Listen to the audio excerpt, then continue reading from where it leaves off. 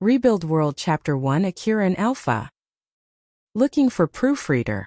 A young boy walked through the ruins of a vast city with a stern expression. In his surroundings there were buildings in partial ruins. Fragments of the buildings were scattered all around and not a single soul was in sight. The sound of the boy's footsteps and the rocks that were crunched under his feet echoed throughout the ruins. Clothes tarnished with filth and a lone gun were the only things the boy held. For the boy, this was all he had. However, in a place like this he was unbelievably ill-equipped. After all, this was the place known as the ruins of the old world.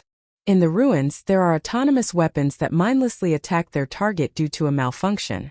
They were machines that were once designed for security, obeying a criteria set by their creators. Abandoned with only an order to kill their targets, these autonomous weapons continue to follow their only order. The autonomous weapons are descendants of biological weapons. Evolved to survive the harsh conditions, they have blurred the lines between machinery and biological, and in the East they are called monsters. The ruins of the old world was a den to these monsters. The boy understood the danger he was in as his face was frozen with anticipation. Despite knowing the danger he was in, the allure of the treasures tempted him. Or at least, objects that could be considered as treasures in the eyes of someone born and raised in the slums. The boy's name was Akira. Akira sighed and murmured to himself, "There's nothing useful here. I risked my life all for this? Do I have to venture deeper into the ruins?" He tilted his head up and looked ahead. In the distance there were countless of high-rise buildings. Even from afar, he could see the towering buildings still in good condition. That was a stark contrast to the destroyed buildings that stood around Akira. If I managed to get there, would I be able to get my hands on an expensive relic? The possibility of obtaining a vast amount of money appealed to Akira's greed. However, it was nothing but a fantasy. He immediately shook his head and, as if to placate and remind himself, "No, it's impossible. I'll die before I get there."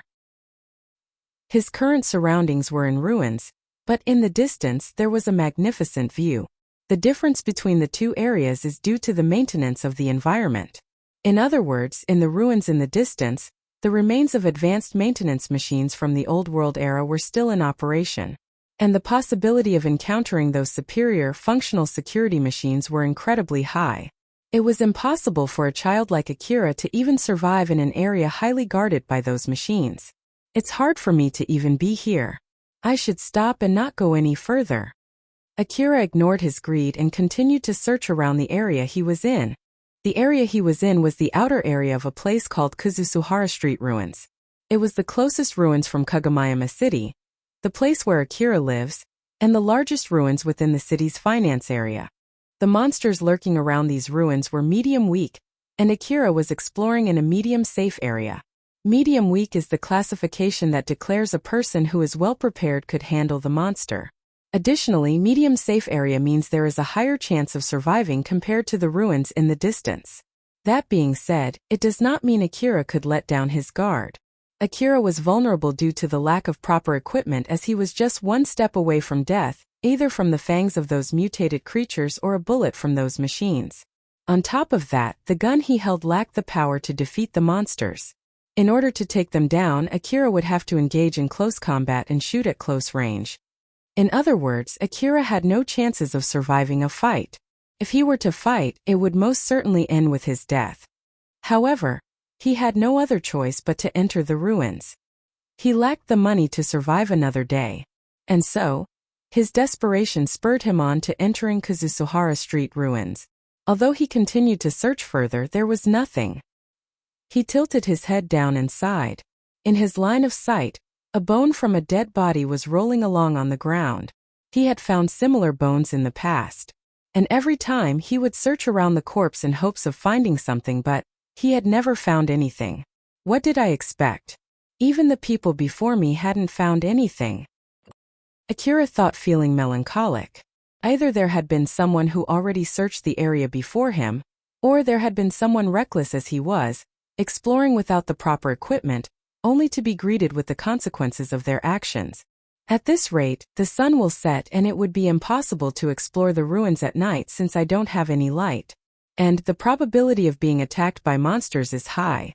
I survived the dangerous ruin, so the experience I've gained is what matters. Right? So I should go back.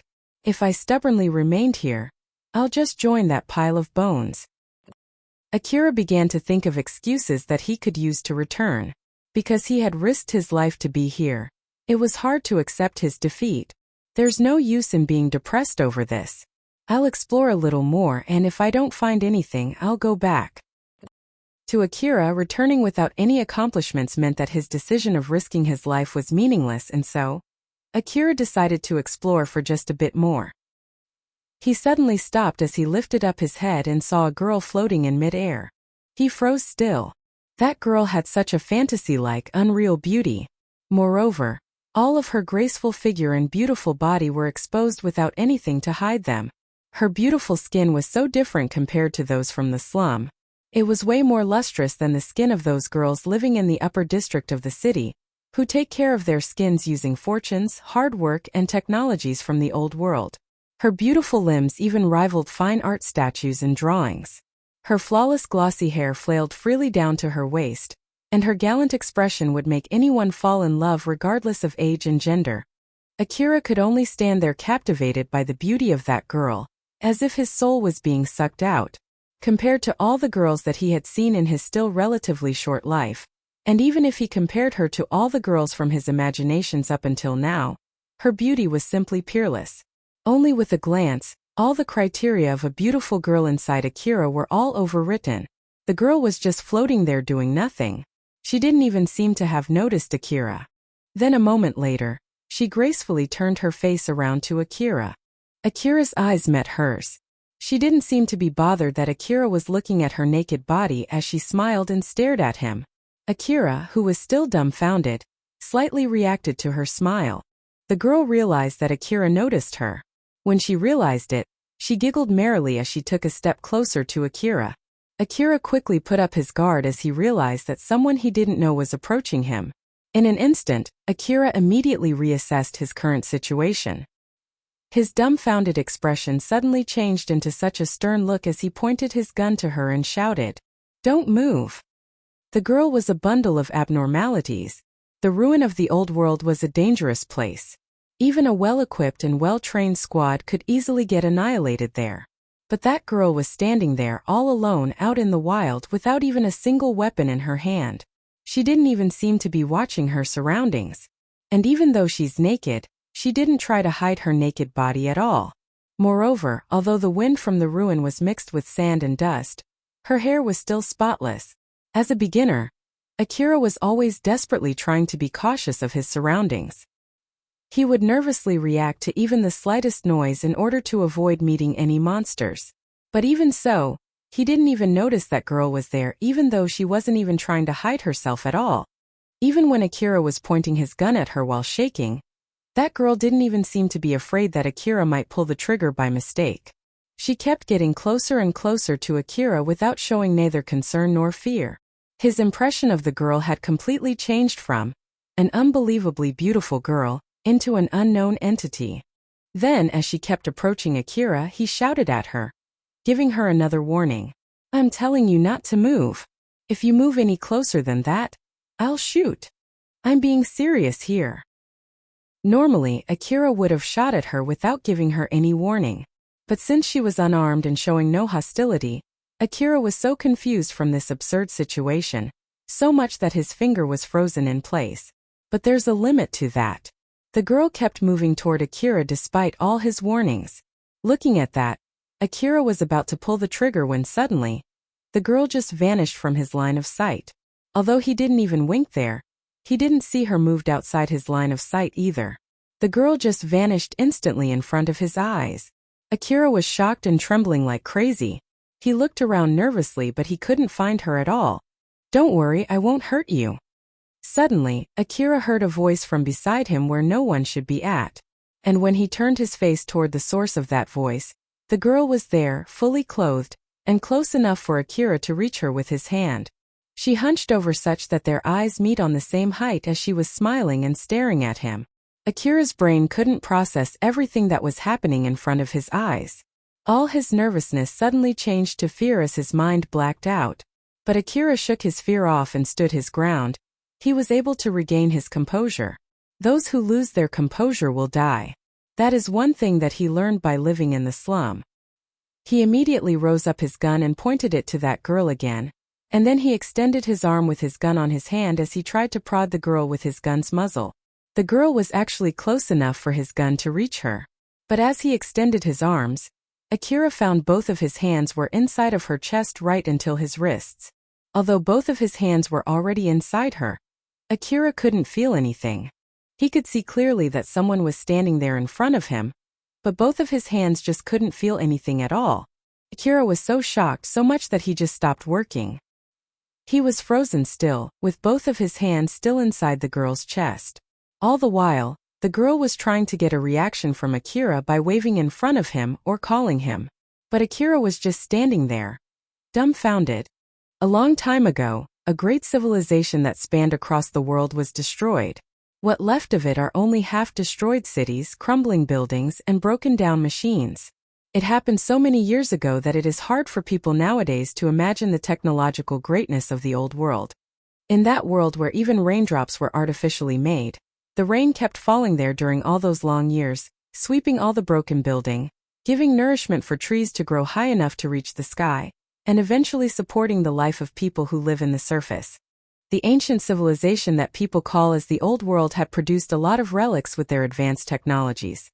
Things like piles of unknown materials, half-destroyed buildings that are floating in the sky, and of course mountains of weapons that are unnecessarily destructive if they're in the wrong hands.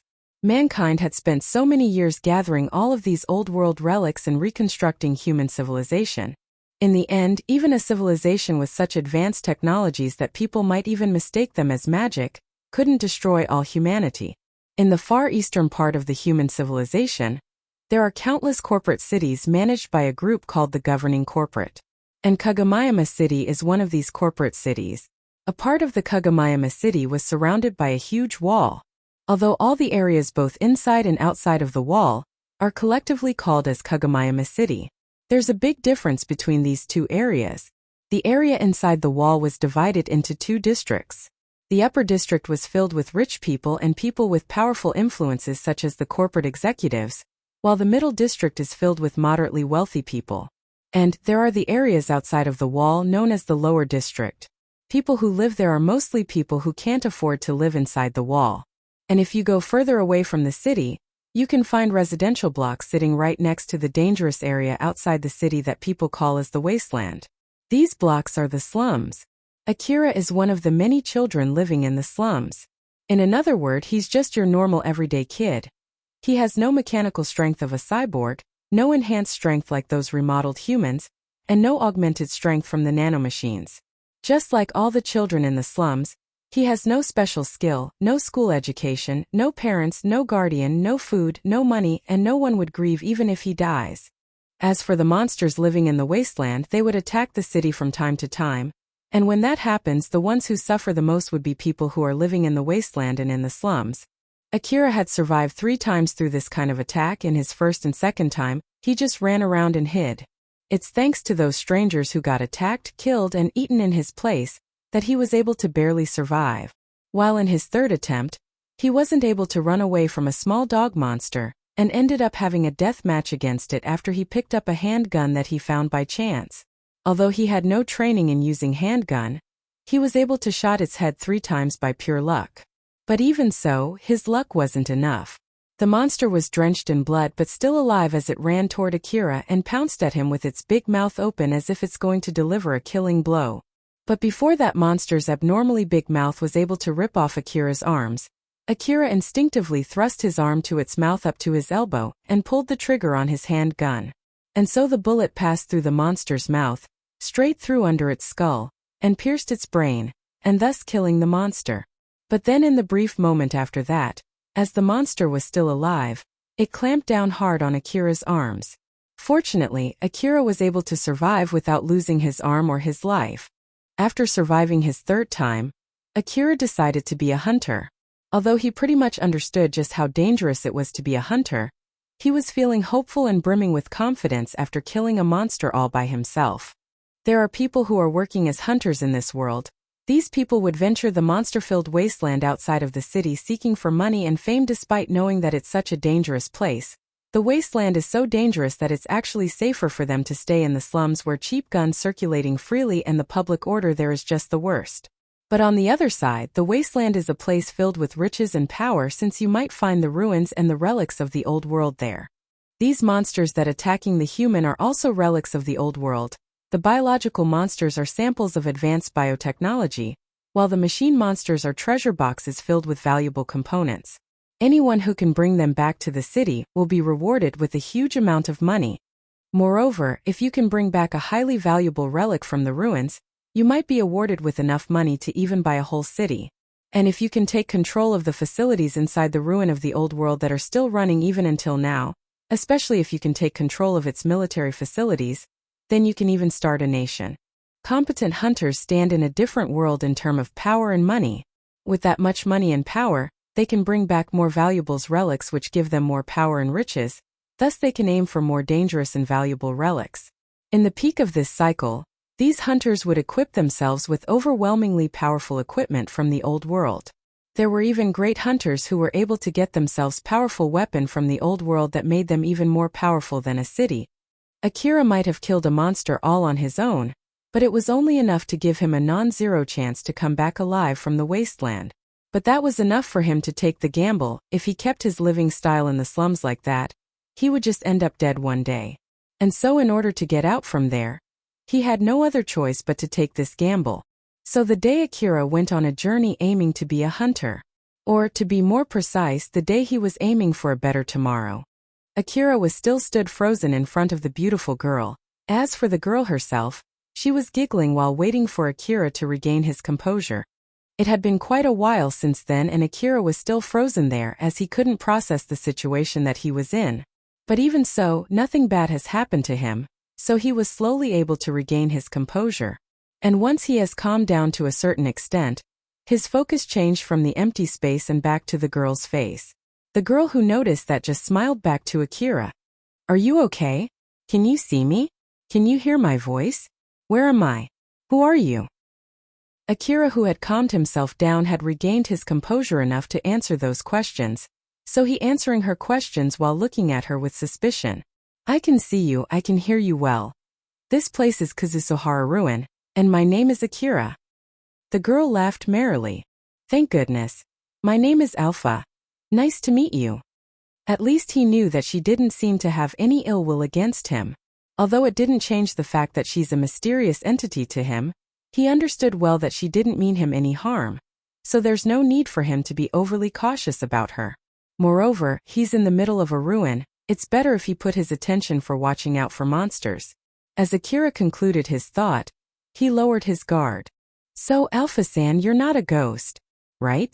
I can't touch you though." "Yep, I'm not a ghost, though it's not easy if you tell me to prove that. If I am to explain this current condition that you're in, the me that you see here is a type of augmented reality. You recognize my existence here since the information about my voice and my appearance are sent directly into your brain.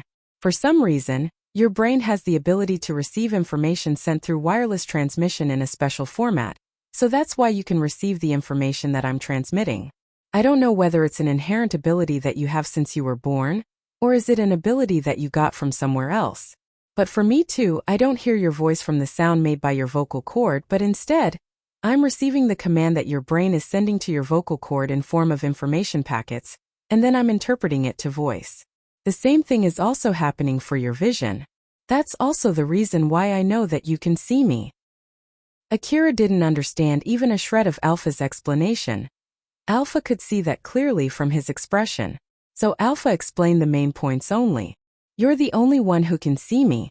You're also the only one who can hear my voice. If you're not careful, you'll look like a crazy boy talking with air to other people. For now, it's all good as long as you understand that.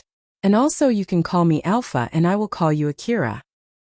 Alpha was giggling as she was giving Akira her explanations. For a small kid from the slum like him, that smile that had no trace of hatred, caution, or pity only served to increase her likability, but Akira didn't realize that at all. "Alright, sure. I understand. So then, Alpha, what are you doing in this place?" I'm looking for someone who can see and hear me. I actually have a request, you see. But I can't ask them to do anything if they can't even hear me in the first place, you know? And it would be the best if that person is a hunter after all. There's a good chance that they would listen to my request. But well, as you can see, it didn't go well at all. Alpha laughed bitterly for a bit. Akira was at loss for a while before he hesitantly opened his mouth. Well, I'm actually a hunter, you know? Akira could see clearly that Alpha was a bit surprised. You're a hunter? Although you're that young? How long have you been a hunter?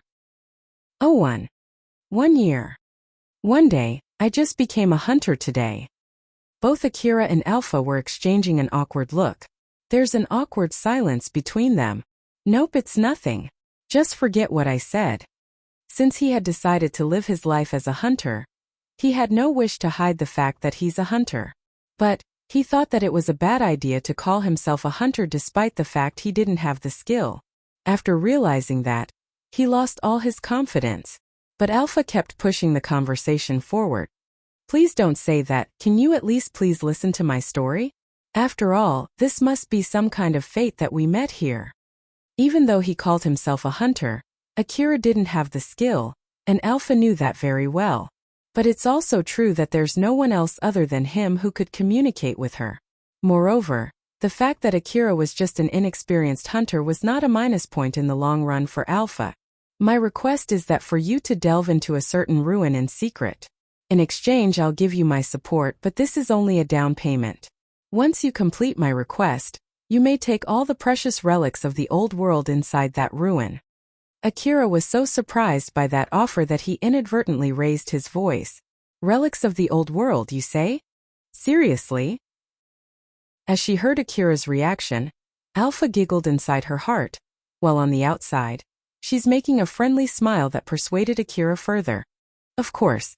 Or more like, to be honest, you've used all your life worth of luck to get this offer, so if you don't accept it, it'll be bad for you, you know? After all, you've already run out of luck, so you won't be able to survive for long without my support. The cynical side inside Akira was screaming at him that Alpha was trying to trick him. But to Akira, Alpha didn't look like trying to trick him at all. First of all, there's nothing that she can get from tricking a little kid like me, right? She should have known that since I don't have any money at all with me. Or is it that she's just playing a prank on me? Moreover, even if she's being serious about her offer, is it really okay to accept a request from an unknown entity like her? After hesitating there, Akira realized what he should have realized right from the start, and tried to rethink his current situation. It's exactly because she's an unknown entity who strangely enough would come to him with a request, so there must be some kind of secret or a particular situation behind it. But normally, no one would offer a request to a kid like him. That's why. He knew that he should grab this opportunity. And so Akira hardened his resolve and said to Alpha, I understand. I still don't know how far I should go for your request, but I'll accept that request. Akira resolved himself so much that he himself was surprised by it, which was his first time as a hunter accepting a request. Alpha looked so happy hearing that. That will conclude our contact then. Now, I'll immediately start giving you my support as my down payment to you. And so, Alpha, who was always giggling during their conversation, suddenly changed into a serious mood. If you don't want to die, then go into the building on your right in 10 seconds. What do you mean? Akira was about to ask her what she meant, but from that dead serious look on her face indicating she would not take any question, he understood just how dangerous the situation that he was in and stopped his question middle way. If that wasn't a lie, then he would definitely get killed if he stayed there. Once he realized that, he sprinted as fast as he could to the building on his right.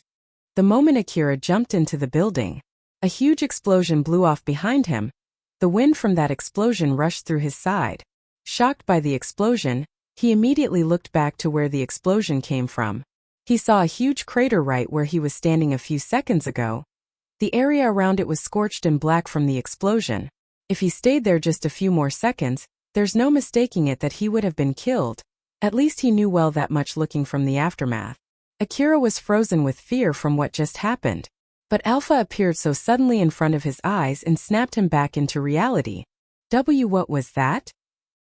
Alpha kept that serious expression from before as she pointed her finger to the stairs.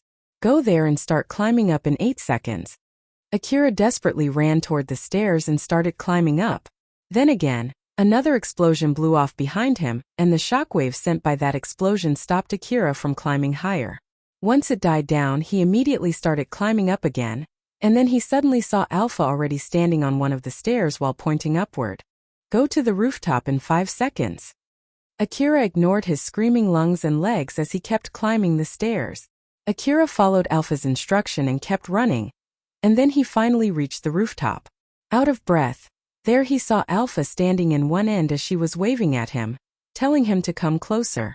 But by looking on how she was smiling and how she was waving at him, it didn't seem like he had to do that in a hurry, so Akira ran slowly to approach her. Alpha then pointed her finger below. Akira was baffled. Though she's telling him to jump down. But then Alpha said while smiling, be carefully looking down below. Make sure to do it slowly and quietly, okay? Akira slowly and carefully peeked down as ordered by Alpha. His face immediately turned pale. What he saw down there were monsters who attacked him just now. They roaming around as if they're looking for something. The length of those monsters was about 2 meters and they looked like dogs. If it was only that, they would look like just big dogs with strength and muscles, but no, some of those monsters had small cannons on their backs, some of them had rockets, and some of them had small missile launcher. All of these monsters equipped with destructive weapons were roaming outside looking to eradicate any invaders. It would make him a lot of money if he could kill those monsters and bring some of them back home. But Akira didn't have the power or method to do that. That young hunter who just about to get killed by those monsters looked frustrated, as he was looking at the potential money that was out of his reach. What are those? Then Alpha gave him a detailed explanation about the monsters. They are the weapon dogs, the man-made living organism created in order to protect the city. Although guns and other weapons are growing on their body, they are not machines, they are living biological organism. I'm sure that these ones were programmed to watch over this area. They might evolve differently from one and another, but the weapons behind their back will get stronger as they grow up. Maybe that weapon dog with missile pods growing behind it is the leader of the pack. There's no harm in hearing that information, but Akira wasn't actually asking for an explanation about those monsters. The question that he muttered was only a form of his frustration because of his bad luck getting attacked by those monsters. But then, a lot of questions came into his mind after hearing that explanation. But why guns can grow from a living organism? Isn't that just strange? And so Alpha gave a simple answer to Akira's simple question. Their living tissues have become home for the nanomachines inside them. Then these nanomachines use the metal ores that they ingested to grow guns on their backs. I'm pretty sure that they've deviated so much from their original design. Well, I guess they've evolved independently from their original design in order to adapt to the current condition. It is such an important piece of information that would even surprise the people who specialize in these monsters. But someone like Akira, who didn't know just how valuable that information is, could only understand was that there was a particular reason that these living organisms could grow weapons on their bodies. Alpha's expression that was so serious when they were attacked, but after it was over, she changed back to smiling. Judging from that, Akira calmed down as he understood that he's pretty much safe in that place. Rebuild World Chapter 2 Alpha's Support. Looking for proofreader. After he got away from the monsters, Akira let out a sigh of relief. Then Alpha laughed proudly as she said, "How was that? I gave good support, didn't I?" "Why, yeah, I was saved because of that. Thanks." As he tried to calm himself down, Akira thought of everything that just happened. The leftover thrill and adrenaline rush from the monster's attack, his screaming lungs as he was short of breath since he was running around like crazy, the wariness toward the unknown girl, and the feeling of gratitude after he was saved by her. All of these feelings and sensations pooled into one as he made a mixed expression. As for Alpha, she was just standing there, staring at him and trying to read deeper into his heart, while giving off a wonderful smile that made Akira less cautious of her. "You are very welcome. Now that you just got a taste of how great I am, I want to talk about what I want to ask of you. Is that all right?" "Yeah." Alpha kept staring at Akira's eyes and gave off a nod as if she was about to bring a very serious talk. "I'll need you explore a certain ruin. But it's not here, it's in some other ruin. And it's a very dangerous ruin. To be honest, it's impossible for the current you to explore that place. Forget exploring the place, it's impossible even for you to go there. You'll surely be dead midway even with my amazing support. That's why, before going there, I want you to prepare enough equipment and skill to explore that ruin, and that will be our main aim for the time being. Feeling that it would be a long talk, Akira hesitantly opened up his mouth and said, may I say something? What is it? Just ask away if there's any part that you don't understand. That's not what I meant. So, I understand that it's an important subject, but can we save that for later? To be honest, I want to talk about how can I get back safely from here first if possible. Alpha stopped talking and gave Akira a meaningful smile as she kept staring at him. The silence made Akira shrunk a bit and his expression stiffened. Oh crap, did I make her angry?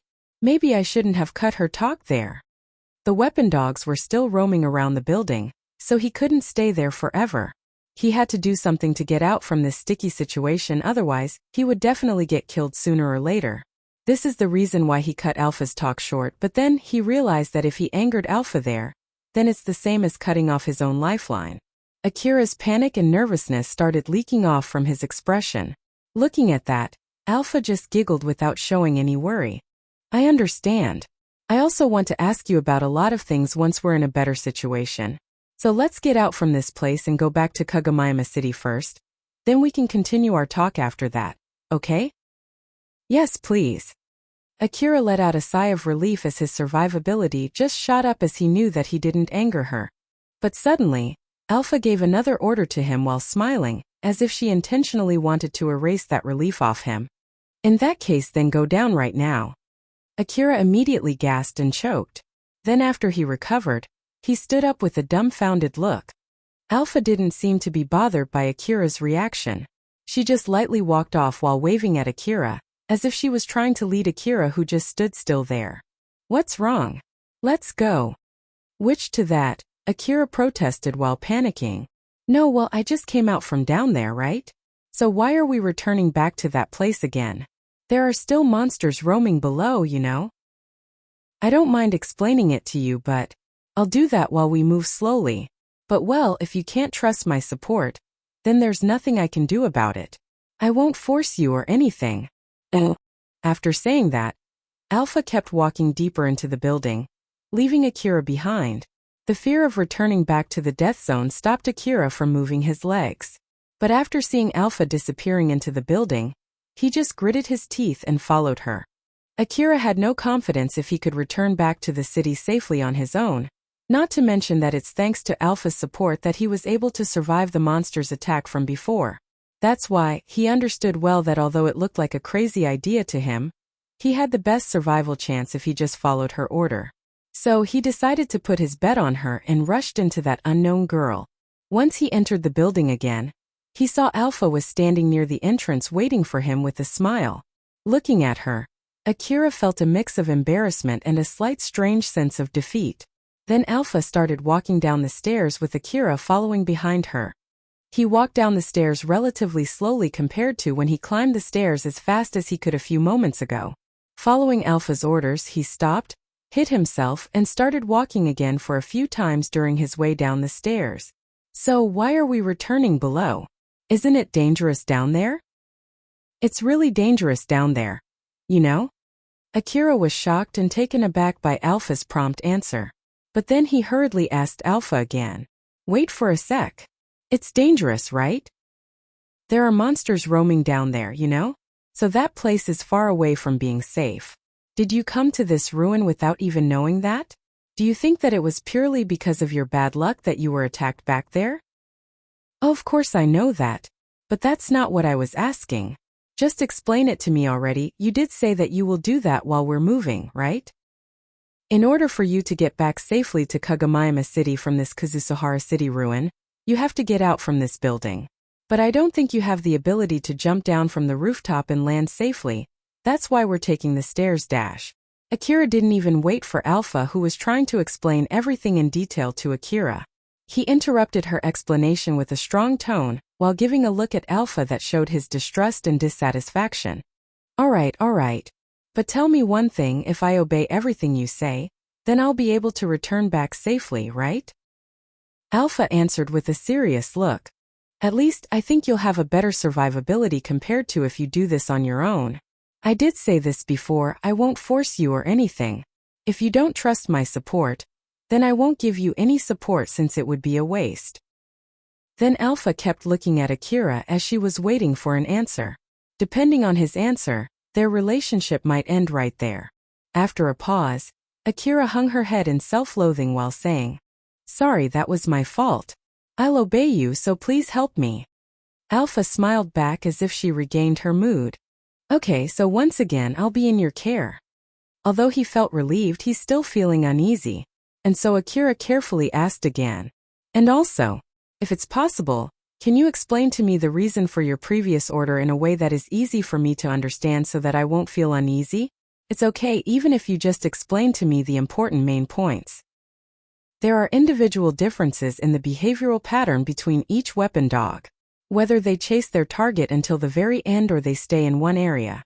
Whether they keep searching or return back to their base when they lose sight of their target. After observing their individual differences, I predicted that at this time, the chance you'll encounter any monsters if you go back should be very low. The black powder that they use for their weapons is produced by a particular organ inside them. And this organ can only stock up limited amount of black powder. So once they used all of their available black powder, it'll take some time for them to replenish it. Thus, if you encounter one of them during that period, then there's a very small chance that you will get shot from behind when you run away from it. Of course they'll come at you trying to kill you and eat you, but if you keep your distance so that they can't bite you, then I'm sure you can kill them even with that weak handgun. After considering that big factor and so many other factors, I decided to give you that order. I've more or less summarized everything there, but should I explain it in more detail to you? Nope, that's good enough. You could have explained that when we're on the rooftop, you know? Looking at still unsatisfied Akira, Alpha smiled as if she was trying to cheer up a small kid and said to him, "There will be a lot of instances where I don't have the leeway of explaining things to you. So, if I have to explain each and every single thing to you all the time, then you'll get killed one of these days. For an example, in case if a bullet will pierce your head in 3 seconds and I have to explain to you why you should get down on the floor as fast as you can, then you'll get killed in the middle of my explanation. The same thing will happen if I tell you to get down on the floor and then you ask me why. After all, I can't touch you, so it's not like I can't force you to get down. So there you have it, if you can't follow my order without asking me the reason, then you'll just end up dead. The same thing is happening right now. The reason why I can give you a long explanation here is because I know we're pretty much safe right now, you know? I understand." Although he's convinced by Alpha's explanation, he also felt that the more he asked, the more he looked stupid. Therefore, he just hung his head and nodded. After arriving on the first floor, his expression turned grim as he glanced at the aftermath of the attack that almost got him killed. He immediately looked around to make sure that there are no monsters left there. Once he confirmed it, he let out a sigh of relief and his expression relaxed for a bit. But all of those were erased when Alpha started giving him orders again with a serious look. "Akira, listen closely to my orders and try your best to follow them. Every time you make a move outside of my order, it'll increase the chance of you getting killed, you understand that?" I understand. 30 seconds from now, run as fast as you can to exit the building and then go left. Just keep running following the road without looking back no matter what. And when I give you the sign, turn back, put your gun in front of you and empty it. You understand? Okay. Akira already understood well that he would run out of time if he asked Akira for the reason. And so he just answered Alpha's question with a firm nod, while making a mixed expression of nervousness and fear. Alpha slid aside as if she's making a way for Akira, and then she pointed her finger to the exit while staring at Akira. Akira anxiously took a peek outside the building. He could see the leftovers of the weapon dog's attack that was also there. It's the scene of a death zone. He prepared himself to dash as fast as he could. As he leaned forward to take off and run away from that place with all his strength, his feet planted firmly on the ground. He hesitated. Executing and understanding are two different things. He understood it well, but he didn't have enough resolve to execute it. Alpha started counting down. 4, 3, Akira imagined for a fraction of a second what would happen to him if the time ran out. And so he resolved himself and went off. He blazed through the gaps between the half-destroyed high buildings with all he had. He quickly ran out of breath, but he kept running. His heart started screaming in pain, but he kept running. The sole of his feet started feeling the pain from kicking the paved hard road, but he kept running. He gritted his teeth and kept running. He didn't see any monsters around and he didn't hear any sound of a fight either. So he started questioning why he kept running like that. The silence around him was telling him that he's all alone in that ruin. His lungs, his heart, and his legs were screaming in pain, begging for a rest, but he ignored those screams as he kept running. He saw nothing in front of him and he heard nothing from behind. He started to think that he's already safe. But as he started to calm down, all the pains and tiredness from the running crashed down on him. I should be safe now, right? Akira stopped running and took a rest. But then he looked back to confirm his safety despite all the warnings from Alpha. Akira was petrified. He saw a big monster not too far from where he was standing. Although it's all alone, it's more dangerous than the group of monsters that attacked him. At a glance, that monster looked like the weapon dog that he just encountered from before with a big cannon growing on its back. But unlike them, it had such a distorted body as if it's trying to break the norm with its 8 asymmetric legs. What's so weird about its dog-like head was how it had 2 eyes on its right side and 1 eye on its left side. It's even dubious whether it could see clearly or not with those 3 asymmetric-sized eyes. But there's no doubt at all that those 3 eyes were locked on Akira. The monster opened its mouth and let out a loud roar. At the same time, the cannon on its back raised and shot a round. The explosive round landed not too far from Akira as it exploded and sent rubble flying. But thanks to all the rubble that scattered around, the damage that it caused around the area was reduced. In the end, Akira just felt a weak wind blowing on its direction and ended up just fine from the explosion. The monster once again raised up its cannon as if it's going to shoot another round. But nothing happened. It had ran out of ammo. Letting out another loud roar, its eyes once again locked into Akira and started running toward him. Since the moment he looked back, Akira stood still there surprised of what he saw. And even when the monster started running toward him, he was still frozen in place. Run! Although he couldn't see Alpha at all, he could clearly hear her voice shouted at him. He immediately snapped back into reality thanks to it and started running as fast as he could. But the monster had closed most of the distance between them. He would have standing further away from the monster had he kept running without looking back at all. It's as Alpha warned him. His chance of getting killed skyrocketed every time he doesn't do as Alpha instructed. His whole body was screaming in pain, but Akira ignored it as he kept running. He could hear the stomping sound behind him getting louder and louder. But thanks to its malformed body, its running speed was relatively slow, thus Akira could keep his distance from it. But still the earth rumbled and let out a thunderous sound every time its huge legs kicked the ground. It reminded Akira just how scary its huge body and legs. Every time Akira felt the vibration and heard the sound of the monster's steps echoed from the distance, it shaved off Akira's sanity. There's no mistaking it. He would be turned into minced meat if one of those huge legs fell down on him. Suddenly, Alpha appeared beside Akira as he kept running. She was fleeting right beside him as if she's floating and sliding above the ground.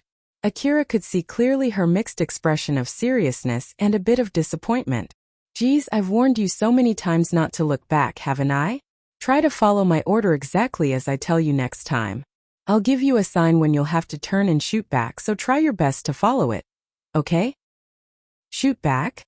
Are you telling me to fight that huge thing with this handgun? I've been telling you this again and again. I won't force you to follow my orders. I'll be in your care. Akira shouted and wasted his precious chance to take a breath. But Alpha was satisfied by that answer and smiled happily. There's no need to aim for anything. Just point your gun forward and empty it as fast as you can. Okay? Okay. Alpha started counting down with her fingers. 4, 3.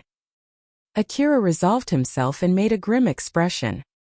He knew that he had no other choice since he'll get killed otherwise. 2, 1, 0. Akira turned as fast as he could and immediately emptied his gun without even aiming at all. But when he turned back, The monster's big eye was already right in front of his gun's muzzle. The bullets that he shot in point-blank range tore right through into the monster's eye and swallowed deeper into its head. Akira kept pulling the trigger on his gun like crazy in a close range like that. All the bullets that came out from his gun went right into the monster's head, thus injuring the monster from the inside. Although Akira had caused a lot of damage on the monster, its augmented vitality saved it from instant death. But there's no mistaking it that it's already on its death door, as it kept screaming in agony until its inevitable death. Although the dead monster had fallen limp on the ground, Akira kept pulling on the trigger of his already empty handgun. It's only after he saw the blood coming out from its head and confirmed that the monster had totally stopped moving at all that he let go his finger from the trigger. Did I do it? Akira breathing was roughly, but he still managed to squeeze out a few words. Since he couldn't confirm whether it's really already dead or not, Akira kept his guard up while staring at the monster. Once he calmed down and fixed his breathing for a bit, the reality that he killed the monster started seeping in as he was looking at the dead monster soaked in its own blood. Akira! Akira turned into the direction of the voice as he was about to slump down. Then he was about to say thanks and sorry with a still dumbfounded face when he saw Alpha pointed toward the outside of the ruin while smiling. He immediately pulled himself up back again. In 10 seconds. Akira dashed without even waiting for the end of her sentence. Alpha kept looking at Akira as he ran off. She only gave a playful smile and suddenly vanished, leaving the dead body of the monster all alone behind. Akira, who kept running as fast as he could from the attacking monster, didn't realize it. But there were a lot of things happening behind him. Just like Akira, the monsters could also see Alpha, so they were trying to eat Alpha, who was behind Akira. While Alpha was actually using herself as a decoy to lead the monsters around, then she would let herself get eaten after adjusting their positions. The monsters couldn't feel anything at all, although they clearly bit her. Thus, they would stop for a bit as they were confused to what happened. Then, Alpha would tell Akira to use that chance to shoot at these monsters. And just like when Akira shot the eye and killed the monster from before, Alpha manipulated the monster's position and condition by using herself as a decoy, so that Akira could easily destroy them. That group of monsters appeared the moment Akira accepted Alpha's request, but Akira, who was running as fast as he could to the outside of the ruin, didn't notice that at all. Akira was somehow able to get outside of the Kuzusuhara city ruin. That place was still a bit dangerous, but it's way safer there compared to the inside of the ruin. Alpha suddenly appeared and welcomed Akira as if she got there first before him. Akira immediately fell down on his knees trying to calm his breathing. Then Alpha gently spoke to him. I don't mind if you want to take a rest there. But is it okay if I continue our talk? We were in the middle of talking on how are you going to get enough equipment and skill to explore the ruin that I want you to go to. Sure, go on. For the equipment you'll need to either buy them or scavenge them from the ruins.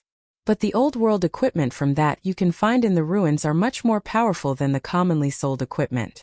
So I'm thinking that you can buy your first equipment, and then use them to hunt for better old world equipment from the ruins. As for your ability, there's no other way but to train and experience real battle. But there's no need to worry. I can give you the best training possible with my support. Akira couldn't imagine what kind of training it could be. But hearing from how confident Alpha sounded, he at least knew that it must be some kind of super effective training. That would be really helpful. But is it okay for you to give me that much help? Don't worry, this is included as my down payment, you know? Not to mention that it's in order so that you can complete my request. So in the end it's more or less for my own sake too. If you think that I might have given too much for your down payment, then you should give your best in your hard training. Oh, okay, I'll give my best. Akira winced and gave a nod. He could get a feel for just how harsh this special training that she's talking about from her playful smile. Alpha looked satisfied as she gave him a nod back. Our main aim for now is for you to be a good hunter so that you can get enough money to get high-quality equipment.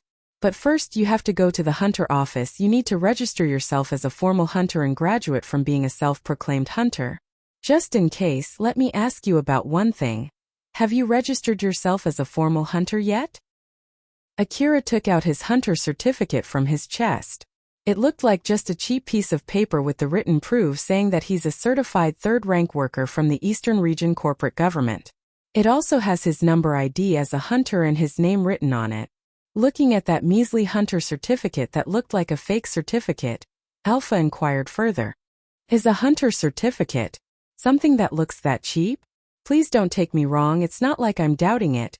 It's all fine as long as you can use that as a hunter certificate. So that thing is okay, right? It should be okay, I think. The staff in the hunter office gave him that piece of paper when Akira registered himself there. There's no mistaking it. But after Alpha pointed out just how it looks so cheap, Akira started doubting himself. I want to ask you a lot of things like where did you register yourself as a hunter? Is that okay? Sure. As he was telling Alpha his story from around that time, Akira remembered all the bad things that happened to him and made a mixed expression. Akira went to a hunter office located in the lower district of Kagomayama City. It's located a bit far away from the slum city. From the outside, it looked just like a half-destroyed bar as half of the letters on its signboard were already beyond recognition. If it's not because of the hunter office symbol on its signboard, no one would know if that building is a hunter office.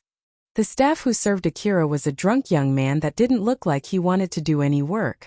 Being a hunter was quite a popular job, even in the eastern region, and there are a lot of great hunters in that area, but that man didn't give that feeling at all. Although it's a popular job, many people hate to be posted near the slum city.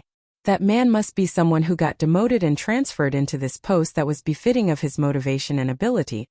Akira nervously asked that man, I came to be a hunter. May I do my registration here? That staff looked annoyed as he clicked his tongue and put off the magazine that he was reading. And then he moved on with his duty, although Akira could obviously see that he didn't want to do it. Your name? Akira. The staff operated the terminal in front of him. Not too long after, a printer near him printed out a piece of signed hunter certificate. He rudely took the paper from the printer and handed it over to Akira. Once he's done with his job, he quickly grabbed his magazine and started reading again. Akira was confused. He looked back and forth from the hunter certificate that he just received to that staff.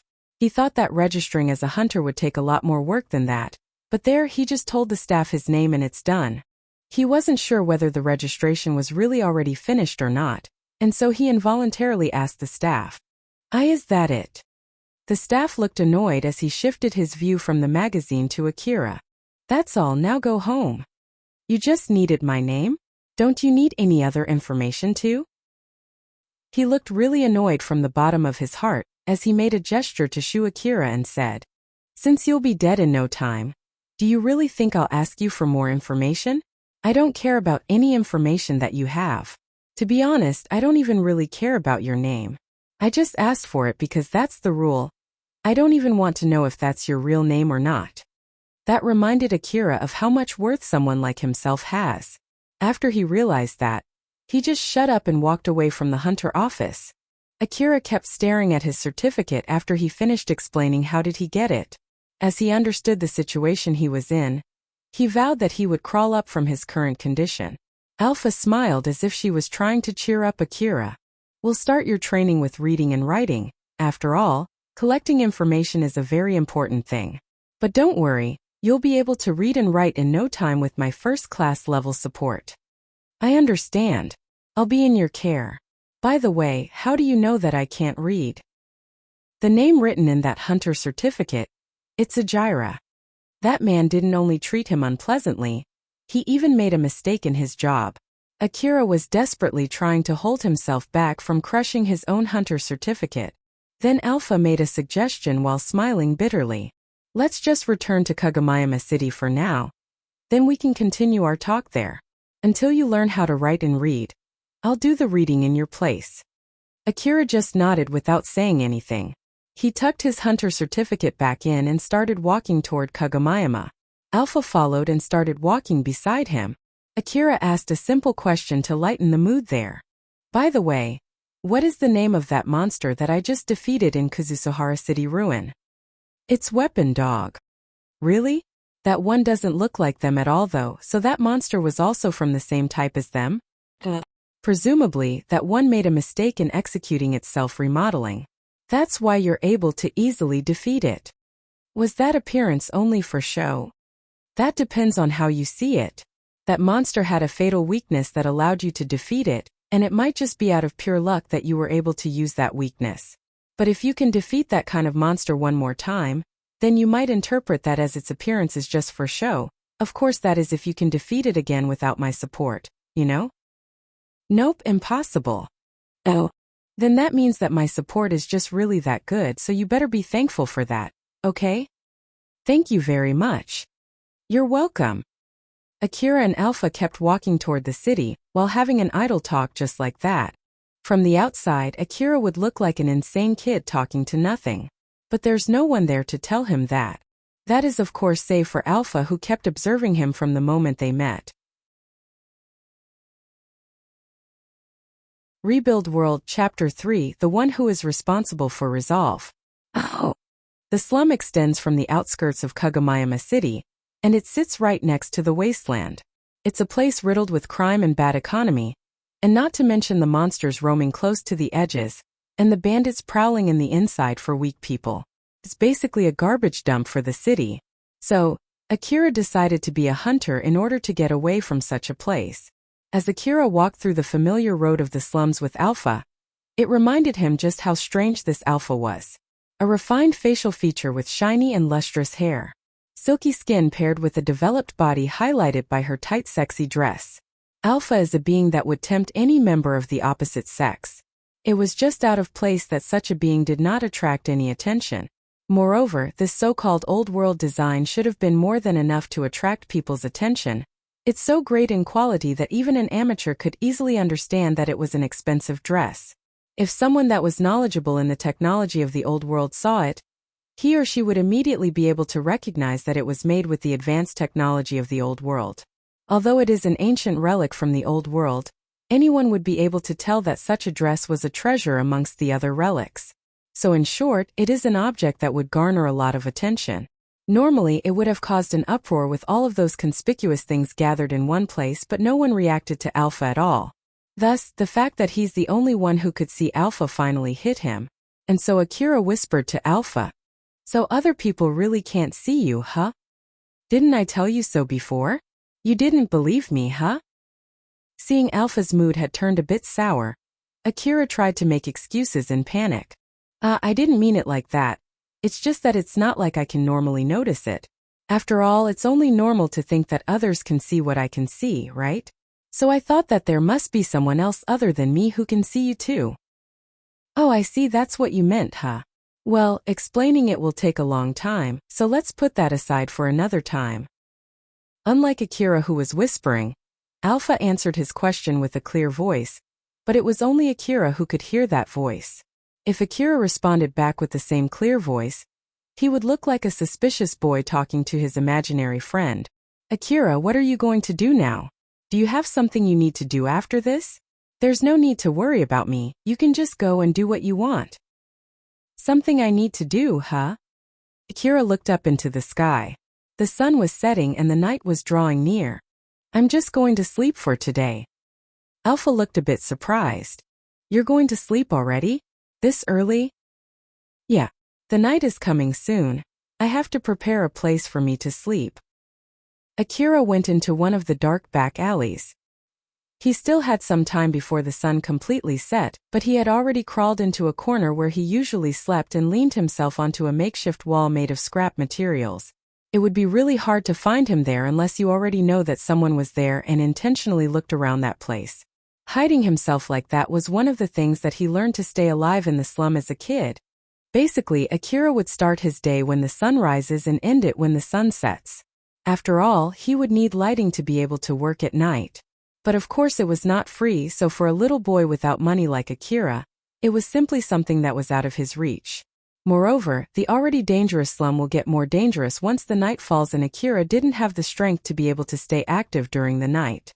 The biggest reason as to why he tried not to move around during the night was to minimize the danger, since he knew that he would be asleep when others were still awake. He himself didn't know for sure if it was the right choice. After all, the people who were awake during the night might also be good people. But one thing he knew for sure was that he was able to stay alive up until that point by doing that, so he believed that his way of living was not wrong and decided to keep living like that. Once he set his sleeping place, his stomach growled for food, to which Akira just sighed and ignored it. But then Alpha made a suggestion. If it's possible, it's better if you eat some food, you know? If you keep yourself starved like that, your physical ability will diminish, which in turn will lower the success rate when you explore the ruins. Akira shook his head lightly. I have nothing to eat. We completely missed the food distribution from the city, and I don't have any money to buy food since I used them for my gun and bullets. I'll just endure it for today and wait until tomorrow's food distribution. By the way, don't you need any food, Alpha? No, I don't need food. Neither do I drink nor sleep. So there's no need to worry about me. I see. Well, I'm sorry, but can you let me sleep then? Good night.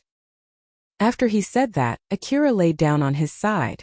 And then Alpha said to him gently, good night and sleep tight. Akira, who had closed his eyes, thought to himself, good night, huh? It has been quite a while since the last time someone said that to me. Wait, this might even be the first time. As Akira let himself be taken by the drowsiness that was more powerful than usual because of his tiredness, he tried to search into his past for such a memory.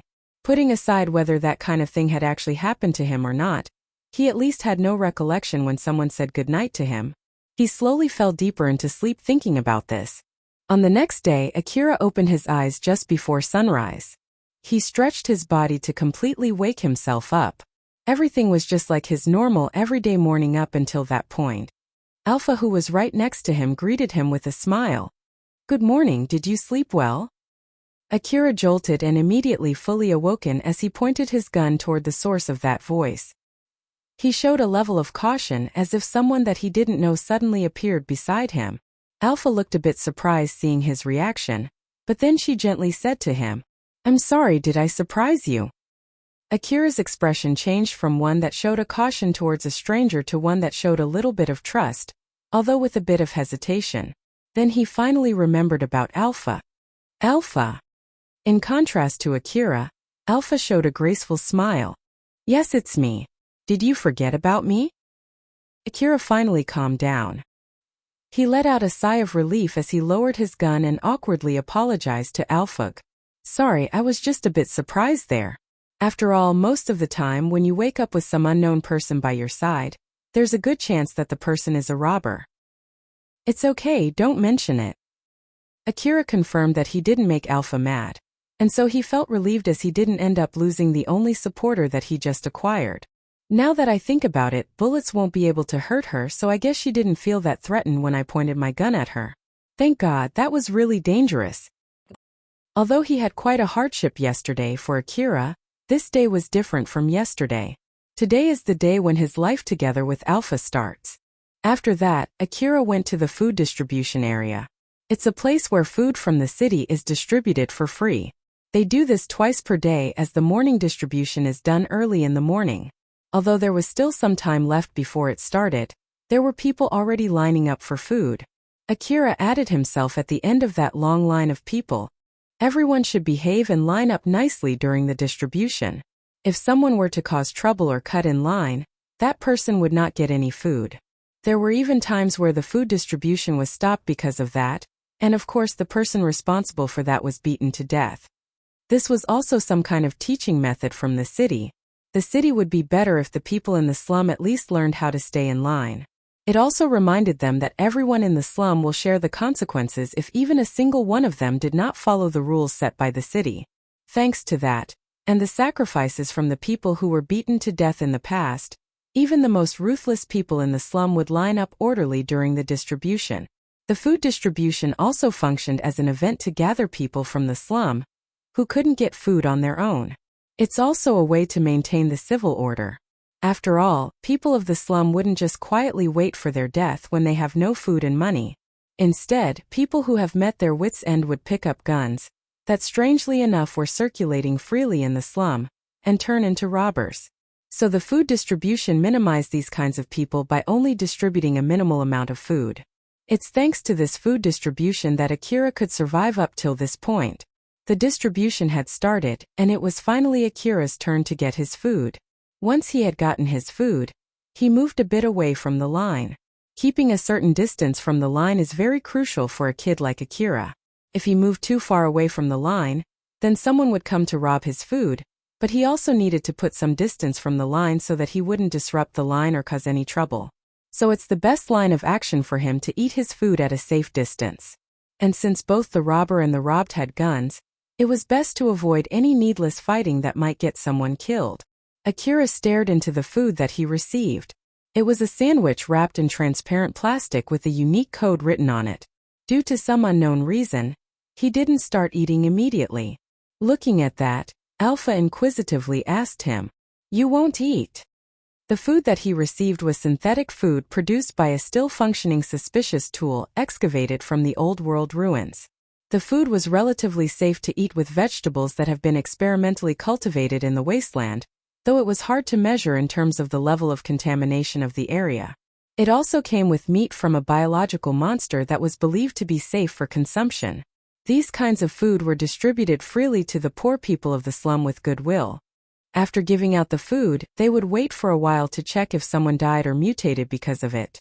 If nothing like that happened, they would sell it to the commoners. And then another food made from ingredients that no one knows for sure whether it's safe or not, would be distributed next time. That was the real identity of contents in his sandwich. It's bread and everything inside it. No, I'll eat it. The people who distributed the food would not say anything about it, but the people who received the food had a slight idea of what was going on. It was the same for Akira, he had noticed it more or less, but not eating was something he could not choose to do. He would die if he didn't feed himself with that food. The food's taste was rather weird. Leaving the price and the safety aside, it's not something that you would eat because you want to. You would only eat it if you wished to survive. Akira said to himself that he would become a successful hunter, so that he would be able to eat safe and delicious meals.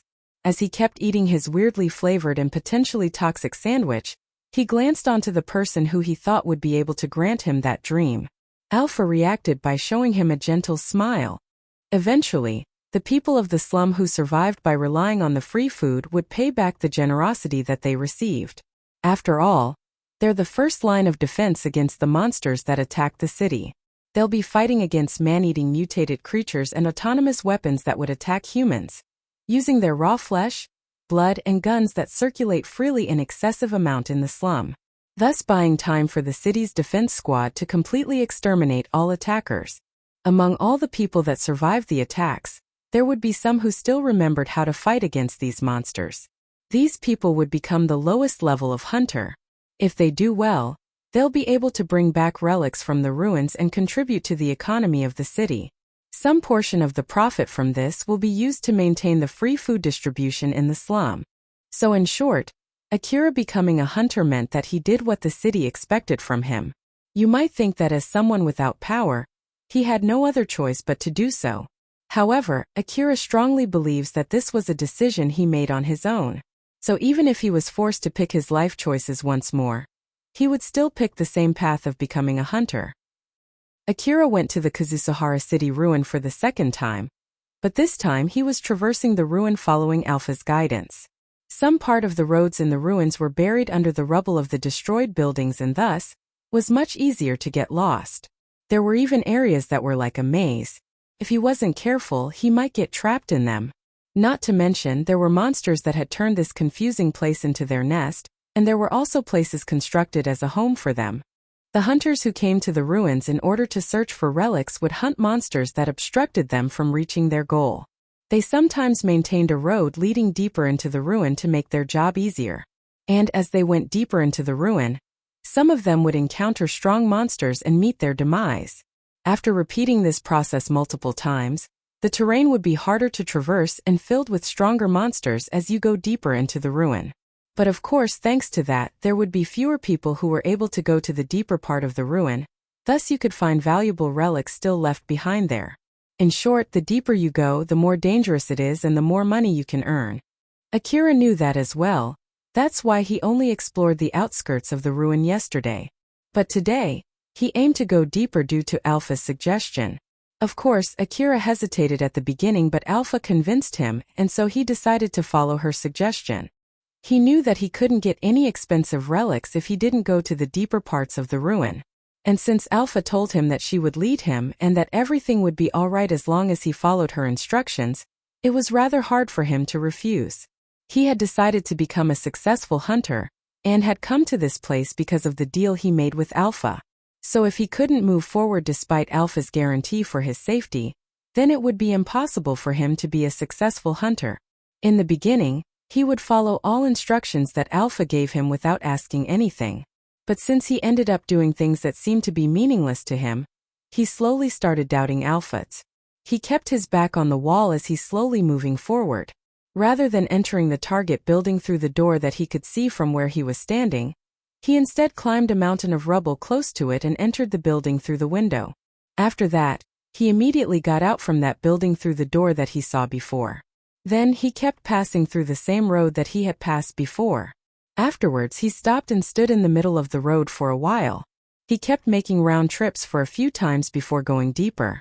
Although he kept following all the instructions that he had received, he thought that all he did there were just repeating meaningless actions. There were also times when he got attacked by weapon dogs. When that happened, he would shut up and follow Alpha's every instructions without asking for a reason. But every time he did something that he thought to be meaningless, his distress piled up bit by bit. Then eventually he couldn't hold it any longer. Say, Alpha. Yes. It's not like you're actually lost or that you're picking the road in random, right? I'm not. Alpha gave him a straight reply. Really? Yes. I feel like I went through the same exact road a few times though. That's because it was necessary. We had to take that road in order to avoid dangerous routes. But if you want to hear more reason for that, then it would be because of your bad luck. Alpha answered his question in a way as if she was teasing Akira. And so his face twitched a bit. So it was my fault, huh? Yep. Alpha gave another straight answer to him. Although those short and straight answers were convincing enough to stop him from saying anything back, they weren't enough to clear up the dissatisfaction and distrust inside him. After they continued walking deeper for a bit, Alpha suddenly turned back near the end of an alley and gave a similar instruction that she's been giving for a while. Let's turn back. Again. Alpha passed through Akira's side. He was about to follow her, but suddenly he stopped. His legs just wouldn't leave the ground. He could see a big road by the end of the alley. He was curious about what's going on in the other side. He thought that if only he could take a peek, then he might be able to clear up all of his dissatisfaction from all the meaningless actions that he's been doing. Just a bit won't hurt, right? As he said that excuse to himself, he carefully peeked out his head a bit out from the alley. But what he could see there was just the same old scenery of the wasteland stretched out endlessly. It's not like there's anything over here, isn't it? Just when he felt super annoyed because of what he had just found out, Alpha suddenly shouted at him with a strong tone. Come back here at once. Right after that, from the middle of the empty wasteland in front of his eyes, a light flickered together with a thundering sound. Then he could see a monster there as its optical camouflage temporarily lowered at the same time as its cannon fired. The moment Akira saw it, his face froze. In the middle of the place that he had thought was empty, a huge mechanical monster had stood with its camouflage function on. The big warhead landed on a building not too far away from Akira. In an instant, that building was blown into smithereens together with the deafening sound and huge explosion from the impact of the warhead. It caused huge rubble to rain down around the area and left a huge crater. The explosion was so big that the ground where Akira was standing shook. Looking at how Akira was petrified due to the shock, Alpha yelled at him, "Come back quickly. You'll die there." Akira immediately turned and ran as fast as he could. He blazed through the alley as debris crumbled down. Surrounding buildings were shaking because of the impact from the warhead. He followed Alpha's instruction to hide in a room inside a building not too far away from there. Outside, the sound and shaking from the cannons were still present as dust and shards from the ceiling showered down on Akira. Alpha looked at him with a cold expression and said to him in a harsh tone, "That was dangerous." Akira, who was hiding in one corner of the room, just hung his head in response. There was a silence between them for a while before he answered in a small voice, "I'm sorry." Alpha could feel self-loathing in that small sorry of his. It was more of a mumbling, so it was hard to figure out what he said right off the bat. Her cold expression changed into a pitiful smile. And then she said in such a gentle voice, "You might have something to complain about my instructions, But I will never give instructions that would cause you any trouble. You can ask all the questions that you want later because I'll answer everything until you're satisfied. I've said this to you before, even if my instructions seem to be meaningless to you, there's a good chance that you'll get killed in the middle of my explanation if you ask me for a reason. That's why I don't explain anything. I know that it might be hard for you to trust me since we just met yesterday, but it will be a big problem for me if you die, you know? That's why I don't want you to die. This might be hard for you, but please believe me. Akira knew well that Alpha was being considerate to him. While still feeling guilty inside, he opened his mouth. I understand. I'm sorry for doubting you. Don't mention it. I myself never thought that you would totally trust me right from the start. After all, trust is something that should be built up with time. For both of us. All of what she said and how she looked at him, Akira understood that all of them were her being considerate to him, and it helped him to get back his mood. And so to change the mood, he forced a laugh. Although it's just a facade, it's better than nothing. You're right, I should also build up your trust for me. So then what should I do next? Alpha confirmed how Akira was feeling. So she decided to be more careful about giving him instructions until he recovered his mood to a certain level. You should wait here until the condition outside has calmed down. I'll somehow lead the monster away from here, but it will take some time. Lead, you say? You can even do that? Looking at how Akira was a bit surprised, Alpha gave off a meaningful smile to him. It's limited only to some of the mechanical monsters and under a certain condition though. Those mechanical monsters are basically the autonomous weapon that runs on autopilot and programmed to eradicate any invaders. That type of machine gathers image from the outside through the image capturing devices spread around the area, in order to get a good grasp of the situation of the area. At this very moment, the monster that we encountered earlier should still be attacking your fake image. Its first attack missed because of the same reason. This method won't work on monsters with a built-in camera, or if they only make a decision based on local information. Hypothetically speaking, what would have happened to me if that monster was of that local type monster? Hearing Akira's question, she answered with a smile and a happy tone. Of course, that warhead would have scored a direct hit on you and turned you into minced meat. I see. Akira flinched at her answer. But maybe it was because Alpha answered with such a happy tone that Akira didn't hang his head in self-loathing. Maybe we should stay and talk to each other for a bit more here. That's right, if you have anything you want to ask me, then just ask away. It's hard to come up with a question when you're told that you can ask anything.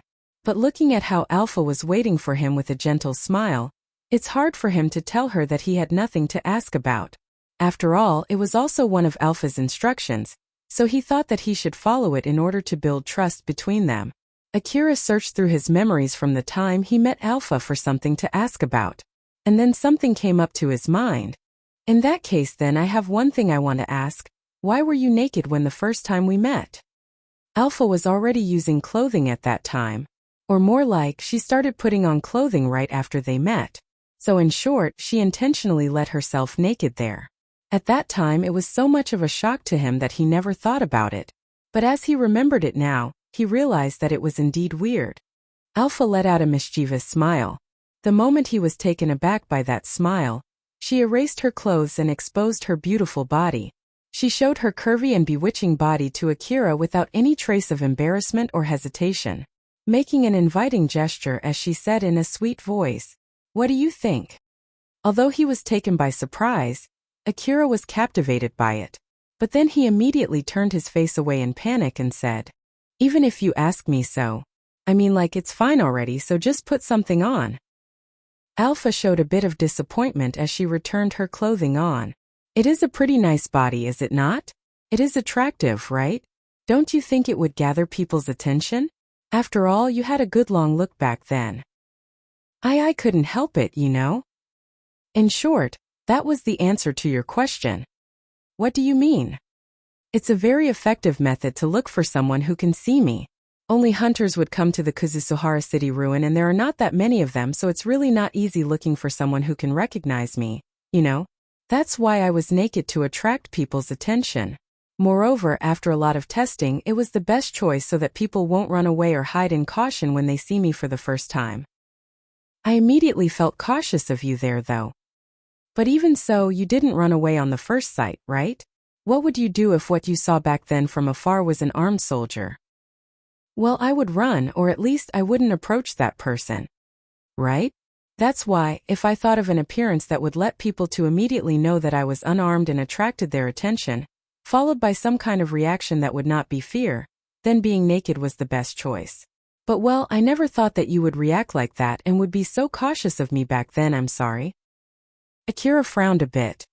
He had indeed overreacted for a bit now that Alpha pointed that out.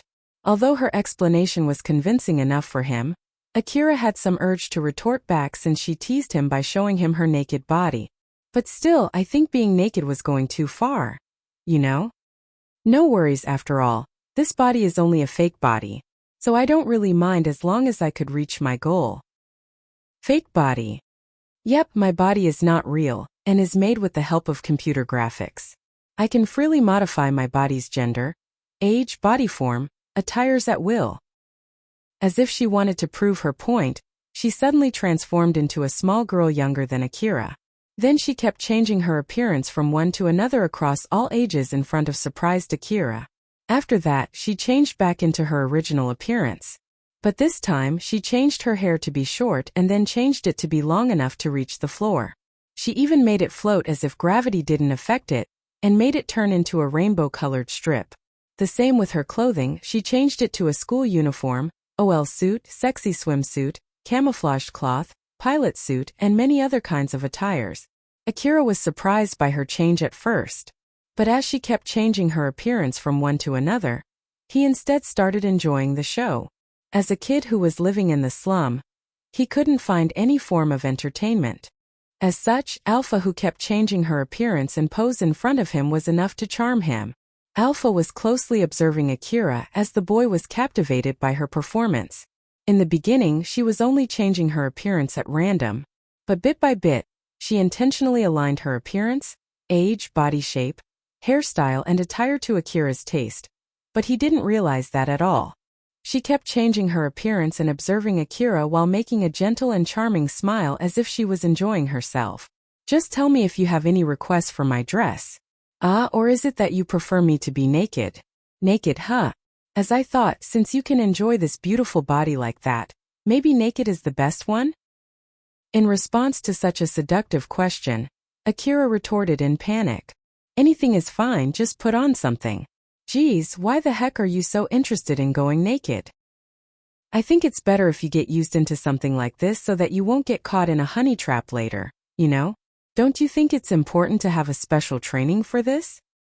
As he let out a bitter laugh, he thought that he would sound like a pervert if he answered, "Yep, I do." So in place of an honest answer, he instead pouted in order to hide his embarrassment and said, "No one would try to seduce a little kid like me, you know?" But Alpha retorted back as if she wanted to close his escape route. There might be no one that would seduce you right now, but there are many people who would seduce a successful hunter. I just don't want you to get into some trouble with that kind of people when you become a successful hunter. Ever since ancient times, there have been many men who fell to ruin because of women, you know? Of course, he wanted to be that successful as a hunter, but if someone asked his honest opinion, he actually had no confidence if he could achieve that himself.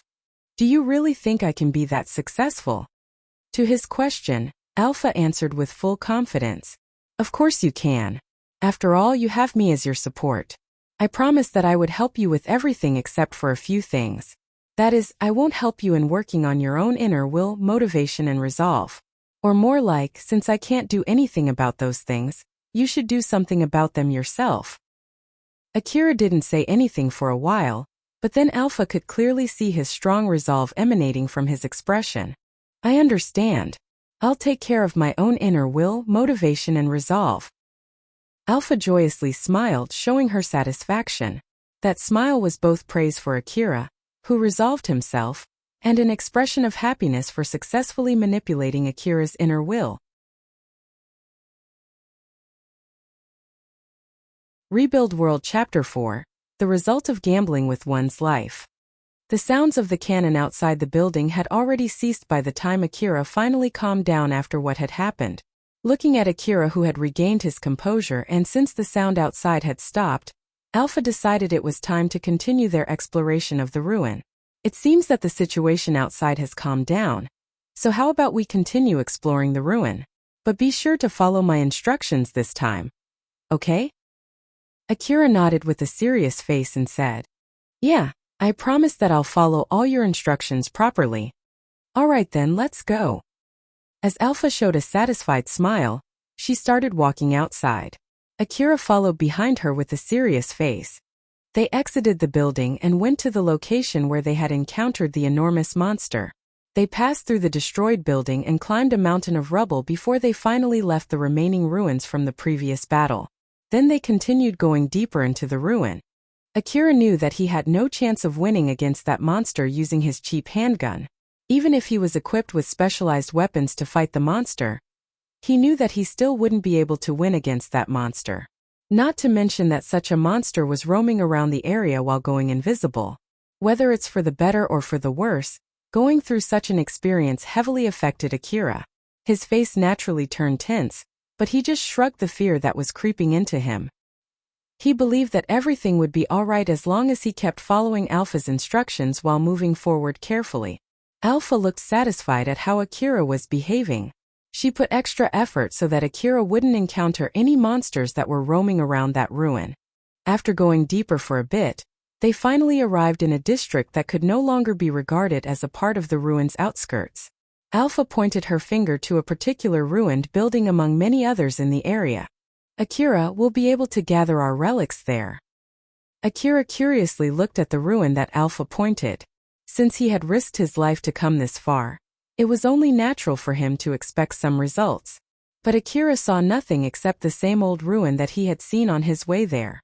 Or at least, it did not look like a building that he would expect to see after coming this far. "If it is okay, may I ask you why you picked this place?" After he blurted out his question, he was a bit nervous since he realized that the answer to his question might cause him to doubt Alpha. But then Alpha answered his question with a smile filled with confidence. "Of course it's okay. I'll explain it to you as you gather the relics inside." After seeing how Alpha answered it with such a confident smile, Akira knew that he can expect some good results. As such, he entered the building with a good mood. The building that Alpha selected was a former commercial facility from the old world. As he kept walking inside, Akira could see the remnants of the riches that had existed in this place. He found a door near a destroyed cupboard. As he peeked in, he could see remnants of destroyed mechanical monsters scattered above the bloodstained floor. Beside a big bone from a dead biological monster, he could see skeletal remains of a human with their complete equipment. This was a place that once was filled with all kinds of goods, but now it is filled with testaments of how many hunters had come there looking for relics and how these hunters fought against the monsters. Most of the buildings from the Old World era were strong buildings. But even so, there were holes in the walls and burn marks on the ceilings. It showed the intensity of the fight that happened in these buildings. Hunters with weapons strong enough to cause that kind of damage fought against monsters with the same powerful weapons here, all for the sake of claiming the relics from the old world. The dead corpses that scattered around inside were the best proof to understand the value the relics in this place. It is also the solemn remains of the hunters who have paid the price of their greed for relics. By the way, as for the reason I picked this place, it's because of its level of safety. Most of the mechanical monsters were originally a part of the security system. Although some of them are running wild because their control device was destroyed, their main duty as a part of the security system is to exterminate any invader. As such, the biological monster is also one of its extermination targets. So in short, there's little chance for you to encounter a biological monster in the area protected by these mechanical monsters. But wouldn't that mean there's a good chance I'll get attacked by these mechanical monsters instead? Most of the mechanical monsters are following a strict patrolling routine, so they only go to a certain place at a certain time. That's why it's unlikely for you to encounter them if you have the knowledge of their routine. While on the other hand, the biological monsters tend to move their nest depending on their condition or roam around on a whim, which makes it hard to predict their location. So, as long as you're with me, going to buildings with more mechanical monsters will be relatively safer compared to a place filled with biological monsters. For Akira, who didn't even know the back alley of the slum, he listened to Alpha while showing a genuine interest. "I see. So you can do that too, huh? How can you recognize their routine? There are a lot of ways to do that. But it would take years for you to completely understand all the details, so I'll skip the explanation for it. And then Alpha gave a mischievous smile as if she was invincible. But even so, do you still want to hear about it? I did say that I would answer all of your questions after all. So well, I don't mind telling you. Nope. No thanks. Akira took what she said as a joke. He thought that she had no intention of explaining it to him from the start. Moreover, he had a feeling that he would have to listen to a long explanation if he replied back by saying yes. And so he winced a bit as he let the subject slide. Seeing that, Alpha smiled because Akira reacted the way she thought he would. Is that so? Well, do tell me if you have a change of mind. That aside, there's one more reason as to why I picked this place, and that is because of the relics in this place. The relics in this place? Are the relics left here that expensive? Well, the value of the relics is indeed important, but it's more important whether you can bring them back home or not. Even if there's a relic that can fetch you a lot of money, what do you think you could do if it weighs 10 tons? After all, even if it's a light relic that you could carry with one arm, it would be hard to bring it back home in case you encounter monsters. Well, that's true. So, it must be something that's possible for you to carry safely back home and can fetch quite a lot of money. I picked this place after I included all of these factors into consideration. Akira was fully convinced that it was worth risking his life to come to this place after listening to Alpha's explanation. But from there he thought of something else. Wait for a sec. Does that mean that the area I was exploring yesterday had no valuable relics? That area was already fully depleted. It's a place where even a kid like you could explore, so if it still had a lot of valuable relics, then it should be flooded with hunters right now. But that wasn't the case, right? You're right, that does make sense. As Akira thought all his risk that he took yesterday were for nothing, he was finally hit with tiredness. I always thought that I would be able to find relics in the ruin as long as I work hard. But, seems that I was too naive. So it was pointless, huh? Looking at how dejected Akira was, Alpha gave off a smile to him as if she was trying to cheer him up. But thanks to that, you were able to meet me. So I think it was worth risking your life going to that ruin yesterday, you know? You'll see from here on just how lucky you are to be able to meet me. So you can look forward to it, okay? Akira laughed as if he cheered up for a bit. You're right. I'll be looking forward to it.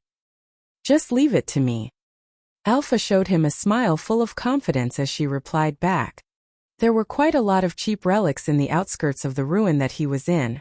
Normal hunters usually wouldn't even bat an eyelash for such cheap relics, but those relics were valuable enough for a kid from the slum like Akira. As such, Akira didn't need to work hard to search for the relics. Alpha knew this as well. That's why she had guided him into that ruin. There are a lot of people other than the hunters who visit the ruins. For example, companies usually spend a lot of money to send soldiers into the ruins. These people would sometimes help each other and sometimes kill each other as they search for relics. They will stop only when both sides think that the relics aren't worth the bloodshed. When they finally decided that the ruin isn't worth all the fighting, they would leave the place by themselves. First of all, the companies would pull back their soldiers. Since these soldiers cost a lot of money, it's only reasonable that they have abnormally good equipments and skills. But because of that, every death of soldiers bleeds money. Thus, the companies would quickly call their soldiers back unless it was a rare and priceless relic like the production equipment from the old world that the current technology cannot hope to replicate. After all, if it's just the common relics, they can buy it from the hunters. For big organizations loaded with money like these companies, they would solve anything with money as long as it's possible. After the soldiers have left the ruins, the hunters will pull back, but only after weighing the consequences of their decision. They will compare the threat from the monsters against the reward that they can get from the relics. They will decide to go back after calculating that they will still get quite a lot of profit from selling the relics already in their possession. Then finally, both the skilled common people and the unskilled common people will withdraw from the ruin. The skilled people are those who use their skill to barely stay alive, and fight back the monsters as they gather relics. While the unskilled people are those who get baited by their own greed and run into their death. Thanks to both of these people, the number of relics left in the ruin will decrease as the number of dead bodies pile up. They'll leave the ruin only when the number of dead bodies outweighs the value of the relics that they can find. Only after these people withdraw will the ruins be finally left alone. Today, Akira had stepped into that lonely ruin that was more desolate than usual due to the huge number of monsters roaming around that place. Normally, he wouldn't even be able to reach that place. For a place that had been left behind by hunters with full equipment since they thought that it wasn't worth their risk, it still contained quite a lot of expensive relics. But Akira had no idea of the value of these relics. He just kept stuffing things that Alpha pointed into his paper bag. Even the paper bag that he was carrying was something that he found inside the ruin since the bag that he brought from the slum tore open due to the weight of the relics. After he finished collecting all the relics in the area, Akira looked rather worried. The grocery paper bag was rather thin and didn't look durable. It's not like it will rip before we reach the city, right? Don't worry. That paper bag is from the old world. In other words, it's also a relic from the old world. It's stronger than it looks, so it will be fine. I see. The old world technology is really something. After that, Akira peeked into the bag. It was filled with relics carefully chosen by Alpha. These relics were small objects that even a small kid could carry around. There were a lot of objects that Akira didn't know about. A fine knife with its sheath, some unknown mechanical parts, some boxes that Alpha said were filled with medicines, something that looked like a bandage, an object that resembles a wristwatch, and so many other things. There was still some space left in the bag, and it wasn't too heavy. Shouldn't we take back some more relics? Since he had come that far, he wanted to carry as many relics as possible. But Alpha responded to his naive question by shaking her head and making a serious face. No, this is already the limit of how much relics you can take. It is the maximum weight limit with which you can move freely on your way back home. I'll try my best to be careful on our way back, but in case if you encounter a monster, then you would be run away while carrying this paper bag. Thus if it's too heavy, then you won't be able to run away and end up getting killed. Even if you have the choice of just ditching the relics behind, it's better if it's not too heavy so it won't consume a lot of your stamina. So don't be greedy, okay? Akira did value his life, and more than that, he had decided to obey Alpha's instruction as much as possible. So, although it's rather frustrating, he nodded and gave up his naive thinking. I understand. So then, just how much will all these relics fetch me? To be honest, I don't know. After all, the price of relics changes with demand. And also, it's not like you'll sell everything. Leave the knife behind for yourself, and it might be a good idea to not sell the medicines too. After all, it would be bad if you get hurt and don't have the means to treat yourself. Just think of them as some kind of insurance. Then that means that I have even less to sell now. Those are necessary things, so just bear with it. Okay. And so, it was decided that he would only sell half of all the relics that he had. Although he was rather displeased, he knew that it was the best that he could do at that time and quickly got over it. Well then, let's go back to the city. Our way back home won't be easy, so let's be careful, okay? Okay. If you step into an area protected by those monsters while carrying these relics, then your movement will be slowed down. If the previous situation occurred again, then this time you'll surely turn into minced meat. So you really need to be careful. As Alpha gave off a meaningful smile, Akira winced a bit. All right. Well, let's go then. Once again, Akira nervously followed Alpha while she was giggling cheerfully. Akira was somehow able to come back to the outskirts of the ruins. It's still a part of the wasteland, so it's pretty much a dangerous place. But compared to the deeper parts of the ruins that was filled with monsters, it was way safer here since he did not come across any monster here. His nervousness vanished after getting out of the ruins. Knowing that he was not completely safe yet, all the tiredness suddenly hit him and he let out a big sigh. Looking at him sighing, Alpha smiled and said, "We can rest for a bit if you're tired, you know? I'll watch over our surroundings so you can rest easy." I see, but I want to get back to the city as soon as possible, so let's continue for a bit longer. Alright then. How about we have a chat while walking back home? Even if she said so, Akira, a kid who grew up in the back alley of the slum, didn't have much to talk about. In the end, Alpha would talk while Akira simply responded to her. By the way, did you know that Kagomayama City was actually built for exploring this Kazusuhara ruin? Oh, I see. You do know a lot of things. I might look like this, but I actually know a lot of things, you know? Although it's all about the eastern region. I know nothing about the center and the western region. The western region, huh? I don't know much about it. But I heard that it's the territory of the demons. I don't know much either. I have only heard rumors about that place, like the technology in that place doesn't advance at all, or like mages exist in that place. As for the central region, what do they call it again? Nation state? I heard that there is a lot of stuff happening there. If I have to give a rough explanation, the Central United Nations, or in short, the United Nations, all the nations united under that government is considered as a part of the central region, and their government system is called as the nation states. All the area east of the central region is called as the eastern region. The corporatocracy of the eastern region refers to all the regions under the corporate government. Finally, all the area west from the central region is called as the western region. It's a place filled with rumors that I don't guarantee are true or not. Rumors like there's no gun there, or magic exists in that place, or a species known as elf lives there. Since it's a place filled with mysteries, there are a lot of people wanting to explore that area. Akira, do you have some interest in that too? Nope, rather than that, I'm more interested in learning the common sense of the eastern region. After all, I can't read letters yet. I understand. Besides reading and writing, I'll be adding common sense lecture to your special training. So just leave it to me. I see, thanks. You're welcome. Since Alpha gave him an extensive offer, he felt a bit of gratefulness mixed with fear. After all, the sentence "there's no free lunch" had already rooted deep inside him. Alpha just showed Akira a gentle smile. All that she's willing to do were also for her own sake. Once he arrived at the Kagomayama city, Akira immediately headed to the exchange center of the Hunter office. There were several exchange centers inside and outside the city. Depending on the place where you exchange your relic, the value of that relic might change. The exchange centers inside the wall mostly serve the first-class hunters.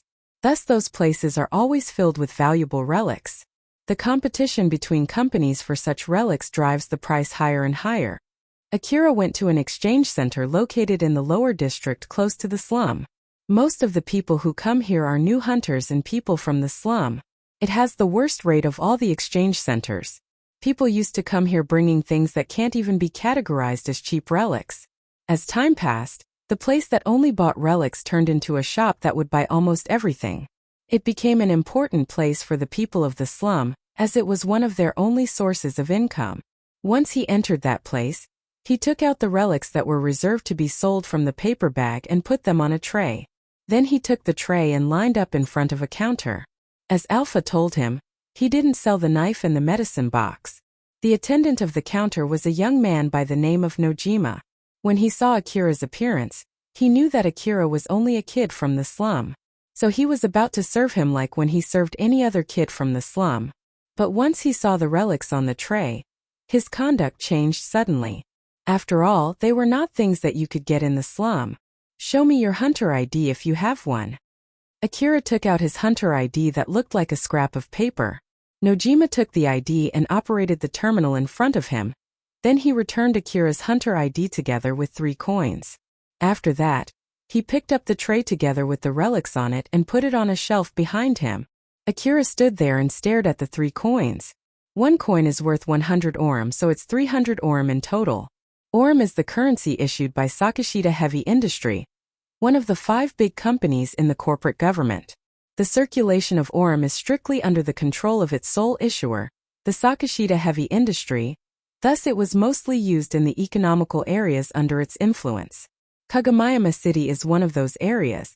The worth of 300 orum differs from person to person. For people who live in the lower district of Kagomayama City, it's enough to buy a cheap meal. While for the people of the upper district, it's just a spare change that isn't even enough to buy a cup of water. To earn this money, Akira had to endure attacks from a huge monster which almost got him killed, but luckily survived thanks to the support from Alpha. He had to go to a place that he normally wouldn't be able to reach to bring some relics.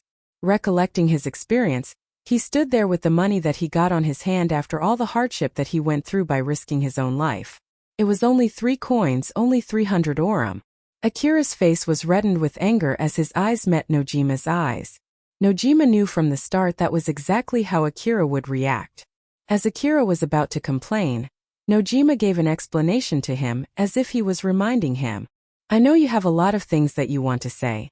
But for an unknown rank 1 hunter with no past achievement, it's already been decided that the first commission will be 300 orum only. The inspection of the goods will be finished by tomorrow or maybe even take longer. You should feel thankful for getting paid 300 orum for turning in goods that we don't even know. They might even be just trash, you know? Once the inspection finishes, I'll give you the rest of the money the next time you come here. But if it's worth even less than 300 orum, then we'll have you to pay us instead. If you're confident that you just sold us expensive goods, then come again next time to sell something else. The ID confirmation will be done through your hunter ID, so if you lose it, then you can forget about your money and our trust. That's all. Any question? After listening to Nojima's explanation, Akira understood the situation and was somehow able to accept some part of it.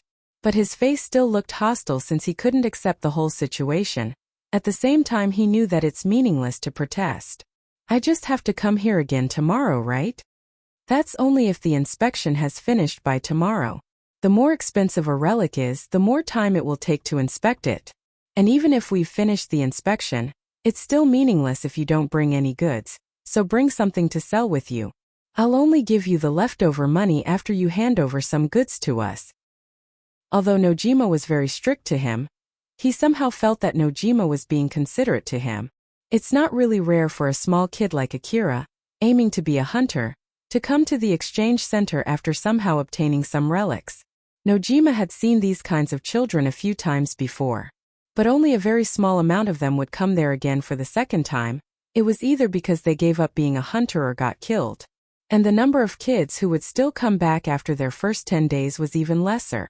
I don't know just how many crazy things that you must have done to get those relics. But if you aim to live as a hunter, you'll have to do those crazy things on a daily basis. If you get your heart broken by just this much, then you should stop, otherwise you would die. Akira replied back with a serious look. No way. If it's just risking my life, then it's no different compared to life in the slum. I'll rise to success, I definitely will. Someone with a strong resolve will obtain strength, and in turn, this strength will draw out that person's full potential. Nojima smiled a bit as he could clearly feel the resolve from Akira's words. Is that so? Well, just be careful out there. Nojima cheered up as he thought that the boy in front of him was going to be fine.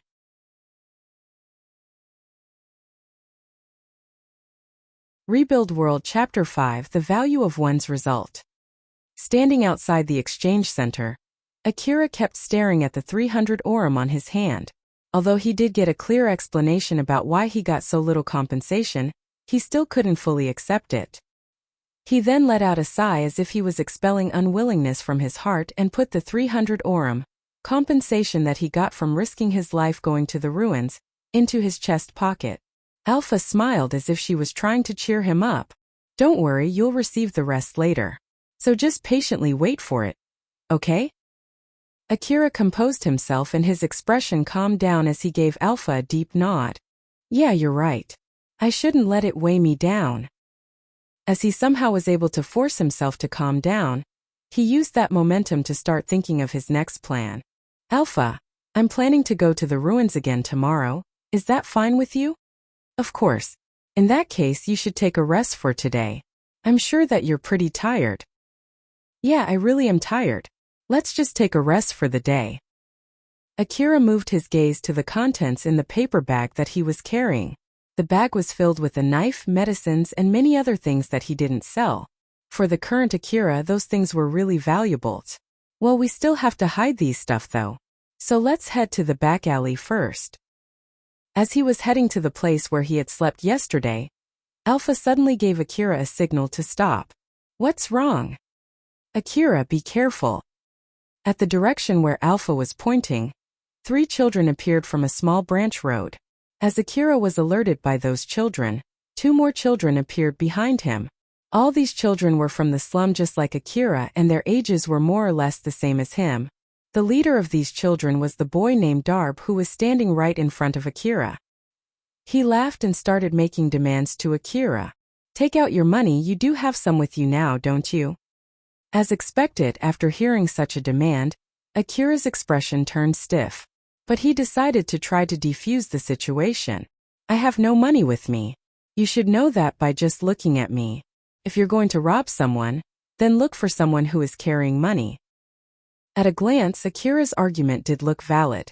If these children actually came to him only for screwing around and not for money, that should be enough to discourage them at least.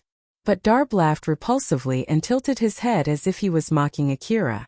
Stop with the lie, I saw it, you know? You just came out from the exchange center, right? You headed to the ruin today and yesterday, but unlike today, you didn't go to the exchange center yesterday.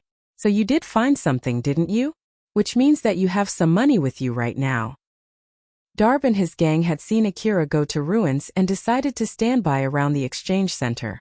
Compared to venturing into the ruin looking for relics themselves, it is way safer to just rob the people who return from the ruin.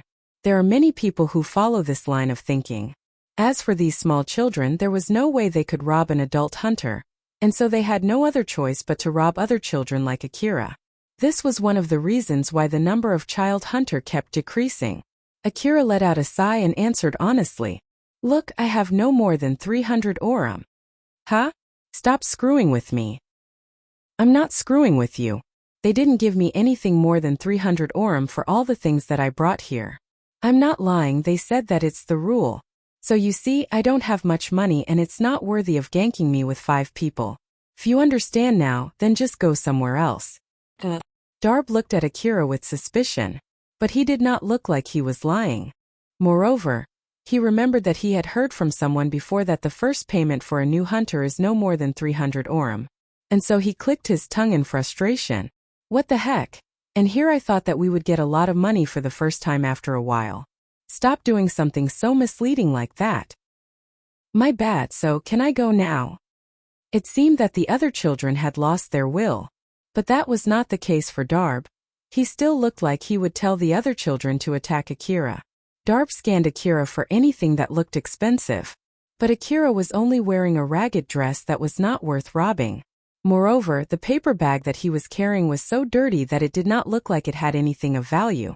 Normally, that would be enough to make him give up, but he was so frustrated since he had promised his friends. His frustration finally reached its peak. He let his emotion take over his body and pulled out a gun. God damn it. I don't care anymore. Give me your 300 orum if you don't want to die. Akira, who was already tensed, stiffened even more. You won't get anything from trying to shoot me, you know? After all, I would definitely fight back. Do you really want to do this for just 300 orum? Just stop it. Shut up. Just hand over the money. Fighting to the death against a penniless person would only make them deplete their money on the bullets. Moreover, fighting a cornered opponent might cause them fatal injuries.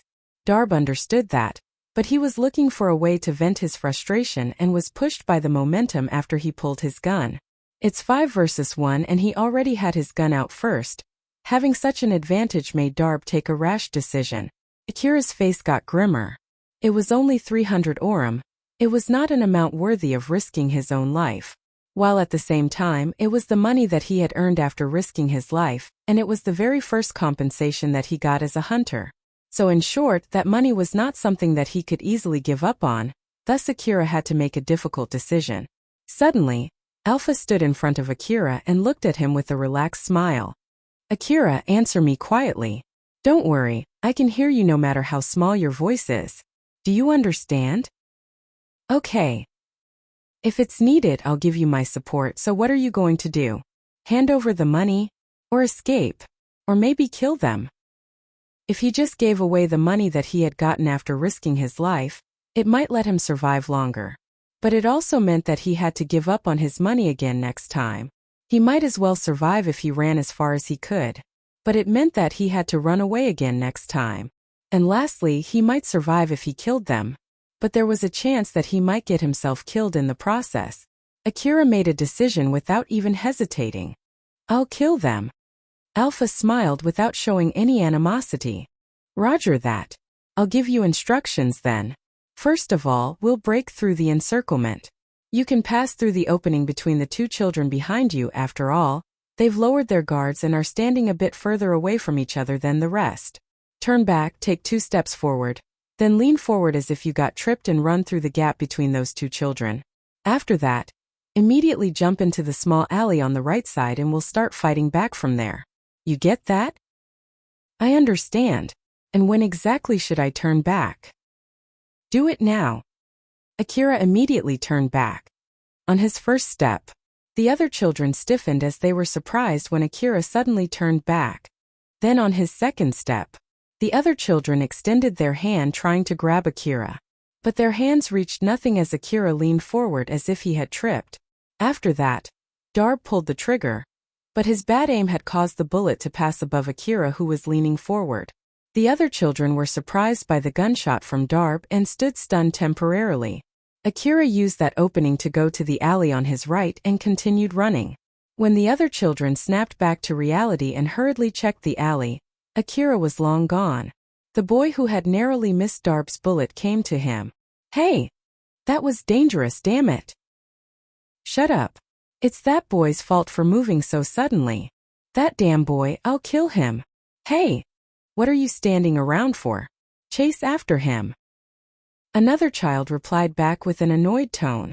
Just give it up, there's nothing we can get from robbing a poor kid like him, right? Moreover, he already got away from us. If you're really going to aim for him, let's just wait until he comes back to the exchange center again. After all, I'm sure he'll have a lot of money by then. Darb clicked his tongue in annoyance at his friends who had lost their motivation and gave up on chasing Akira.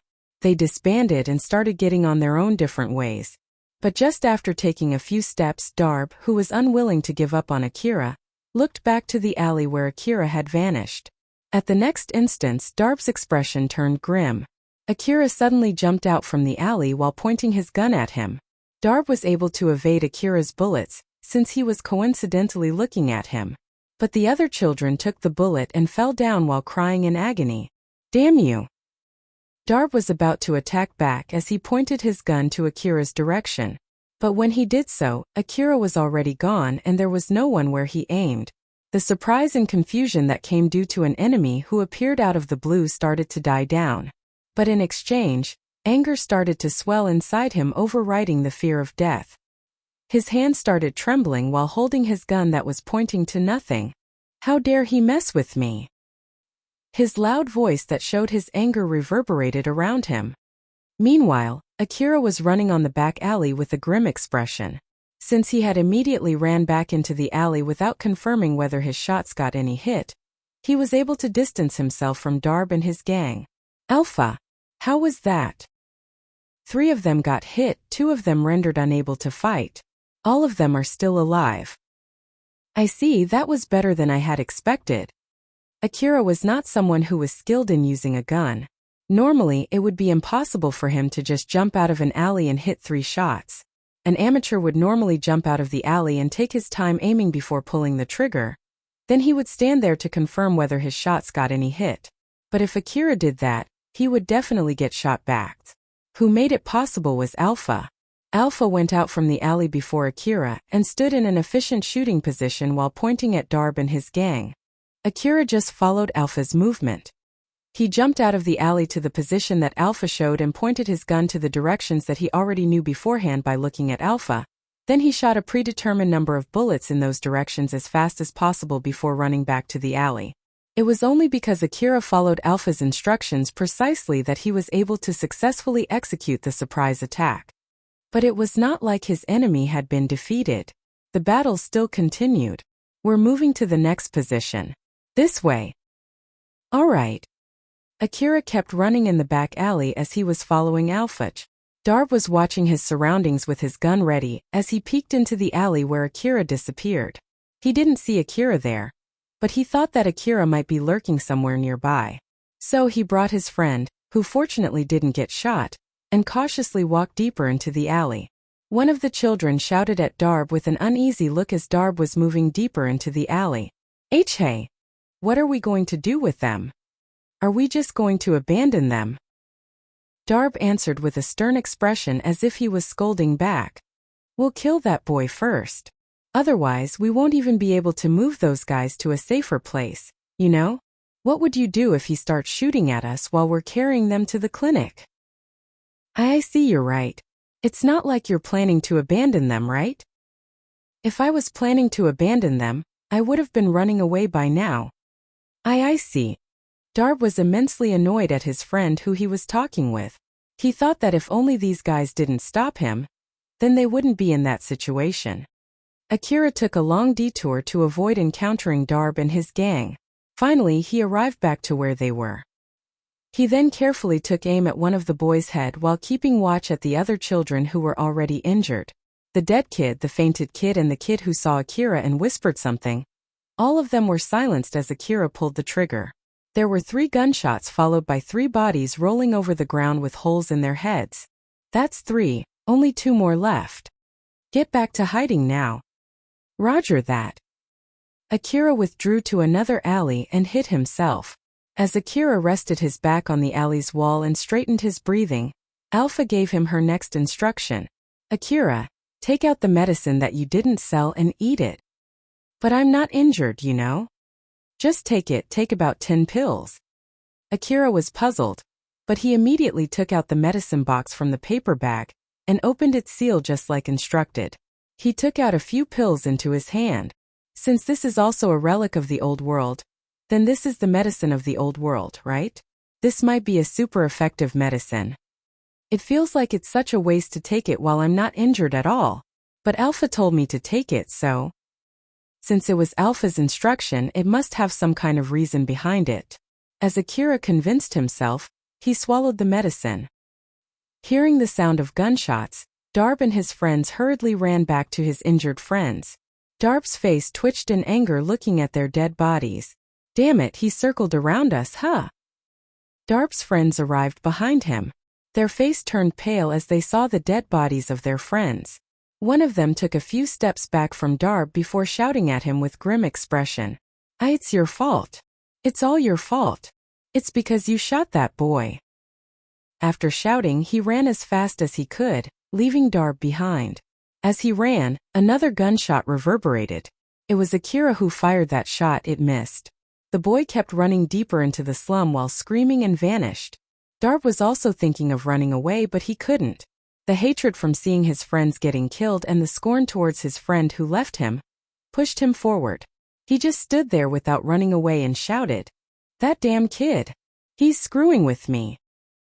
There was only one branch road from where Akira could take a shot at the boy who was running. Darb just shoved aside his fear of getting killed and ran towards the branch road. As for Akira, he was getting himself ready for a shootout against Darb. He hid himself in the alley as Alpha was standing in front of him and telling him Darb's position.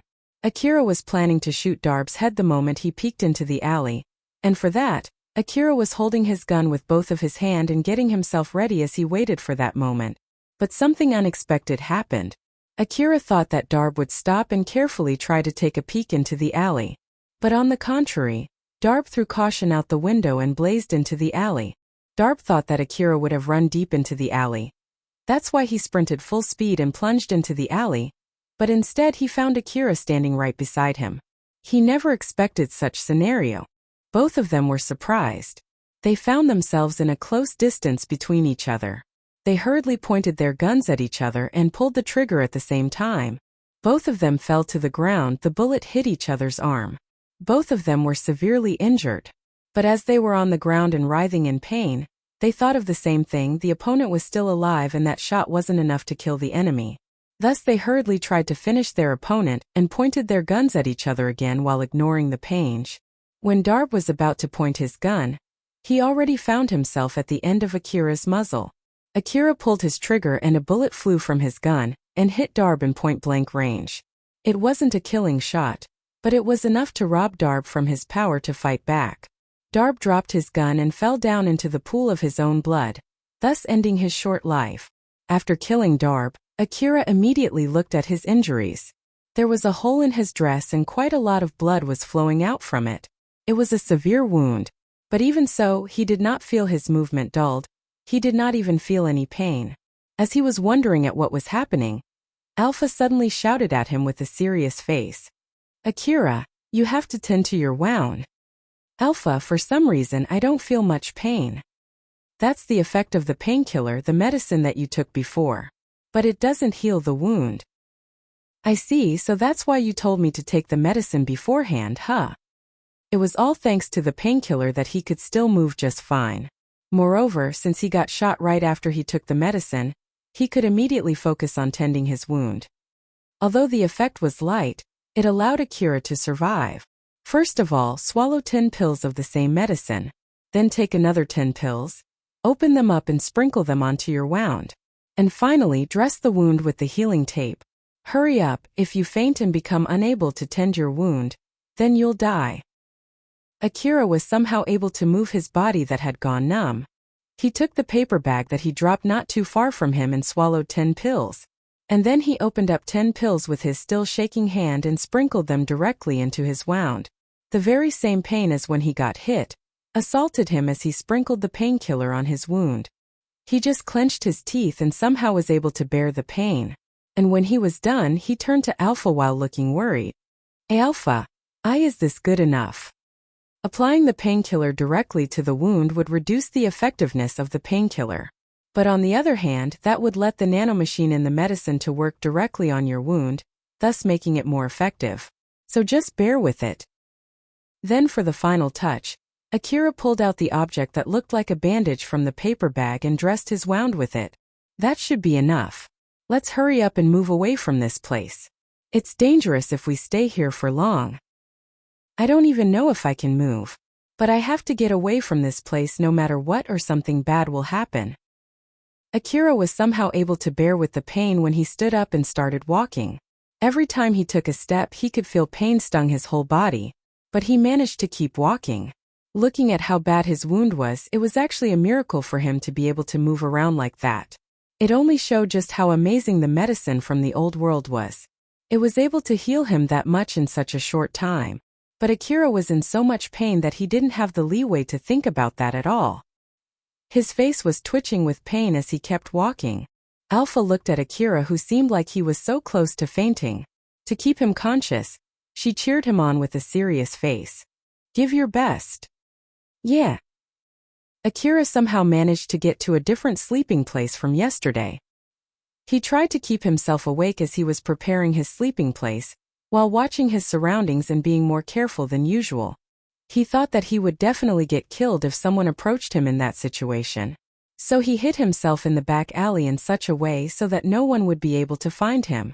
And when he finished preparing his sleeping place, he just dove into it and laid on his side. "Alpha, I'm on my limit. I'll sleep now, good night."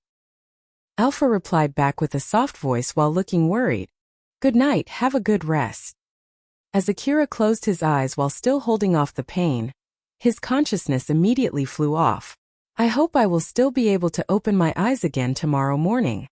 Although he just made a wish there, he himself didn't know to whom he was wishing to. Strangely enough, Akira woke up into a refreshing morning. As he was surprised by what happened, he was deeply moved when he found himself still alive. "I'm still alive, huh? HM?" When he checked his arm that was feeling weird, he found something on the place where he got shot yesterday. After looking closer, it was as if something was lodged in between his skin and the healing tape. So he cautiously peeled off the tape and found a malformed bullet. It seemed like the bullet was stuck in his body, and his body had pushed the bullet out. "Is this the bullet from yesterday?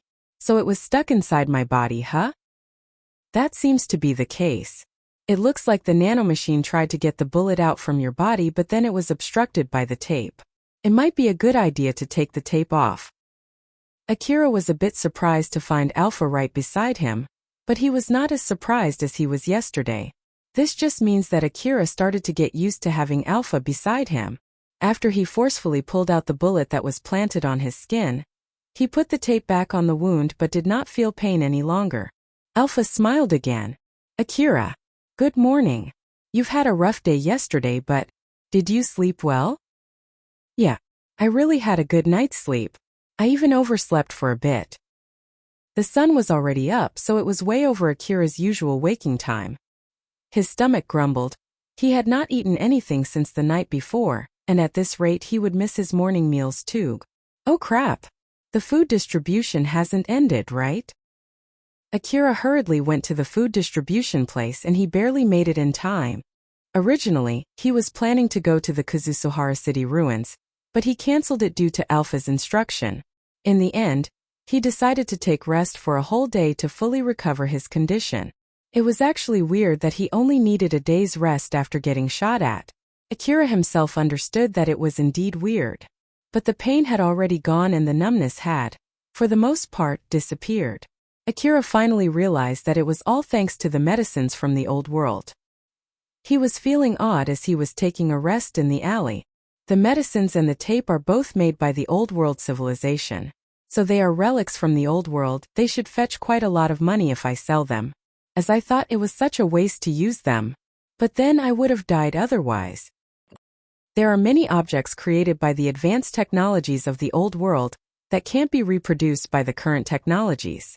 And that is not only limited to medicines. As an example, once, a certain small knife relic was found in the ruin.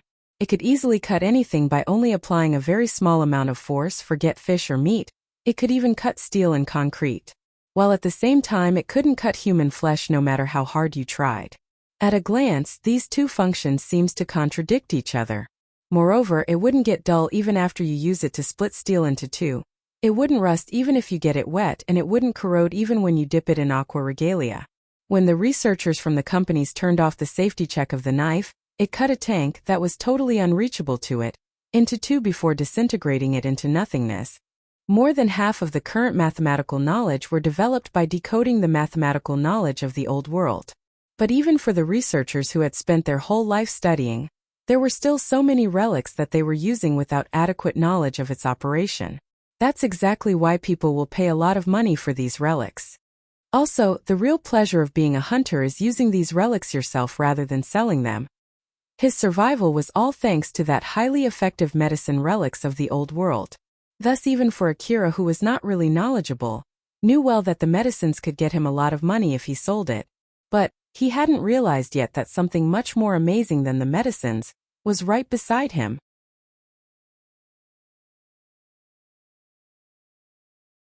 Rebuild World Chapter 6: The Ghost of the Old World. Once again, Akira came back to the Kazusuhara City ruins. He faithfully followed Alpha's every instruction as he moved deeper into the ruins. This time they tried to not take the same route as yesterday. Even though he got shot not too long ago, he had to do a lot of physical work like climbing the ruins just like last time. But strangely enough, he did not find any difficulties at all.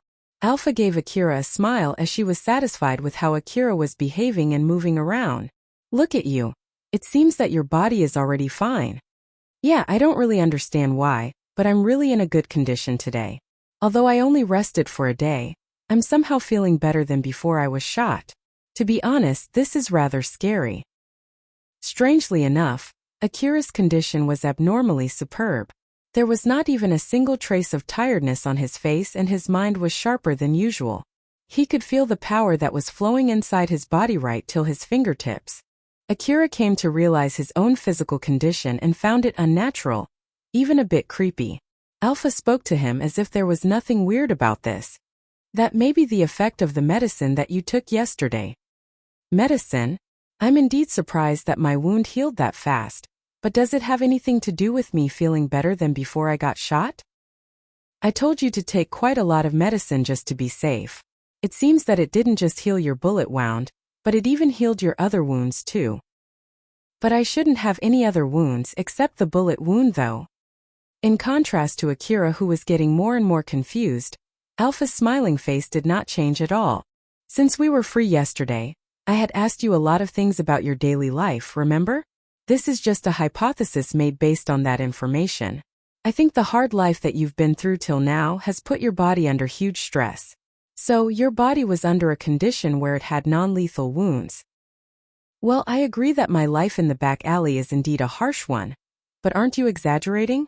After all, I could move around just fine, you know? The living condition that you think is normal is actually very bad. For example, if you keep living under such malnutrition condition for a long time, then it will greatly deteriorate your body. After all, it's as if you're accumulating countless non-lethal micro wounds on the cellular level. The extra medicines that I told you to take yesterday as a caution has healed those micro wounds that were accumulated in your body. I bet that's why you're feeling strangely healthier than before. So in short, does that mean that I was actually dying till now? As Akira showed a mix of conflicted and surprised expression to Alpha, she just returned Akira's look with a smile. Well, that is true. Aren't you glad that you're saved now?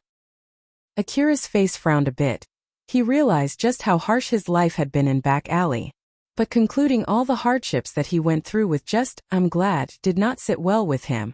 Even though they kept moving deeper into the ruins, they did not run into any monster. Alpha's instructions were normal and Akira did not even feel like he was traversing a place filled with monsters. Following Alpha's orders made him feel safe and helped him to be more relaxed. As such, although he was walking in the middle of a dangerous ruin, he was able to put his mind on something else other than being wary of his surroundings.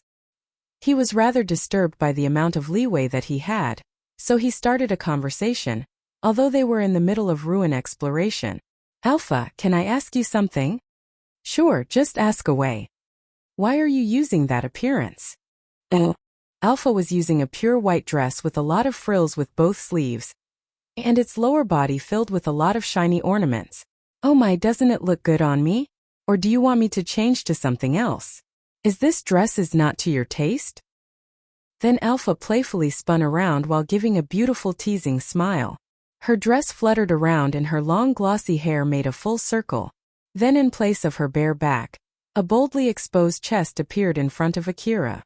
Akira was asking about Alpha's dress that did not fit the current condition no matter how you see it. But he was fazed by what Alpha did now and forgot about the question that he asked.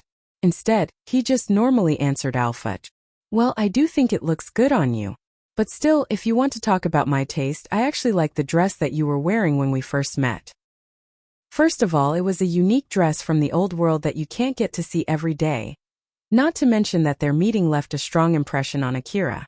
Thus he came to like that dress.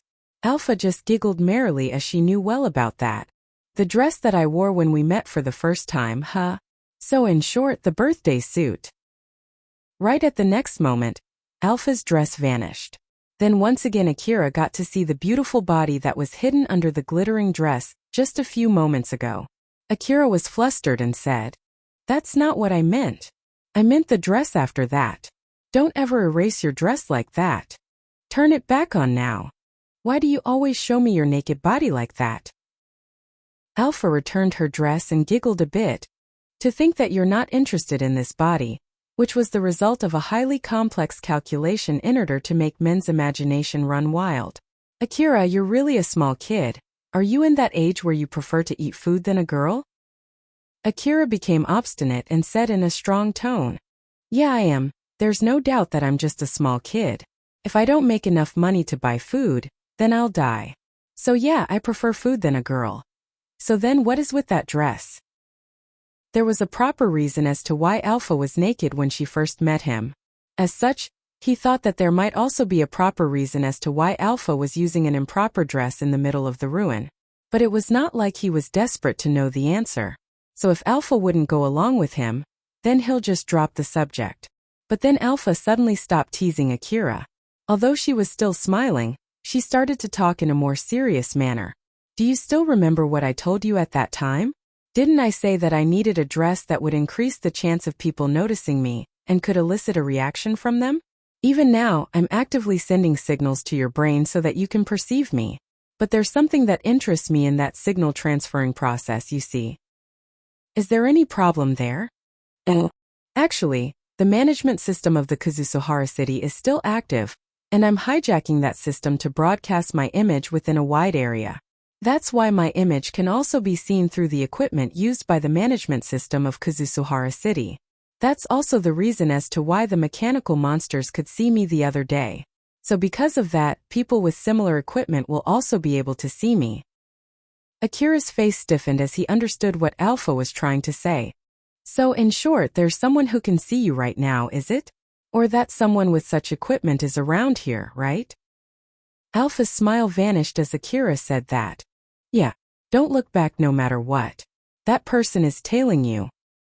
He's keeping his distance from you and he's observing you, Even right now at this very moment.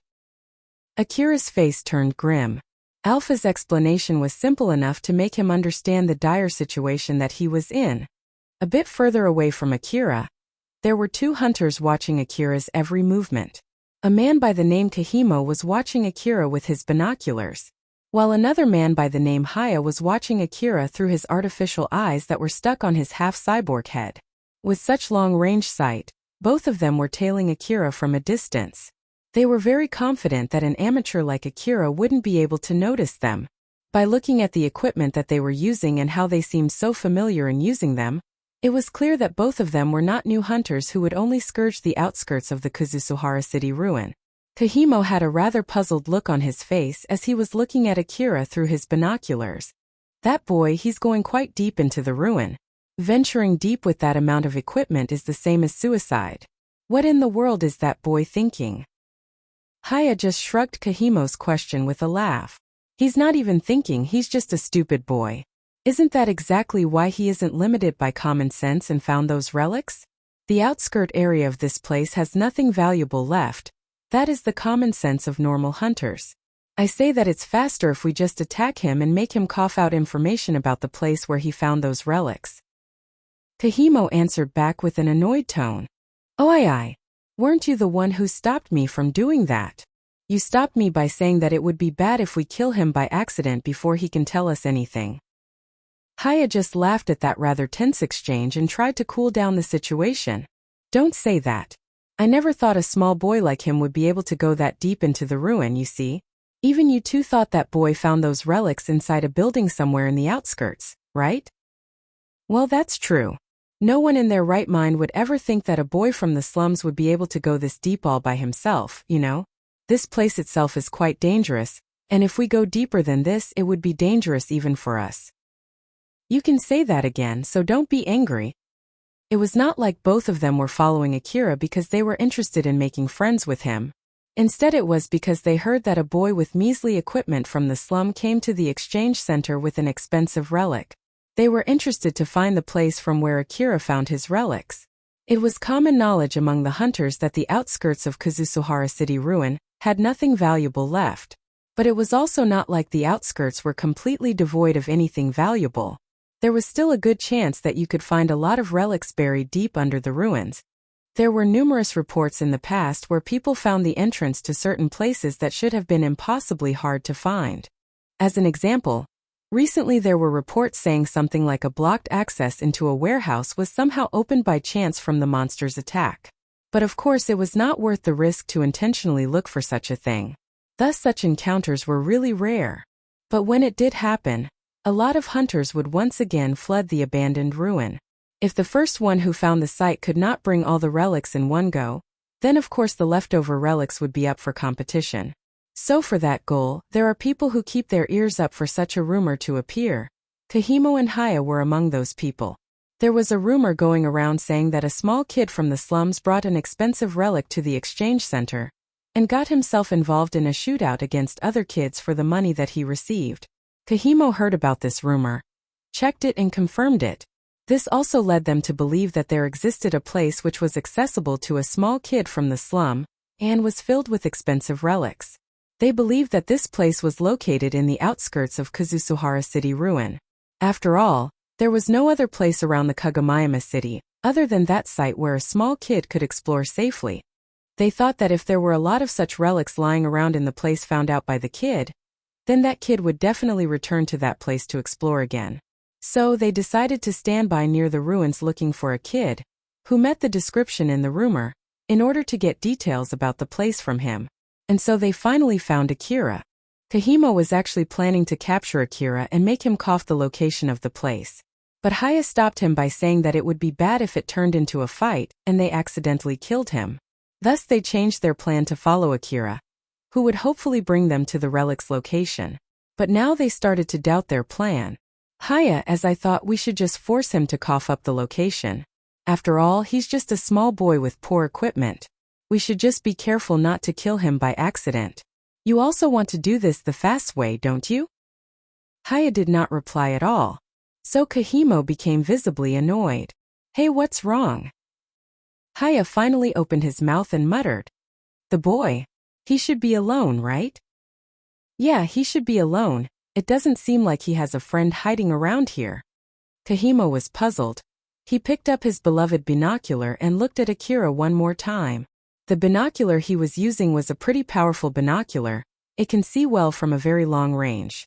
It also had the night vision function, so he could see clearly during the night as if it was during the day. Moreover, it can detect invisible light or see through simple optical camouflage. Then to top it off, it has the function to highlight monsters and people. Other than this high-tech binocular, there were a lot of other equipment that uses network access, thus allowing them to retrieve the augmented reality information broadcasted from the ruins. But that function wasn't available for this binocular. After all, there was a time when the mechanical monsters used that function for their advantage instead. At that time, they could not see enemies that were visible with naked eyes and almost got killed. Because of that experience, they set the binocular only for local function. He's all alone. I don't see any monsters, it's only him. Haya's face twisted a bit and replied back in a fashion as if it was something that was hard to say. Well, let me say this first. I'm not under the influence of any drug. I'm not drunk, and I'm not trying to tease you or something. Okay, then what? You're being weird, you know? I can see a girl beside that boy. A girl? Kahimo decided to recheck and looked back at Akira once again while making a puzzled face. Nope, nothing. It's only him alone. I don't see any girl, you know? I get it, you can't see her, right? But I can see her clearly. A beautiful girl is guiding that boy. If that is so, then tell me how she looks like down to all the details.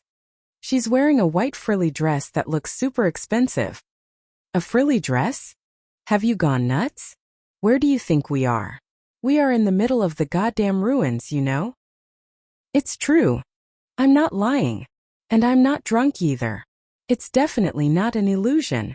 I know better not to drink any alcohol or take any drugs before going to the ruins, you know? Looking at how he reacted, Kahimo knew that Haya was not lying. But it was also true that he could not see the girl. He made a puzzled look as he was confused by what was going on. But then he realized something. Haya, both of your eyes parts are connected to the network, right? Yeah, it's equipped with high-quality parts, and of course I paid a huge sum of money for that. Although it has a network connection function that I'm so proud of, it can easily break in the middle of the ruin. It's a high-tech eye with a lot of functions, but its only downside is that it sometimes receives broadcasted transmission all on its own. That's because you got those parts through illegal means. After all, I bet you got those parts from looting dead corpses in the ruins. I'm sure the reason why those people died was also because of a sudden malfunction in their vision. Shut up. Remodeling it is cheaper. So it's fine, isn't it? It helps a lot when you explore the ruins. But since its control device blew off together with its previous owner's head, it's not easy to change from one function to another. On the other hand, making a new control device will take quite a lot of money, so I'm putting that for later. But why did you ask me that out of the blue? Kahimo's expression turned serious. I think that girl might be some kind of guide-like feature of the ruin broadcasted by the network. Since you can see her while I can't, then it means that she's not a hologram but rather an augmented reality. There might still be an actively functioning system in the ruin that is broadcasting her image. That's why your eye parts are receiving that strange information. So in short, she's a ghost from the old world. Haya was rather surprised as he looked back at Alpha to confirm what he was seeing. That girl looks very real, you know? That girl is even casting a shadow. There's nothing out of ordinary about her except for her dress. Broadcasted images tend to have some differences compared to reality, like having no shadow, or having strange proportions, or having the ability to pass through walls. Basically, they always have weird features. But that girl, except for her dress, she looks completely normal. Well, that dress itself is really weird though. If it was not for Kahimo's serious expression, Haya would have written that off as a joke. That is just how realistic Alpha's body was. Still, with his serious expression, Kahimo said, if that girl really is a guide-like feature of the ruins, then it means that her image is being broadcasted with the technology of the old world. I wonder what kind of advanced technology they're using to be able to broadcast such a realistic image. I see. So that's the ghost of the old world, huh? This is the first time I have seen it. It's really something. Haya kept looking at Alpha with curiosity. Since his partner not only believed in the girl that only he himself could see, his partner even came up with a reasonable explanation for that. Thus he couldn't stop himself from getting more interested in her. As if to go along with their conversation or as if he had just remembered something, Kahimo opened his mouth again. Now that I remember it, there's a ghost story in Kazusuhara City Ruin. If I'm not mistaken, the beguiling ghost. I've heard about that too. It's about a ghost that uses relic as bait and lures hunters to go deeper into the ruins before killing them. Right? I heard that there were many hunters who followed her into the deeper part of the ruins and never came back. And then the ghost would lure hunters that are still alive by using their dead comrades. Recently I heard that, rather than using human appearance, it even disguises itself as a cat or a dog. After Kahimo gave a slight nod agreeing to what Haya had said, he continued livening up the story with his tone and expression. Getting killed in the ruins while looking for relics, that way of dying is really normal for us hunters. The real question is why there's such a ghost story when it says that no one returned alive? Now that you mention it, I wonder why. The answer is because there are people who didn't follow it. The ghost only lures those who can see it and doesn't lure people who can't see it. It's not like everyone can see it, you know? So it must be a story shared by the people who can see it to people who can't see it. And since each person told a different story, there's no way to actually confirm it. That's why it has become a ghost story. Haya shivered a bit. He realized that following Akira meant that they were also following the ghost. Wait for a sec. Then that means that we'll be dead if we keep following that girl, right? To Haya's question, Kahimo just laughed. You can also think of it this way. Why do you think that boy was able to find an expensive relic? That's because that boy can see that girl just like you. Then if that girl is a part of the guide function of the old world that is somehow still functioning right now, then she is guiding people who can still see her. That boy must have asked that girl for a place where he can find relics. And so that girl must have guided that boy to such a place while avoiding any monster encounters. So what do you think? That's a good hypothesis, isn't it? I see. Wait a sec, if just following her is enough to get relics, then why was that ghost story even created? Following her guide would only lower the chance of meeting the monsters. It's still possible to encounter them. Moreover, the hunters who knew about her guide function might have spread that rumor to keep her for themselves. By repeatedly coming here and following her guide, they would quickly deplete the relics in the outskirts, so they had to go to the more dangerous deeper part of the ruins. And while venturing deep in the ruins, one day they unfortunately encountered strong monsters and got themselves killed. That's why only the "if you go with her, then you will get killed" part was left in the rumor. Basically, it's a ghost story that has been built over a long time. As Haya was convinced by Kahimo's explanation, he let out a laugh. So that's why, huh? Then that means that it's not a problem if we follow her, right? Not to mention that boy was able to return alive. We won't get killed as long as we move carefully. There's no guarantee whether that assumption is true. But if it is true, then it will greatly increase our chances of finding relics. But well, the rumor says that it might get us killed, so it's still a dangerous thing. Kahimo was trying to calm Haya down. But Haya was not able to suppress his excitement. He had found something that could easily find him a safe way to explore the ruins and find expensive relics. There is no hunter who does not know just how valuable that is. It's fine, isn't it? You worry too much. I won't simply let this chance slip by. Calm down, let's keep watching him for a bit more. Kahimo looked at Haya with a calm look and thought. People must have killed their own teammates in order to monopolize it. And the one who survived would tell other people that his friends were killed by the ghost of the old world. Of course, the one who could see that ghost was the one who killed them. There's a good chance that this guy will also do the same. But well, this guy is just too stupid. It will be fine if I can come up with a reason for him to go ahead of me. As he looked back at Akira, Kahimo was being too careful so that Haya would not notice his plan. Akira asked Alpha with a grim expression. Do you know what kind of people are following me? 2 guys. Judging by their equipment, they must be hunters. They're pretty well armed. Is there any chance for it to be just a coincidence? I mean, maybe it's not like they are really tailing me, but more like they saw a small boy going into the ruins alone and decided to follow him out of curiosity. Or maybe it's just that they are going in the same direction as me by pure coincidence. No, that's highly unlikely. I've been observing them for a while now, hoping for such a possibility, but it seems that there's no mistaking it that they're tailing us. They kept their distance from us when we stopped to watch our surroundings earlier. So it's obvious that they're tailing us. As Akira kept his grim expression, he showed a glimmer of hope as he asked, "But why are they following me? Even if they attack me, I don't have any money with me, you know? They should be able to clearly see that, right?" That question was phrased as if Akira was hoping that Alpha's assumption was wrong. She had already thought about his reaction when she revealed the truth out on Akira's face. "My guess is that they want to know how a kid like you were able to bring an excessive number of relics to the exchange center. The real reason why they're tailing you is because they hope that you will lead them to a place filled with relics. And while they are at it, they might as well just kill you and take the relics for themselves. I think that they had someone standing near the exchange center in order to look for hunters who seem to be easy targets, easy enough to kill while also bringing expensive relics to the exchange center. Or they may as well buy that information from someone inside the exchange center. They have a lot of reasons to see you as an enemy. Actually, they have more reasons to be your enemy than your friend.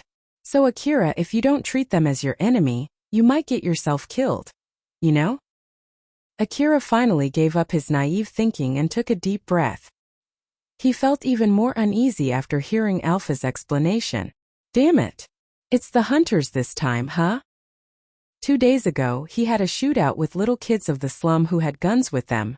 But even so, he almost got himself killed and barely escaped alive. Now this time he was going to fight with fully equipped hunters.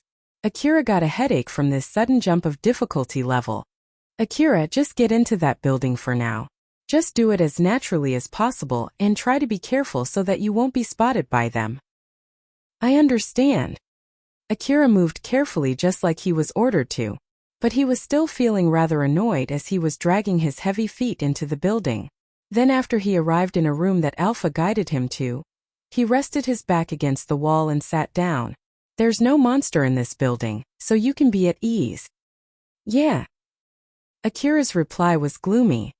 He was thinking about how he should fight the hunters who were tailing him, but he could not come up with any good ideas.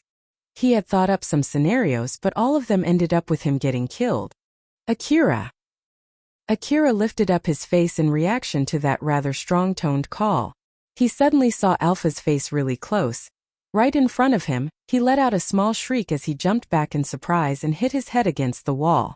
That pain and surprise woke him up from all the bad scenarios that were running inside his head. When the pain and the surprise had subsided, Akira returned to his senses and calmed down.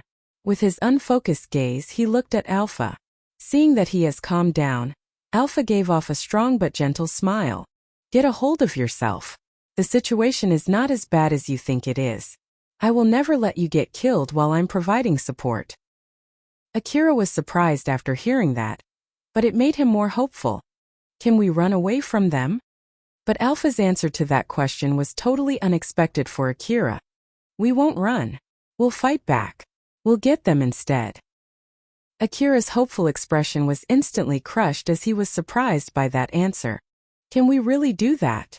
It's 2 against 1, you know? Not to mention that they are hunters with full equipment. This is not the same as when we were fighting against those kids with guns. Alpha answered back with a confident tone. These 2 cases are not that different.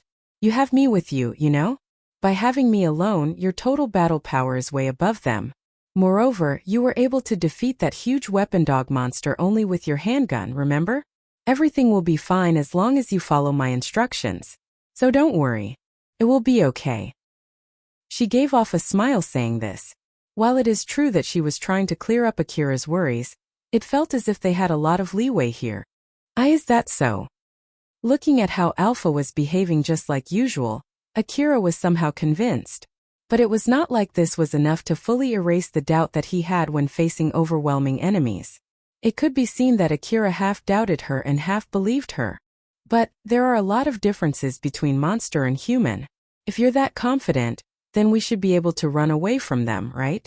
I really feel that it might be a good idea to run away instead. Alpha gave a strict look to Akira, who was being meek. That's a big no-no. They'll be able to shoot you with their weapons while you won't be able to shoot back at them, and it'll be worse if we go to open land. Moreover, until when you want to keep running away. Even if you run away from them today, then how about tomorrow? How about the day after tomorrow? And even if you are able to run back to the city, do you think that they'll suddenly turn nice and stop attacking you?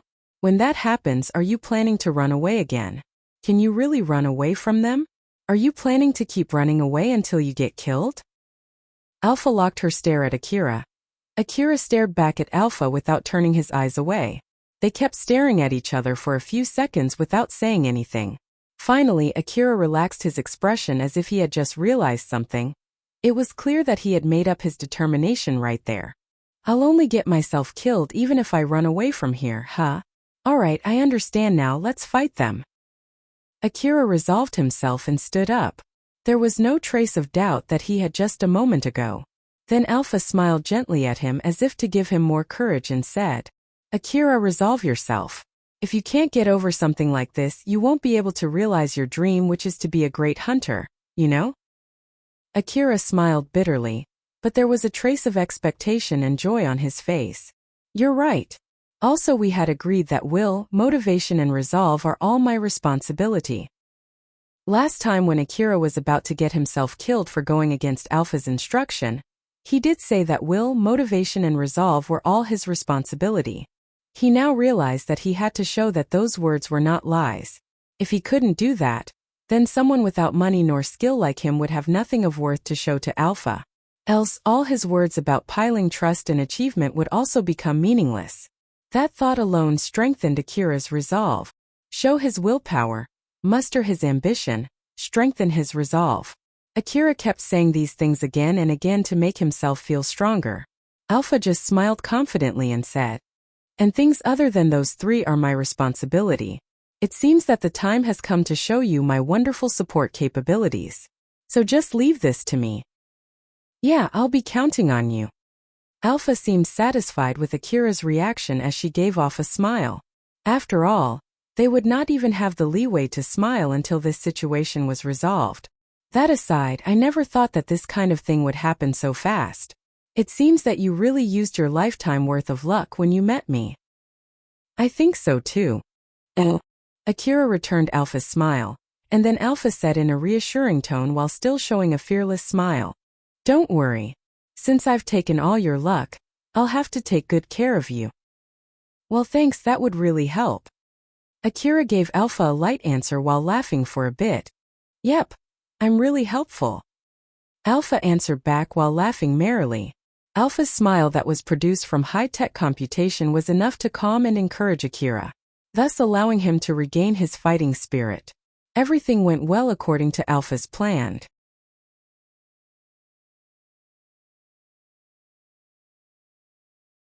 Rebuild World Chapter 7 The Beguiling Ghost. Kahimo felt strange when he saw Akira walking into a building. It was a feeling that he got when he knew something fishy was going on. And since he knew that someone invisible to his eyes was accompanying Akira, it only made him more cautious. The boy started moving again. Hiya, how about the girl? Does it look like she's guiding him there? Yeah. The girl is pointing at the building and leading the boy into it. She entered the building together with the boy. The relics might be inside that building, so what to do now? Should we go in too? No, let's wait outside for a while. Are you sure? We might lose sight of the boy, you know? We know that boy's face. Even if we lose him now, we still can find him if we look in the slum. So there's no problem. That aside, we have to move carefully so that we are not spotted by them. And if that boy comes out from the building just fine, then that means that the building is safe. Oi, you're really being too careful, you know? Since only Haya could see Alpha, he was observing them closely. He really did not want to miss this chance, so he was urging Kahimo to follow them. But as Kahimo replied back with an unmotivated answer, he started showing his dissatisfaction. Then Kahimo made an ultimatum. If you don't want to wait, fine, just go ahead by yourself. After all, you're the only one who can see the ghost, and if the ghost story is true, then you can go ahead and die too. Don't say that. Alright. I understand that I was being too hasty. Haya was sweating a bit as he tried to dodge the suggestion with a laugh. Kahimo and Haya stayed there for some time while observing the building. If it was only a quick search, then Akira should be coming out from the building any time now. But even after waiting for long enough, they still did not see Akira coming out from the building. Thus Kahimo started getting annoyed. He's not coming out. Is that boy dead or something? Or is he so absorbed in searching for relics that he didn't notice the time? As for Haya, who had been piling up dissatisfaction, was close to reaching his limit. Say, Kahimo, let's just stop laying low and search inside the building. If the boy is dead, then there's no meaning waiting for him here. We'll only be wasting our time, you know? You're right. But there are dangerous monsters around this area, so just because we might find expensive relics, we should not lower our guard. Okay? I know. Seeing Haya acting all excited, Kahimo made a stern face. Despite all the warnings that he had given, Haya was still not being careful. Kahimo stopped in front of the entrance of the abandoned building. Haya, I'll be staying here so you won't mistake me for the boy. You go ahead and search the building. If you find the boy or the girl, or if anything happens, contact me immediately. Also, come back here after 1 hour no matter what, okay? Okay.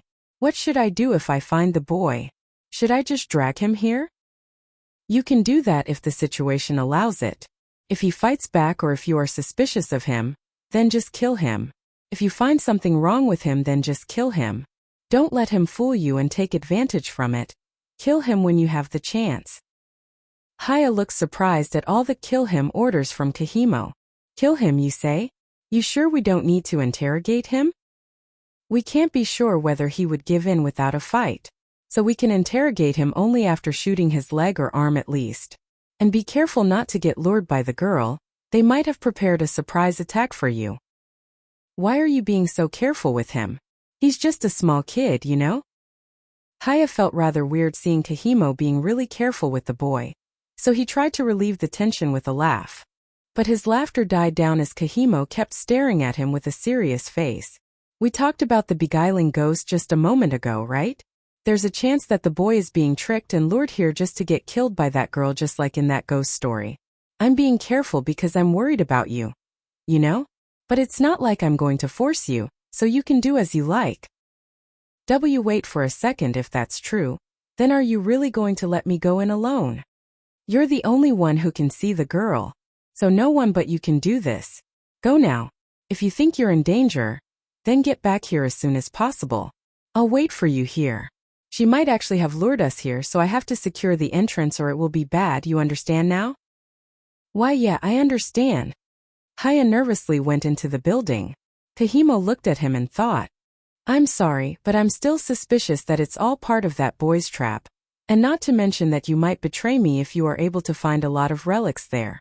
Moreover, there were a lot of dead victims in the past, that's why it is a ghost story. So it must be pretty dangerous inside. Just give your best there. As for me, I'll start with watching the current situation before going in. But well, I hope it's just a needless fear though. Kahimo made a snicker as he sent Haya off. Akira was waiting inside getting ready to welcome Kahimo and Haya. He was making a serious face, but nervousness could be clearly seen on it. He was trying to calm himself by taking deep breaths. Alpha had already told him the plan. She assured him with a confident smile that he only needed to follow her plan to be able to win. Akira believed that too, and it was not just a blind faith. After all, in the past, there was a time when he was able to defeat weapon dogs with just his handgun by following Alpha's instruction. Now he was trying to follow his own words about believing in Alpha and building trust between them. Akira. They've entered the building. One of them is on standby near the entrance and the other one is searching the building. They don't seem like they're planning to interrogate you for the relics place. They're planning to kill you. That's why we're also not going to hold ourselves back. Okay. Although he was interested in how Alpha got that information, he quickly dismissed it as a needless thought. If he thought of something needless, then he would make wrong move and it would prevent him from following Alpha's instructions accurately, which in turn would increase the chance of getting himself killed. That is why he would execute Alpha's instruction and plan as fast and as accurately as possible. That was the only thing he should be thinking. And so he made his resolve and refocused himself. In order to encourage Akira even more, Alpha made an invincible smile. "We'll start now, are you ready?" Yeah." Akira gave a firm nod. There was not even a trace of doubt or fear on his face. All of his fear and doubt were shoved aside by his resolve. Alpha gave a satisfied smile looking at that. Then in the next moment, she vanished from Akira's view, just like they had planned. After that, Akira took a deep breath, his face turned serious, and he started running towards the location Alpha mentioned. As Haya was carefully searching the building, his expression suddenly changed. He saw the white-dressed girl in the hallway. That was Alpha. He saw that girl slowly vanish deep inside the hallways, and he did not think twice when he started running towards her direction. But he somehow remembered Kahimo's warnings and was able to stop himself and immediately contacted Kahimo. "Kahimo, I saw that girl just now. Is she with the boy?" "No, she is alone. She was deep in the hallway. I'm going to pursue her." "The boy might be around, be careful." "Yeah, I will." Haya started pursuing Alpha, but because he was moving slowly while being careful of Akira, he could not catch up with her. But at least he didn't leave Alpha out of his sight. He moved slowly, confirmed the safety of his surroundings, and then moved again. While he kept doing so, his expression started to loosen up. And together with that, his vigilance also loosened up. Every time he looked at Alpha, he spent more and more time admiring her beautiful figure. As such, he spent less time watching his surroundings. He could see Alpha's fair skin from the big opening on that gorgeous white dress backside. Her silky hair was long enough to almost touch the ground. Every time she took a turn, Haya caught a glance of her well-endowed chest and beautiful face.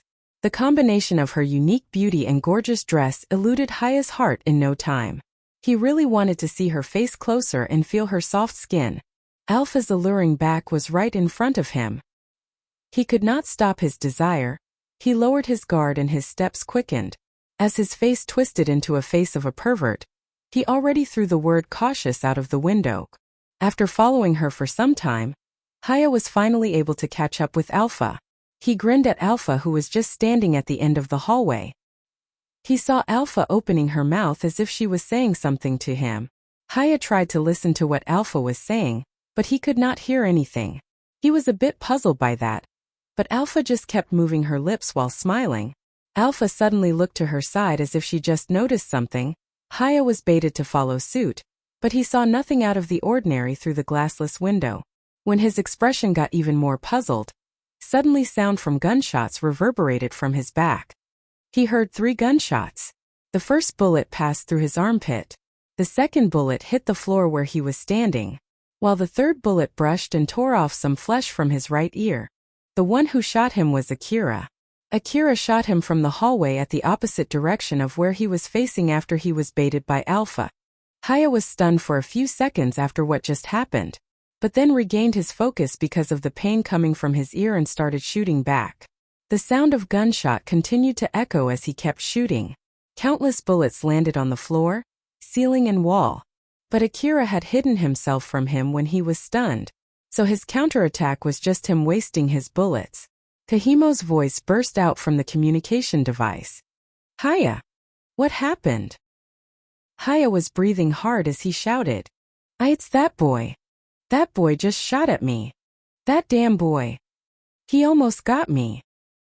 "He almost got you? Did you get shot from a close distance although you were being careful? Tell me everything. And keep watching your surroundings." Haya tried to calm himself and began explaining what had happened. Hearing his explanation, Kahimo got annoyed and started scolding him. "Are you saying that you almost got killed because you were chasing that girl? Are you stupid or something? Didn't I repeatedly remind you to be wary of her?" Well, it can't be helped. That girl was really beautiful, you know." So you're saying that she's so beautiful that it's worth dying for, huh? No wonder why it turned into a ghost story." Haya's excuse that was made in a hurry was not enough to bring Kahimo's mood back. Kahimo also knew well that it was not the right time to start talking about insignificant stuff like that, so he just cut it short and changed the subject. "So, is that girl still there now?" "Yeah, she's just standing here. She seems to be saying something but I can't hear her." Well, that is expected. The only information that your eyes can retrieve from the network are just images. It can't retrieve any audio. Just to be safe, check if you can touch her or not. Who knows, maybe it actually is a physical entity that I just can't see. After all, I normally can't see an active autonomous doll with optical camouflage ability, but your eyes should be able to see them. So try touching her. Haya extended his hand towards Alpha's chest, but his hand could not touch that well-endowed chest. Instead, his hand went through Alpha's chest and went inside Alpha's image. Haya was visibly disappointed. I can't touch her. It's just an image. To think that I can't feel this amazing chest right in front of me, this is a type of torture on its own. Wait for a sec, but this is an image of such a beautiful girl. This image alone might fetch me a lot of money. Since I can see her, I'll bypass the output from this image and... This is not the time for that. You better get a hold of yourself. Kahimo scolded and shut Haya down. Next, try telling her to raise her right hand. Haya told Alpha to raise her hand. Alpha stopped moving her mouth and raised her right hand. Oh, she just raised her right hand like I told her to. Alright then. Tell her to point at the direction of people other than you. And next the direction of that boy near you. What the hell is that order? Just do it. Okay. Haya did as he was told, to which Alpha pointed to the floor. Haya, how is it? Did the girl point at me? Wait for a sec. According to my automap, I'm here and you're there, so... Oh, she's really pointing at you. This girl is really something. Haya was surprised and pretty much amazed. But then Kahimo replied back with a shout. Damn it. What's wrong? It's a trap. That boy already knows our position. He might have asked that girl to point the other people around him and discovered us. That girl is just a bait. The boy must have told her to just wander around inside the building and lure you to a place that is easy for him to launch a surprise attack. Now that girl has lured you to such a place. Haya immediately shouted out angrily. Did that boy? How dare he look down on me? I'll King kill him. That girl might be a guide or something from the ruin. Since it obeyed your order, so I'm sure it obeys just anyone's order. Ask that girl to guide you to where the boy is and kill him. Do you need my help too? It's okay. As long as he doesn't catch me off guard, I can finish a little boy like him all by myself. After all, it seems that he's just an amateur and he only has a handgun with him. Just be careful. If he was an expert, you would have gotten yourself killed in that surprise attack just now, you know? I know. You just look out for that boy and make sure that he doesn't run away. Haya then shouted at Alpha. Show me where the boy is. Haya once again walked behind Alpha. But this time, rather than feeling infatuated by that beautiful figure, he was filled with so much anger that her seductive figure did not divert his attention at all. Akira, who was running hurriedly to the next planned location, was able to hear Alpha's voice. Unfortunately, that was a failure, although it would have been great if you could have finished him there. He could not see Alpha, but he could hear her voice. It was the same when he launched that surprise attack on Haya. He listened closely for Alpha's signal for him to jump into the hallway, and took shot at Haya. The dead corner where he hit himself, the timing for his surprise attack, the number of shots he took before withdrawing just as fast as he shot, all of these were done as instructed by Alpha. Akira tried his best to follow Alpha's every order as accurate as possible, but even so, he could not defeat the enemy. Akira's expression turned grim as he showed a bit of regret. That didn't work, huh? Maybe I should have taken a better aim. He muttered those words as he could not help but think that if only he took more risk and took a better aim, then his enemy would be dead. Akira did not doubt Alpha's instructions at all. After all, the fact is that he was able to take the shot from behind enemy's defenseless back. In short, it was a perfect surprise attack. But even so, it could not finish the job. If he thought about the reason for that, there would be none except for his bad aim. But then Alpha replied back with a rather harsh scolding. No, you should not. If you had taken more time and stopped even for a moment in order to take a better aim, the chance for you to be killed from the counterattack would have soared up. What you did was already the best course of action. For preparing Akira's surprise attack on Haya, Alpha considered their respective equipment, skill and their habits. As such, if Akira took an action outside of what he was instructed, then the chance for success of his surprise attack would plummet. And so she gave a strong warning to Akira. I see. As I thought, I'm really weak. It was not enough despite the fact that he had done all he could. He was again reminded of how weak he really was. He was downtrodden.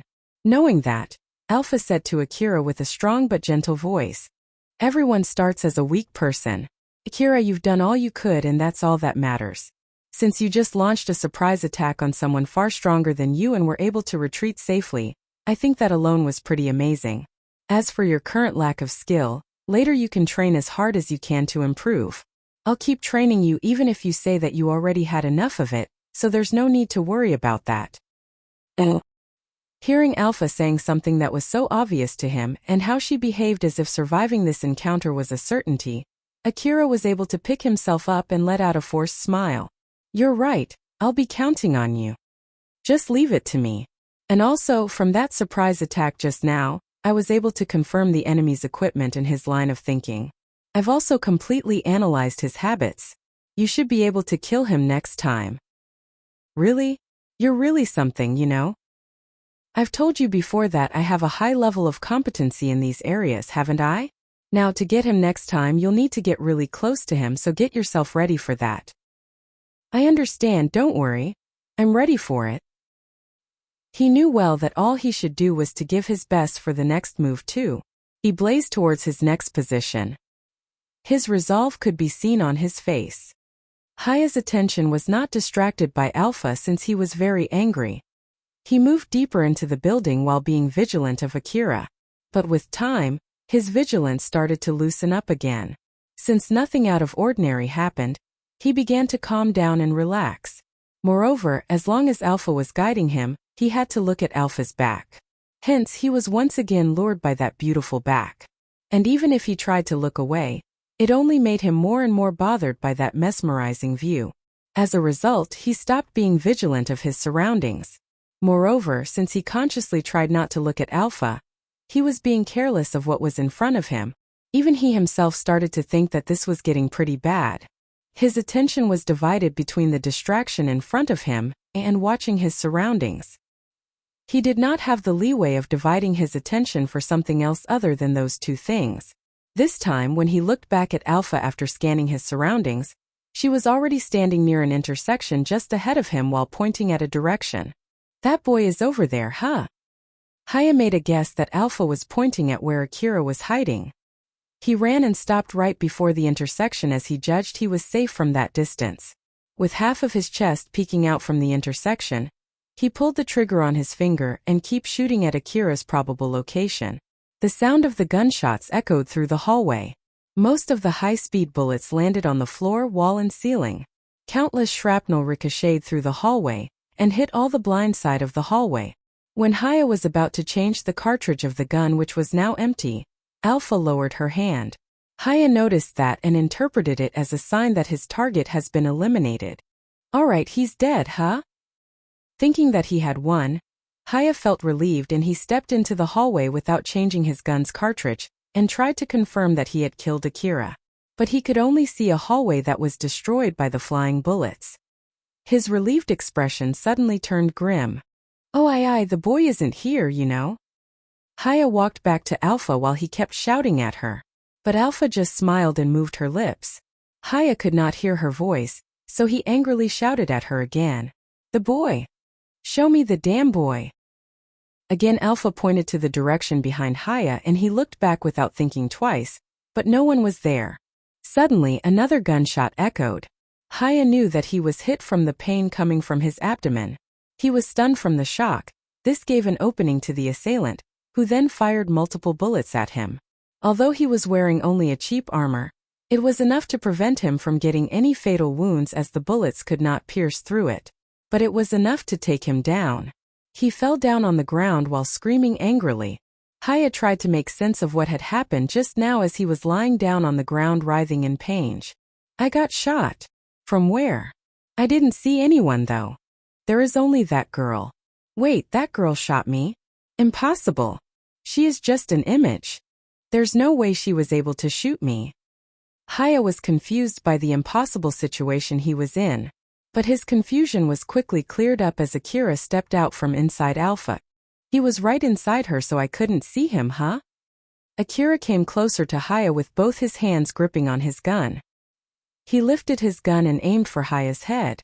Haya gritted his teeth to withstand the incoming pain as he pointed his gun at Akira and pulled the trigger. But nothing happened. He then remembered that the cartridge in his gun was empty. In front of his imminent death, Haya racked all his brainpower that he normally did not use in order to survive. Then, right before his death, when everything was moving slowly, he realized something. So it was all a trap right from the beginning, huh? Alpha made him look away when Akira launched his surprise attack in order to take his attention away from Akira. She stopped in a strange location and pointed her finger so that he would waste all his bullets. She stopped pointing her finger so that he would stop exchanging the cartridge. She looked and smiled at him in order to lower his guard. Once he realized that everything about her, her dress, the hallway that she lured him into, her movement speed when she was guiding him, and all the other minor things, all of them were in order to kill him. He kept thinking of all these useless things in the short time that he was still alive. He just wasted his precious time and brainpower for these meaningless things right before his death. And like that, Haya had spent all the time he had left. Haya muttered while making a crooked smile out of fear. The beguiling ghost. After that, Akira's bullet pierced through his head and ended his life. The last thing that he saw was Alpha's ruthless smile as she approached and hugged Akira. Kahimo's voice burst out from Haya's communication device. Haya, what happened? Did you finish that boy? But then Alpha warned Akira. You shouldn't answer that. He would notice the situation if you do. Akira quickly stopped himself from making any sound and nodded. Let's quickly take off his equipment. With this we'll have more weapons. Akira took Haya's equipment. Although it did not really fit him, at least he had better equipment now compared to before when he had his gun only. Then for the next step, throw his corpse out through that window. Akira was rather surprised to that unexpected order. But Alpha just smiled at him like usual. Kahimo, who was on the first floor of the abandoned building, more or less understood what was going on and his face turned grim. There's no mistaking it, I heard gunshots. After that he stopped responding. It means that he's at least in a condition where he can't answer me, or he might even be dead already. Did he do something stupid and was caught off guard again? No, judging from the sound it was at least a shootout between them, huh? Kahimo was at a loss as to whether he should go and check the situation or just keep standing there. If I go and check them, I might get lucky and get to monopolize the relics. I can also sell his equipment for money. But there's a good chance that we were actually lured here. The problem is, how far are we going to get lured in? And what if the fabled relics actually don't exist? What if that boy is actually luring hunters that can see that girl in order to kill them and then take their equipment? What if this building is actually his hunting ground? If that's true, then it's dangerous to assume that boy is a novice. Wait, am I overthinking here? The fabled relics and his dead companion. Both of these factors made Kahimo more suspicious. His mind was telling him to run away. He involuntarily shifted his gaze towards the exit of the building. But right at that moment he saw Haya's body falling down. Haya's corpse was stripped off its equipment. It made a huge sound as it landed on the ground. Kahimo was surprised and approached Haya's corpse. But he stopped right before he stepped outside the building. The boy took Haya's equipment. He is still alive and he deliberately threw his corpse outside. He knows my position. Kahimo raised his head and looked up with a dreadful expression. He could see the boy who killed Haya running towards him with his handgun aiming to shoot him. That damn boy. His opponent was just a small kid. The word patience and vigilance had gone from Kahimo's head. He changed his mind and started moving in order to kill Akira. When he pulled out the information terminal and checked for Haya's location, he could see Haya's indicator was moving. It showed that Akira had Haya's information terminal. I knew it, he's upstairs. It would be great if he misunderstands that he is the only one who knows others' position.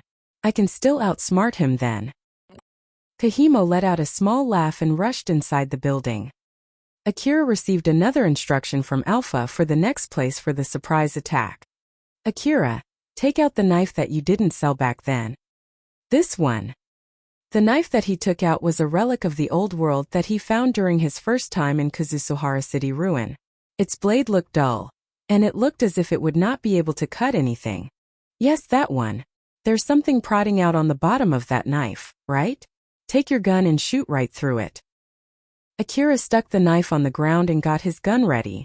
As he was getting his gun closer to the knife, he asked Alpha, "Excuse me for asking this, it will break if I shoot it, right?" "Yes, it will break. It feels like it's such a waste. This is also a relic of the old world, right? I should be able to get quite a lot of money from selling this. Think of it as a necessary expense and get over it. Or instead, I have another way to get over this situation which is 3 times more dangerous, so which one you would choose?" Seeing how Alpha was smiling full of confidence, Akira just shut his mouth and pulled the trigger. Kahimo checked his terminal again for Haya's location. Haya's indicator was standing in the same place for 10 minutes. Akira might be waiting to jump on him there, or it could be some kind of a trap. Kahimo thought of both possibilities as he kept moving deeper into the building carefully. Kahimo found Haya's information terminal discarded in the middle of a hallway. He then took it while looking annoyed. Did he leave it here because he knew that I could track his position using this? If he did not realize that Kahimo could track his position through that information terminal, then Kahimo could still set up a surprise attack on him. But if Akira noticed that Haya was moving straight towards his position without taking any wrong turns, then he would have left the information terminal as a bait in order to prepare a surprise attack. If that was the case, Kahimo was thinking of predicting Akira's surprise attack and taking him by surprise instead. It was rather unexpected for him to be able to think like that in this situation. Kahimo's face turned grim. He knew that it would not be easy to hide oneself in this place and shoot at him, but even so, he could not clear his bad feeling. Instead, it was only getting worse. The enemy must have set up a surprise attack. His intuition was telling him that he was correct, and in fact he was actually correct. On the next instance, Kahimo's body was split into 2. His armor was completely useless. As the upper and the lower part of his body fell and rolled down onto the ground, he could see his blood and organs spilling out. Kahimo was shocked by the pain. In the short moment of his last remaining life, he noticed that there was a big cut on the wall right beside him. He understood that something cut him in half through the wall. But before he could finish his thought as to what exactly cut him, he drew his last breath. On the other side of the cut wall, Akira was frozen still after he swung his knife sideways. Just like Alpha instructed, he swung the knife sideways right after he destroyed the bottom part of the knife with his gun. And when he did that, a blue light shot out and cut Kahimo in the wall in front of him. The knife could not reach the wall from where Akira was, but even so, it left a 5 meters wide cut mark on the wall. He could barely see what was on the other side of the wall from the 1 centimeter thick opening on the wall. Smoke came out from the cut mark and there was a burning smell. After that, the knife vibrated and disintegrated into dust. Akira was shocked and stood still while holding what was left of the knife. While on his side, Alpha smiled and nodded. "All right, you've killed him. We are safe for now." "Yeah, right, I see." Alpha was behaving as if they just accomplished something small and minor. Akira's mind could not catch up with what was going as he was standing there perplexed. And then he looked back to the knife which caused that situation. Only its handle was left. "Alpha, what exactly is this knife?" "Well, even if you ask me, all I know is that it's just a knife of the old world. It was meant to be used by common people and was sold freely." Did the commoners of the old world need a knife that could even cut open walls? It's not like its main use is to cut walls, you know? It's just that because they kept aiming for a better sharpness and durability, they somehow ended up with something that could even cut the wall. If you had not destroyed the safety device, you wouldn't be able to do such a thing. You did destroy its main body, remember? With that, it could muster the maximum cutting power just this once. By doing so, it would be able to ignore its limit and use the maximum stored power, that should normally be used for maintaining its durability, to increase its cutting ability. If we had not done that, then it wouldn't be able to cut open the wall together with the person behind it. But that in itself is already dangerous enough, isn't it?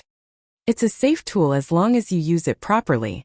But since we used it for such a purpose, that's why it looks dangerous to you. But that is something to be expected, right? Well, you're right. I understand it now. Although he thought what Alpha said was indeed correct, he still could not help but think that the knife was a dangerous tool. And to think that something like that was distributed freely in the old world, it only made him to admire the old world even more. Alpha giggled as if she was teasing Akira. So now are you satisfied with my support? Although we had to destroy a relic from the old world, we were able to defeat 2 hunters who were way out of your league.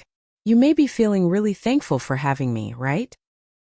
In contrast to Alpha, who said that as if she was joking, Akira nodded with a serious face. Yeah, it's thanks to you that I was able to survive this situation. Thank you. I'm sorry that I did not fully trust you up until now. Alpha returned back to normal and smiled gently. There's no need to worry about that. I'm happy that it was enough to make you trust me. So then what do you want to do now? Should we return to look for relics like we originally planned? Or instead, should we just go back home? Akira, you're tired, right? It's not efficient to keep pushing forward when you're tired. There's no need to push yourself too hard. Akira made a difficult face.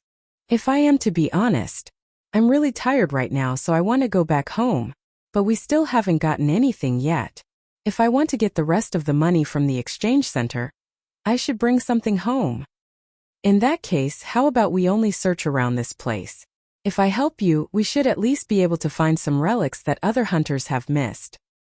Akira then decided to follow Alpha's suggestion to look only around that place before going home. He was only able to find some handkerchiefs, but these handkerchiefs were in such a bad condition that normal hunters would have ignored them. Even for Akira, if it was not because Alpha told him that they were relics of the old world, he would have ignored them too. But even so, he decided to take them and concluded the search. And then he took as much stuff as he could from Kahimo and Haya's corpses before returning back to the city. The building was left empty except for Kahimo and Haya's corpse. Hunters fighting against each other, and not going back home was a common happening in the eastern region.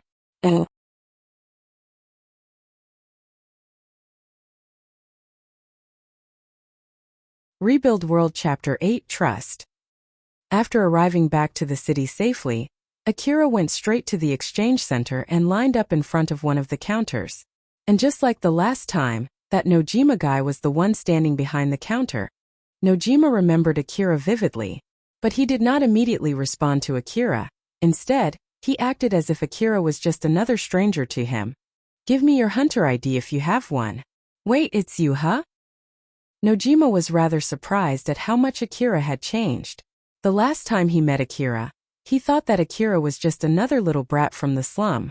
But Akira looks so much different now.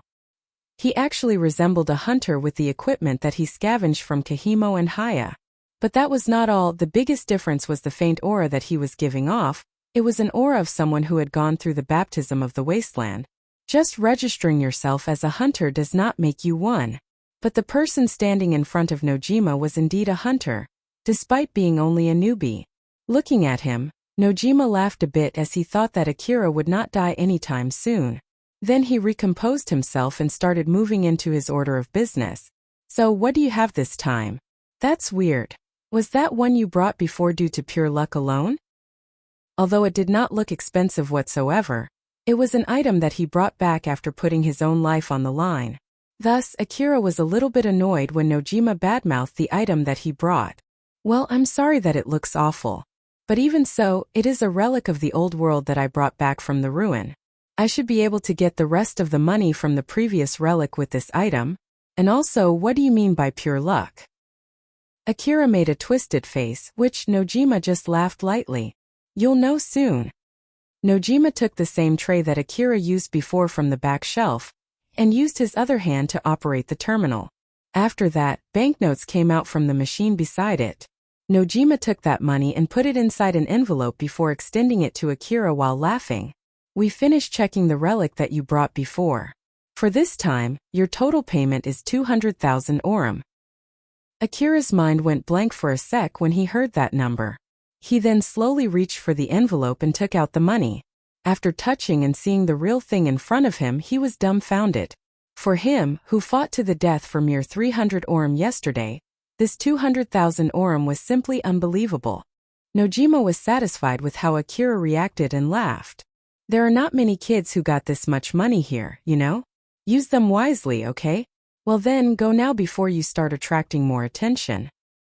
As Akira regained his composure, he immediately put that envelope into his chest pocket in panic and awkwardly left the exchange center.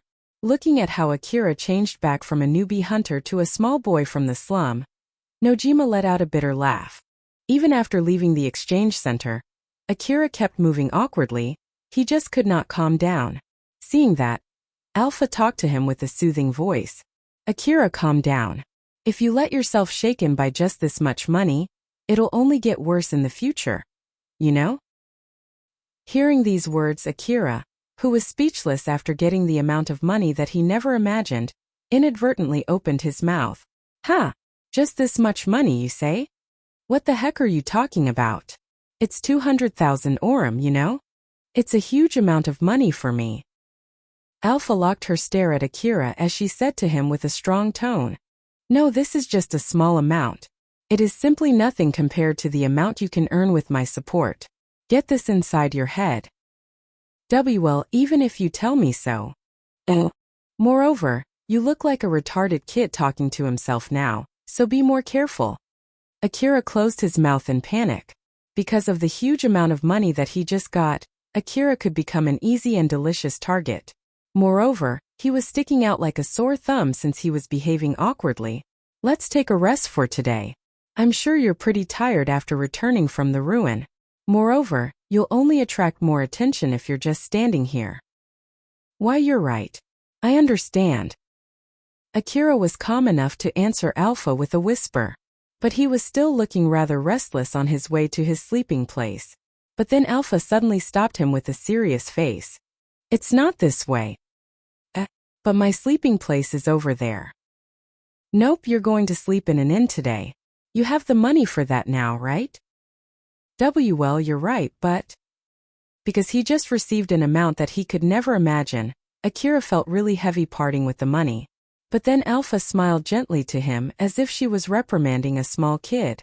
If you feel really heavy parting with just this amount, it will only lower the worth of your life, you know? And it's not like we're going to use it needlessly. Since you acquired it properly, so you should use it properly too. I'll give you my support on how to efficiently spend money too. So you trust in my support, right? Akira just could not say no after being told that. Both of them had promised to build trust between them. And so he made a firm nod while trying to calm himself down. Okay. Thank you, so then shall we go to the inn now?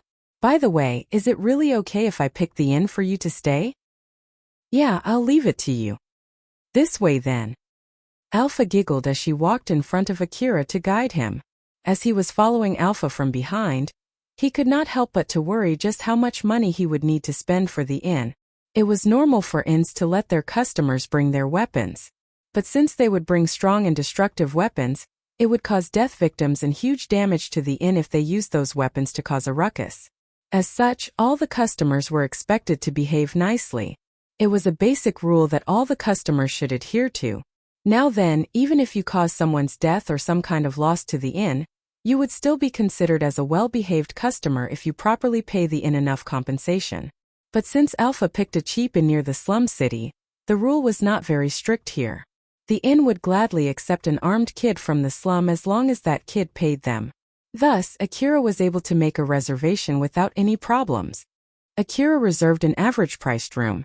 The room was pretty big, and because it was an inn designed for hunters, it had a big empty area for hunters to do maintenance on their equipment or to just keep all the relics that they had on them.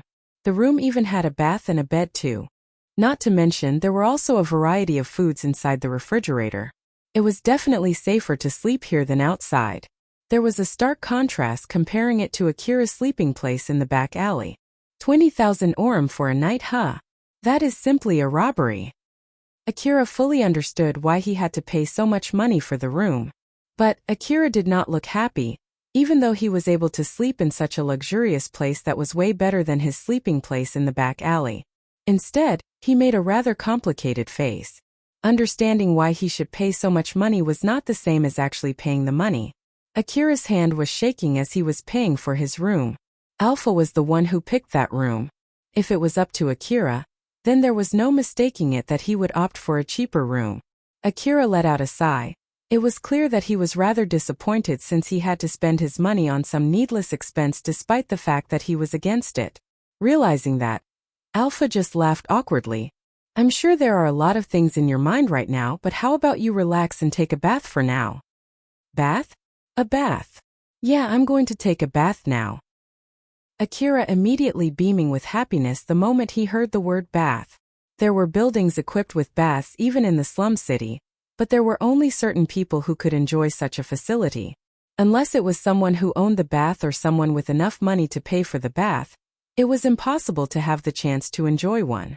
For a small kid who was living in one corner of the back alley like Akira, the only thing that he was able to do was to wipe off his body with a piece of cloth using the water not good enough for drinking. Akira was only able to vaguely remember the last time he went into a bath. As such, he was happily heading to the bathtub. Akira washed his body while waiting for the bathtub to be filled with hot water. He washed every nook and cranny of his body with a soap that was prepared there, and enjoyed the water by using it rather excessively. It was not something that he could do before. He was enjoying such a luxury that was definitely out of his reach when he was living in the back alley. It took some time before he washed mud and dust off his body and started to make bubbles with the soap. Once he completely washed his body, he checked the water in the bathtub. He then immediately dipped himself into the hot water tub until the water was level with his shoulder. He relaxed back as he let out a strange moan. He then let the water take over his body as if the hot water just washed all his tiredness. As his face started to ease off, his consciousness melted into the hot water, and he could not help but mumble some words. How is the water? Akira immediately turned into the source of that voice. He could see Alpha was already dipping herself in the bathtub together with Akira. She was sitting in a provocative pose right beside Akira, but the mist prevented Akira from seeing her figure clearly. Water droplets formed on her skin and were sucked into the valley in her chest. The only thing that hid that wonderful body was the mirage and the mist produced by the hot water. Of course, since Alpha had no real body, she could not really dip herself into the water. She was only showing such an image to him. But since it was an image produced through high-level calculation, there was not even a shred of strangeness coming from that image. It was an image produced by calculating the distortion coming from the refraction of the hot water. As long as Akira did not reach his hand for her, she would look perfectly normal. The only thing that showed that her beautiful body was not real was the hot water vapor coming through her body. Akira's mind was still numbed from the pleasure as he answered back. It's heavenly. Why are you naked, by the way? Oh. Alpha giggled mischievously. You can't get into the bath with your clothes on, right? Well, that's true.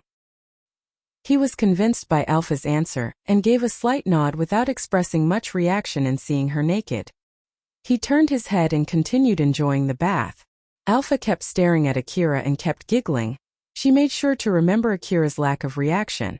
Akira, don't you have anything to say after seeing my body? Akira looked rather puzzled as he slanted his head. He tried to use his brain, but most of his consciousness had already been melted into the hot water, so he could only answer back in fragmented words. Well, you did say something about computer graphics or something, so that's fake, right? Yep, you're correct. But that is not the main point here. It's more like, do you have a comment? Or impression or something after seeing my beautiful body? Akira slanted his head again while looking puzzled. After trying to rack his now shut down brain, he finally opened his mouth. You have huge chest? Alpha giggled awkwardly. Well, it's indeed true. But I was asking for your opinion about my body, or your preferences and type. But your answer just now feels rather bland. Although he was just a small boy, it did not change the fact that he was in a bath together with a beautiful girl. But Akira's reaction there was really weak. It was as if he had no interest in her well-endowed chest, or her glossy skin, or her soft and smooth back. But for Akira, who already let the hot water take over him, his eyes were saying that he had no interest at all in Alpha's naked body. Before the hot water lulled Akira to sleep, Alpha gave him a warning while giggling. You'll get yourself drowned to death if you sleep here, you know? Like hell. I would let myself die here. What should I do? Get up from the bath, wipe your body dry, go to your bed and sleep. Okay. Akira got himself up while wobbling from side to side and slowly dragged himself out of the bathtub. Then he wiped off his body, changed to a pajama and dove onto his bed.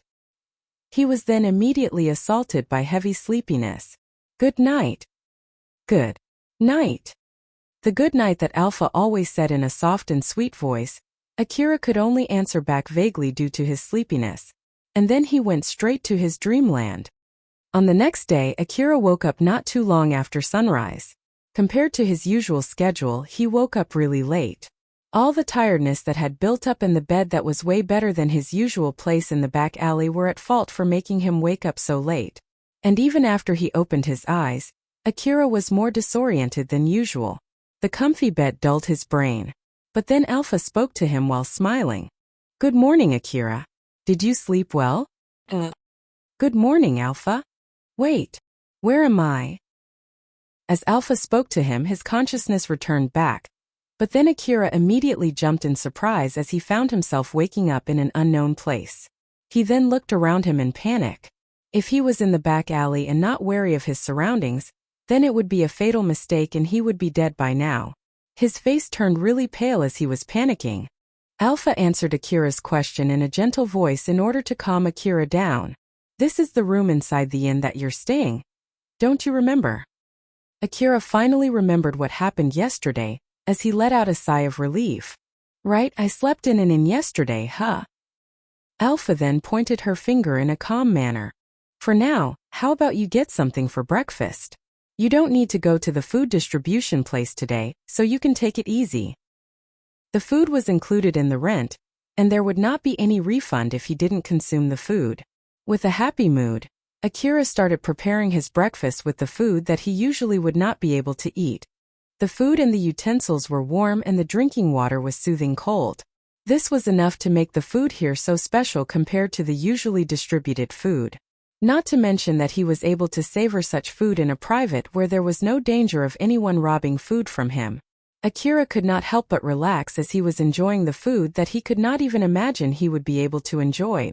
As expected of the 200,000 orum that I got yesterday. Alpha smiled meaningfully to Akira as if she knew what was Akira thinking. Aren't you glad that you were able to spend a night in such an inn? Yeah, it is nice. The cynical side inside Akira was feeling ticklish as he answered so honestly, but he just could not come up with an argument to refute it. He did feel thankful for it. That was why he fixed his behavior toward Alpha and decided to answer her properly. Alpha laughed satisfiedly and continued their conversation. I'll tell you my plan for the future as you eat. First of all, we'll go to the ruins looking for relic only once per week. We will spend the rest of the week training and studying. You're not allowed to complain even if you want to spend more time looking for more relics. Okay? All right. Oh my, you're so obedient today. Alpha was rather surprised to the obedient answer coming from such a cynical boy. Akira then made a serious face as he said, well, after all, I've decided to trust you. Trust? Akira uttered that word so lightly. But for Alpha, that word was really important. I see. Once you're done, we'll start right away. So just enjoy your food for now. Akira nodded lightly and continued his meal while Alpha kept staring at him. Once Akira finished his meal, Alpha floated in front of him and made a serious face. Akira, I'll tell you something really important. So listen closely, okay? Akira nodded with a serious look. The last time he had seen such a serious face from Alpha was when he was in danger of getting killed. Akira remembered the nervousness that he had from back then, and his face naturally turned stiff. Alpha gave him an understanding nod. Immediately after that, her face made a very formal expression as if she was an office worker. The change made Akira a bit surprised. Alpha. Alpha made a slight shift in response when her name was called. She then started explaining in a formal tone that matched her formal expression.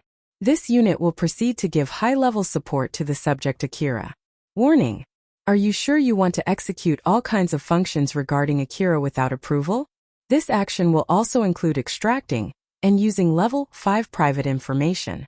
It's recommended to request for extra explanation on the information that will be extracted. Oh.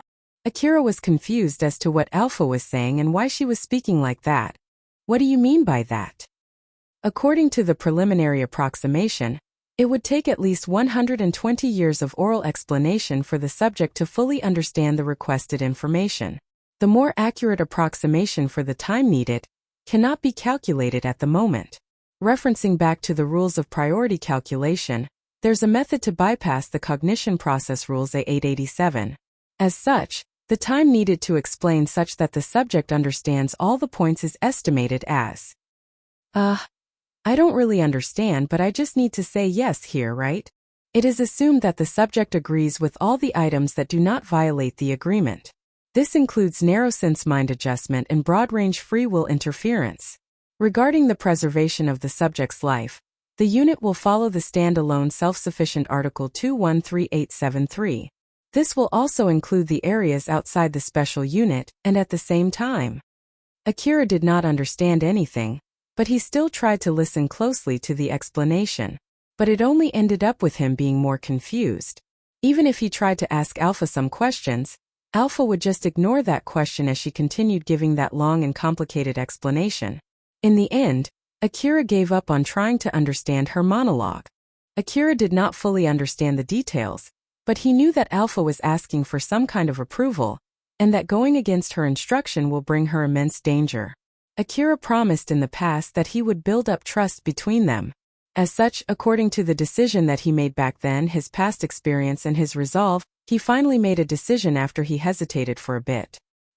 He answered back with a serious face. My answer to your first question is yes.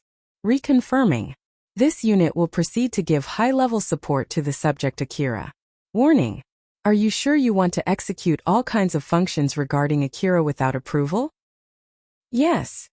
Once Akira gave an assertive answer, Alpha's behavior turned back to normal. And then she gave Akira a happy smile. Thank you. It's okay, I won't do anything bad. So you don't need to worry. Akira felt relieved when he saw Alpha was back to normal. But then Akira showed a bit of dissatisfaction. You could have said that right from the start, you know? There was some annoying stuff to take care. I had to say all of those things in order to say that I won't do anything bad to you. You'll need to do some annoying stuff to avoid more annoying stuff. It's something common in this world. By the way, Akira, about what we discussed yesterday, what do you really think about my chest? Alpha asked that question while making a meaningful smile. But then Akira answered back in panic. What the heck are you asking me out of the blue? Oh. Yesterday when I asked about your opinion of my naked body, you said that my chest is huge. You know? Did I really say that? Yep, you did. Although, you answered back as if you just gave a random answer to my question. But you did vaguely answer me. So as I thought, you really do have some interest in women's chest. Want to have a touch? Alpha giggled mischievously as she was teasing Akira. He was a bit annoyed by that, so he had no intention of answering seriously. But he remembered that he had made a promise to build trust with Alpha, so it was not like he could lie. As such, he decided to neither deny it nor approve it. But I can't do that, right? That's only for now. But you know, Akira, if you want it, you would be able to do it once you finish exploring the ruin that I asked you to explore when we first met. So what do you think? Does that interest you? Do you want to try touching it? Why can I only touch it if I finish exploring that ruin? It's rather complicated to explain. But do you want to try? Akira was visibly annoyed with Alpha, who was pestering him. What the heck are you trying to say, huh? Alpha just giggled mischievously. I'm just offering a concrete reward to motivate you. So in short, a honey trap, huh? Yep, you can say that. After all, it seems that rewarding you with wonderful scenes is not that effective. So I was wondering, how about rewarding you with something that you can touch and feel? You only blush a little even when you look at my body up close. That in itself is a rather serious condition, you know? Hearing such a silly answer to his question, Akira let out a big sigh. Can you do that after I grow up? Once I grow up, I'll see them and touch them a lot. So is that okay with you? You're right. After all, I'm planning to get along with you for a long time. So I'll be sure to enjoy it when the time comes. Alpha answered back with such confidence. And then their conversation just stopped there. Akira had no wish to dig deeper into the subject. As such, all the questions that he had about when Alpha gave him some explanations in a formal manner all just slid away. The checkout is at 10. Akira did not have much time until then since he woke up rather late. But Alpha suggested him to stay another night here. Akira was a bit surprised when Alpha told him that the training would be done here. So, Akira contacted the staff and completed the booking for another day. With this, it means that you can take a bath again today. It also meant that he had used 40,000 orum out of 200,000 orum that he got yesterday. Akira let out a sigh trying to hide his regret. But he could not skillfully hide it as he ended up making an awkward forced laugh. Alpha let out a light laugh and made a serious face. Well then let's start the training. Are you ready? Akira immediately changed his mood and replied back with a serious nod. I'm ready. Alpha nodded back satisfiedly. First of all, I want you to learn to communicate telepathically. Communicate telepathically. For now, I'll have you learn to talk without making any sound, or at least you can think of it as that. Let's start our training. After all, accurate and high-speed information exchange is very important in the middle of a fight. Moreover, it will stop making you look like a retarded person talking to himself. Akira was planning to do all kinds of training without saying any complaint. But he was rather puzzled to that strange instruction. Even if you say so, what should I do exactly? Well, it's hard to orally explain exactly what you should do. After all, there's a big difference between each person. For now, rather than listening with your ear and speak with your mouth, think of it like you listen and speak with your heart. I can't help you with this, so there's no other way but for you to learn to do it by yourself. For the first trial, how about you try calling me using telepathy? You may come up with anything. You can even try giving me easy order like, look to your right or something. I'll react to whatever you come up with. So let's check whether the message is properly sent or not. You can start now. Although he was rather confused, Akira still started the training just like he was told to do. For the time being, the training did not show any results. Alpha told Akira that there was no meaning in their training if he continues to whisper to her. So, Akira kept trying to speak telepathically through his mind. He concentrated strongly and strained his mind. He locked his gaze at Alpha while strongly wishing for his message to be set. He then closed his eyes trying to call for her in his heart. He kept doing his training seriously. Although there was no reaction at all from Alpha, Akira kept giving his all in his training in which Alpha instructed only in vague words. Only after 1 hour of no results, despite Akira desperately trying to tell Alpha to look to her right, Alpha suddenly turned her face to the right. Akira was surprised by that while Alpha just giggled. Yep, just like that. Let's continue with the training. Why yeah? Akira inadvertently replied back using telepathic communication, and then he continued his training just like that. Since he was able to do it once, it was easier for him to redo it. He then kept exchanging words with Alpha through telepathic communication in order to increase its accuracy. You're getting pretty good. You also became able to receive my message clearly. With this, you would be able to clearly catch my voice no matter the situation you are in. If I talk with my voice like before, sounds from outside would make it harder for you to hear it, like sounds from the battle and the gunshot would interfere with my voice. But with this, we have nothing to worry about. Oh, I see. That is indeed nice. It is, right? This is included as a battle training. But we can do this even outside the inn too. So there's no need to stay in an inn like this, right? Well, a person who's desperately trying to talk with nothingness would stick out like a sore thumb after all. Well, that's true. Although Alpha answered back laughing, Akira only replied back while making an awkward smile. After a while, Akira was able to talk with Alpha through telepathy without any problem. And so Alpha moved the telepathy training into the next step. That should be enough for normal communication. Next is transferring picture. I'll have you learn how to send an image even if it's only a vague image. After all, a picture is worth 1,000 words. If you can communicate something that is hard to communicate with words only with a single picture, we would be able to communicate easily in the middle of a battle with pictures. As the first step of the training, go ahead and try to send me the image of myself that you want to see. I'll change my clothes to the one you pick. If my appearance matches the image that you send, then it means that it's a success. Alright then, go ahead. Just like he was told to, Akira imagined Alpha's dress and tried sending it through telepathy. Alpha's dress immediately changed. But the dress that she changed into was a really bad dress. It looked like a mismatch of cloth pieces. Looking at that, Akira's face twitched a bit. Then Alpha's dress vanished immediately. Akira panicked a bit, but Alpha, who was naked at that time, just giggled mischievously. That one was a failure. The image was not perfectly transferred. Or is it that you wanted to see me naked? That's not it. Just put something on. Nope, this is a training.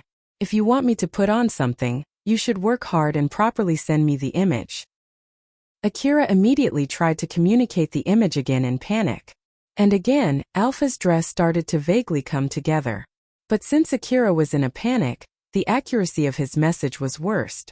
As such, Alpha's dress immediately vanished again. Akira's trial and error continued.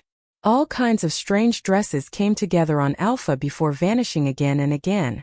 It was actually possible to prevent Alpha from being naked by imagining underwear on her.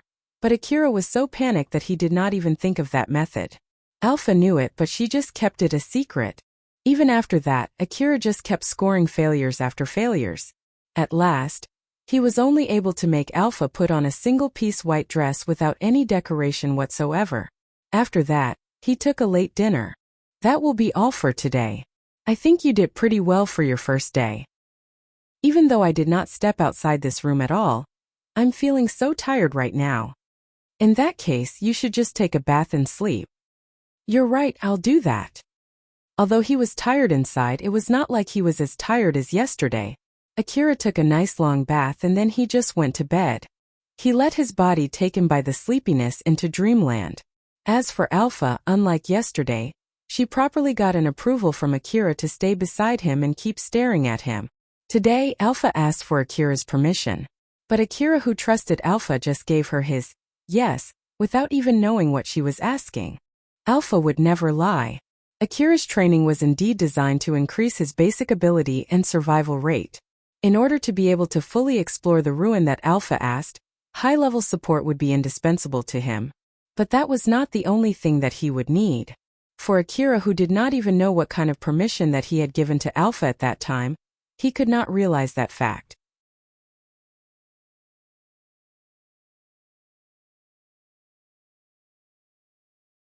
Rebuild World Chapter 9 Akira and Shizuka.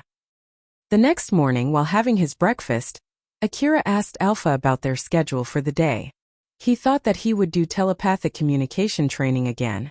But to his surprise, Alpha told him to renew his equipment and do training outside. It was not that he hated to stay in a comfortable inn like this. Rather, it was more like he felt it was wasteful to spend all his money this way. Once Akira finished his breakfast, he immediately prepared himself and moved out from the inn. He still had some time left before the checkout time, but he thought that it was another luxury that he did not need now. A lot of hunters made Kagomayama City as their base of operation since there were a lot of ruins around it. As such, there were a lot of shops aimed for hunters in the lower district. Among all of these shops, there was a general shop called Cartridge Freak. It sold all kinds of things like guns, ammo, etc. for new and veteran hunters. The shop was not bad for it to go down anytime soon, but at the same time it was not prosperous enough to open a second shop. It was common to find such a shop in the lower district. Shizuka was the manager and the only person running the whole Cartridge Freak. Thanks to the hard work from the management and a good collection of weapons, there were many new hunters who bought their first equipment there and continued to be its patron. Then some of these hunters would stop coming to the shop not too long after. There were two main reasons for it. First of all, some of them continued raising their rank as a hunter until the weapons from Cartridge Freak could no longer satisfy them. Thus they would become a regular for other bigger shop looking for better weapons. As for the second reason, some of them went to the wasteland and lost their lives there. If you ask which one was more dominant, the latter case was more dominant. Shizuka is a beautiful girl. There were a lot of people becoming a regular of that shop for wooing her. In her line of business, it was common for her to hear things like the guy who flirted with her the other day to be found dead the next day. Since it was something unavoidable to her, as long as she was doing that business, she would just forget it and continue working. but she had decided to never date a hunter. Just like always, that day she was sitting alone in the counter watching the outside while waiting for customers, and then someone that she never saw before came in. It was just a boy. Although he looked like a hunter, he was wearing a dress mostly worn by people from the slums and he did not look that strong. Judging from his outer appearance, Shizuka was not sure if she should serve him as a precious customer or not. The boy looked around him as if he found himself in an unknown place. Looking at that, Shizuka just observed him carefully. Only after she decided that the boy was not there to steal anything from her shop that she lowered her guard and gave a friendly look. That boy was Akira. After he entered the shop, he was only looking at the exhibited weapons. Only after he was sure that a small kid from the slum like him would not be kicked out, did he start to look for other weapons more seriously. There were all kinds of weapons lined up inside the shop. There was also a catalog spec placed just beside the racks that contained the weapons. But for Akira, forget common knowledge, he could not even read and write. The only thing that he could understand was just numbers written on the catalog, thus he could not understand what the catalogs were explaining at all. What is the difference between this one and this one? Is it only their prices? Both guns looked the same for beginners. But for Akira, after seriously comparing both guns, he could only tell that they had a small difference in price. It was visible that Akira was really anxious as he hung his head low.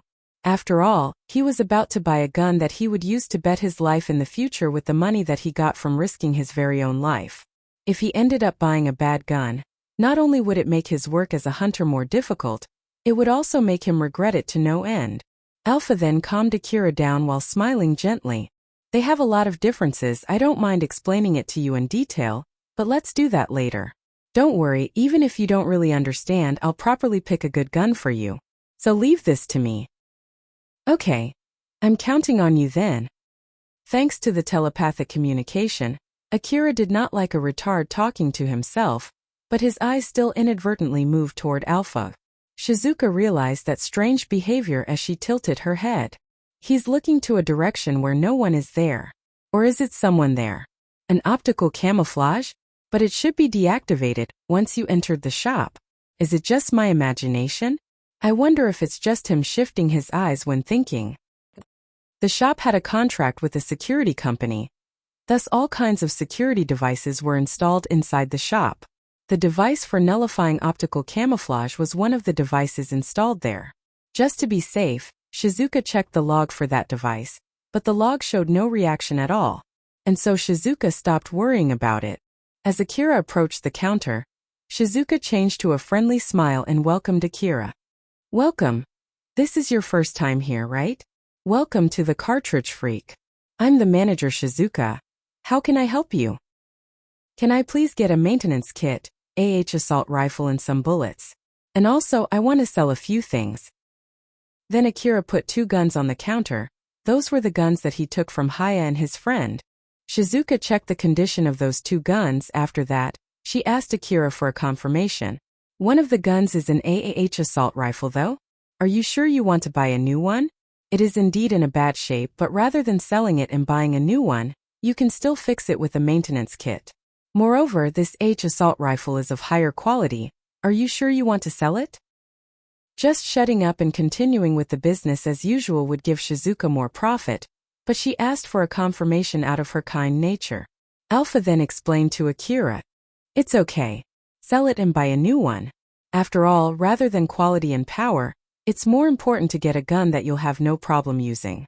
As for the assault rifle, I'll train you to use it from now on. So it's better to buy a brand new one compared to a gun that someone has used before. It's okay. Please proceed with the selling. Alright then, in that case, deducting from the guns that you sold, the total will be 100,000 orum. After he finished the payment, Akira looked at the remaining money inside his envelope while looking rather conflicted. His hands were shaking when he was handing over the money, and now his balance was already down to 60,000 orum. 200,000 orum was a small amount of money. He made a bitter laugh as he now understood the meaning of Alpha's words. Shizuka put all the stuff that Akira bought on the counter. She then made a smile which was a mix of a seller's smile and a smile of confidence on her own goods. These are the goods that you requested. If you want, I can give you explanations too. There are unexpectedly many people out there who are using these weapons with half-baked knowledge, you know. It's not like you'll lose anything by hearing my explanation, and not to mention that I have nothing to do right now, so I can give you a detailed explanation if you want. Even if that was just a formality toward a customer, Akira was taken aback by that kindness that was shown to him. And then Akira told himself an excuse by saying that it might be helpful and decided to take that offer. Well, yes please. Alright then, assault rifle is the favorite rifle for the hunters. Among all the guns circulating in the Eastern District, it's the oldest gun. Shizuka smiled happily as she started her explanation. Whether it was because she was so bored or because it was a subject that she was an expert with, she continued giving her explanation skillfully. The assault rifle was a famous rifle that had more than 100 years of history. It was regarded as a masterpiece of its time when it was released. It was used as a basic model. It is being improved continuously till now, and it was a gun that is circulating widely in the Eastern District. It had a lot of functions like automatic mode and semi-automatic mode. Moreover, it had good accuracy for long-range shooting too. Continuous improvement for 100 years was able to erase almost all design flaws. It was a cheap gun for fighting a monster. It had good reliability, durability, maintainability, and it rarely had any failure. As such, many people liked this type of weapon. Many companies expanded the model individually from each other, and many people who liked that gun made so many modifications so that the gun did not look like its original form at all. All of these guns were called collectively as assault rifle. Even for hunters who brought tanks, weapons, or all kinds of personal weapons to fight monsters, they always had at least one assault rifle with them as some kind of good luck charm. That is just how much the hunters loved the assault gun. Shizuka was really satisfied when she finished her explanation. Although it was something that most hunters already knew, Akira listened very closely to that explanation. Thus, Shizuka felt that it was worth the time explaining it to Akira. She then happily continued their conversation. Do you need anything else? How about recovery potion? You can never bring too much of it. I recommend you to always have surplus potions. It's okay too if you want to bring more ammo and equipment instead, but you better plan to get back here sooner if you do that. There are many people who could not get back home just because injuries that they thought to be only light wounds. Fast and adequate healing is very important. This made Akira think for a bit. If it was about the healing potion, he still had some medicine that he had found in the ruin. He then guessed how much such medicine would cost judging from its effectivity, and decided that it was not something that he could buy with the amount of money that he had at that moment. But then he started thinking of things that he might need and could buy here. In that case then, do you have clothes for a hunter? Do you need armor? Or augmented clothes? I'm sorry. Equipment like that usually need a body measurement of each hunter. That's why we don't sell ready-mades. But you can order one here if you want. When it comes to clothes for hunters, it usually means armor for battle. It includes armor with particular functions like slash-resistant, pressure-resistant, or bulletproof armor. As for the augmented clothes, these were clothes that augment their user's physical strength by artificial muscles. Since Shizuka looked like she was feeling sorry, Akira was flustered a bit as he immediately shook his head. That's not what I meant, I mean clothes that look sturdy and easy to move with. And also I would take a rucksack too if you have one. Oh, that's what you meant, huh? I do have some, but it's not for children's size. I think it will be alright after I modify it a bit. Wait for a sec, okay? Shizuka went inside the shop and returned with the goods that Akira asked, clothes and a rucksack. It was just a coat with armor pieces spread in some places. Although it had no worth as an armor, he only had nothing but that to use at the moment. While the rucksack was an old dusty rucksack that you cannot put out as an item to sell, Shizuka included the payment for the cloth and the rucksack in the payment from before. So in short, Akira got them for free. Akira was rather surprised by that. Are you really sure? Yep, I don't mind. It's just some kind of extra service. If you like them, then please frequent this shop and buy a lot of things. I understand. Thank you very much for everything. Since Shizuka was smiling gently at him, Akira smiled back and bowed. Shizuka kept waving her hand at Akira as he was leaving the shop. But once she could not see Akira's figure anymore, her expression turned worried. A kid hunter, huh? I wonder how long he will survive. Working as a hunter was really dangerous. You could be killed anytime, even more so when you are a kid. And not to mention that Akira did not seem like he had any experience in using anti-monster guns. Shizuka could see that through her experience. Seriously though, I really hope he can be a regular to my shop. The cloth and the rucksack that she gave were some kinds of send-off gift for Akira. Akira went straight to the wasteland to prepare himself for training right after he left Shizuka's shop. He changed to the dress that he bought, took out his brand new assault rifle, and loaded it with the ammo that he bought together with the gun. Guns made to fight monsters were heavier than Akira thought, and it got heavier with the ammo loaded inside it. It reminded him of what was in store for him as a hunter, i.e. fighting monsters. And so he strongly squeezed the gun that he would be trusting his life to with a serious face. Looking at that, Alpha's face turned serious. She then asked a question to Akira, ignoring what he was feeling at that moment. Akira, was that girl from before your type? Girl from before? The manager of that gun shop. Her name is Shizuka, isn't it? You were flustered and all over the place, you know? I was flustered? I was only buying weapon like usual, was I not? Of course I was happy that she gave the dress and the rucksack for free, but that was all, you know? No, something is different, I know it. Even if you told me so, I can't really say for sure. Leaving that aside, I've finished my preparations here. It was not like Akira was trying to avoid the subject. He only had a faint feeling and he did not realize it himself, so he really did not understand. As such, he only let the conversation slide away while looking puzzled. As for Alpha, the girl type that Akira liked was important information for her.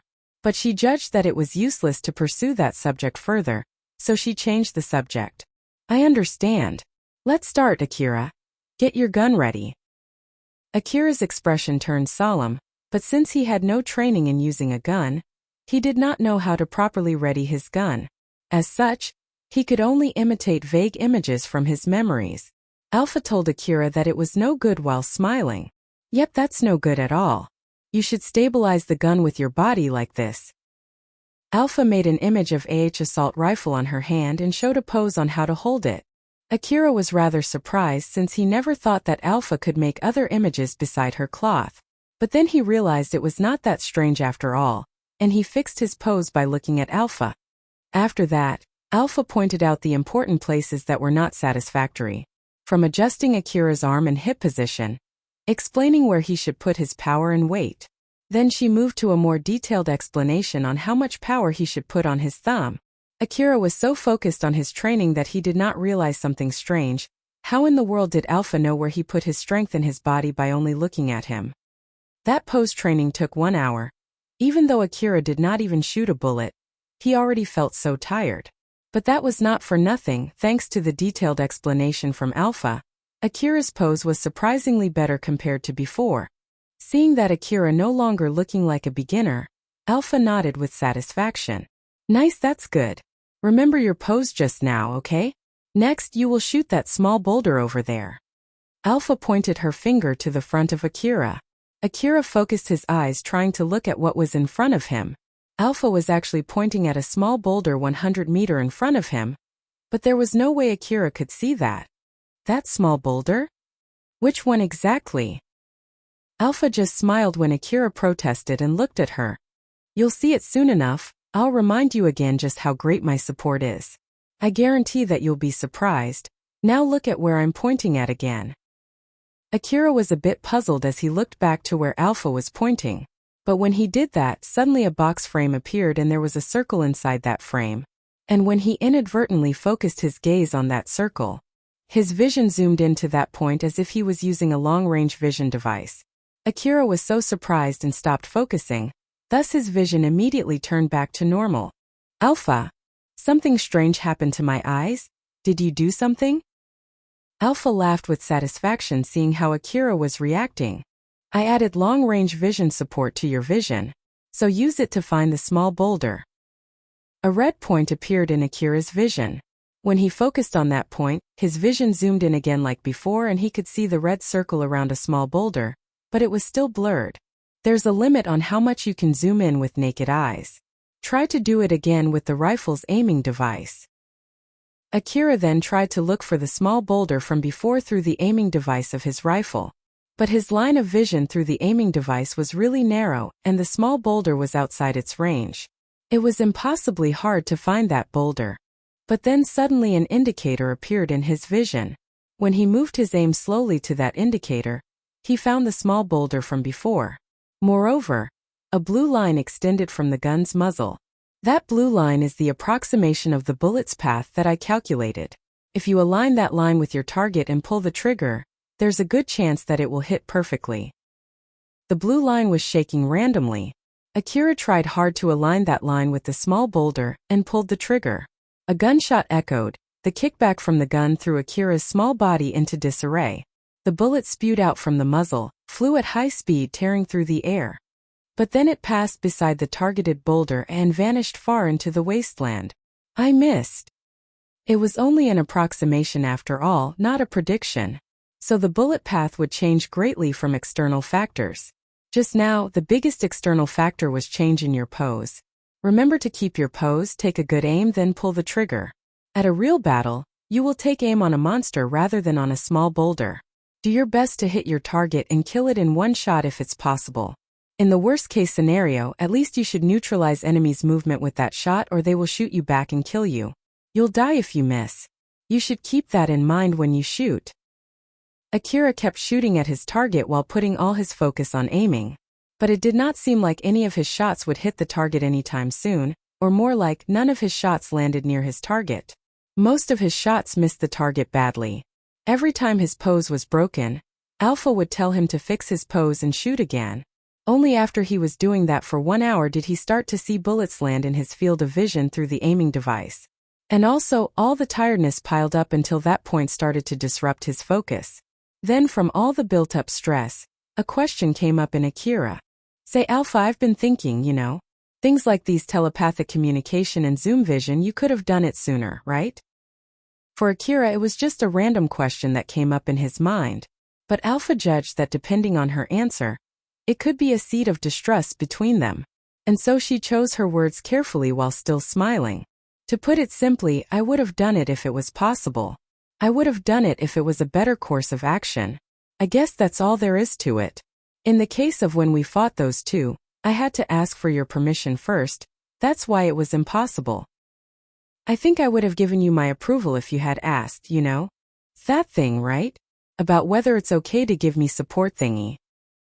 Originally, I did not even have the permission to ask for your approval. It is all because of a particular rule that is too long to explain. But, even if I had the permission, I would still not do it. If your vision changed in the middle of a battle, it would instead confuse you and hinder you from maneuvering normally. For example, that approximation line for the bullet's path, if you could see that, you would have taken more time for your aim, which would have given a chance for Haya to shoot back at you. Oh, you're right. Akira was convinced by that answer as he nodded. After confirming that, Alpha continued her explanation. From now on, every time you think that there's something that I should be able to do easily but intentionally not doing, then this is the reason for it. Either because it is physically impossible or technologically impossible, or it doesn't agree with the rule, or it will only make the condition worse. It will always be one of these reasons. Even for me, it's not like I can do everything. If I could do everything, then I would have explored the ruin myself rather than asking for your help. I'm bound by a lot of things. That's why I'm asking for your help. Well, what can I say? It seems that you're also having it hard, huh? But again, it was thanks to that condition that I was able to meet you. I do feel bad for you for saying this, but I'm thankful for that condition that you're in. Akira said all of those things without thinking too much, but when he realized it, he thought that he just said something rather rude to Alpha. When Alpha saw that, she smiled mischievously as if she just found another thing to tease Akira. Then she got closer to Akira's face and said in an inviting voice, "No need to hold back, you can be more thankful, You may even express it with real action. For example, you can work hard to increase your accuracy, or you can take the bait better when I seduce you, I'll try my hard doing the former one." Akira pulled the trigger, but again the bullet missed the target so bad. His training continued until the sun set. Akira had gotten better at shooting. With the help from Alpha's support, He could at least hit 1 out of 100 shots when aiming for a medium-sized boulder 100 meters away from him.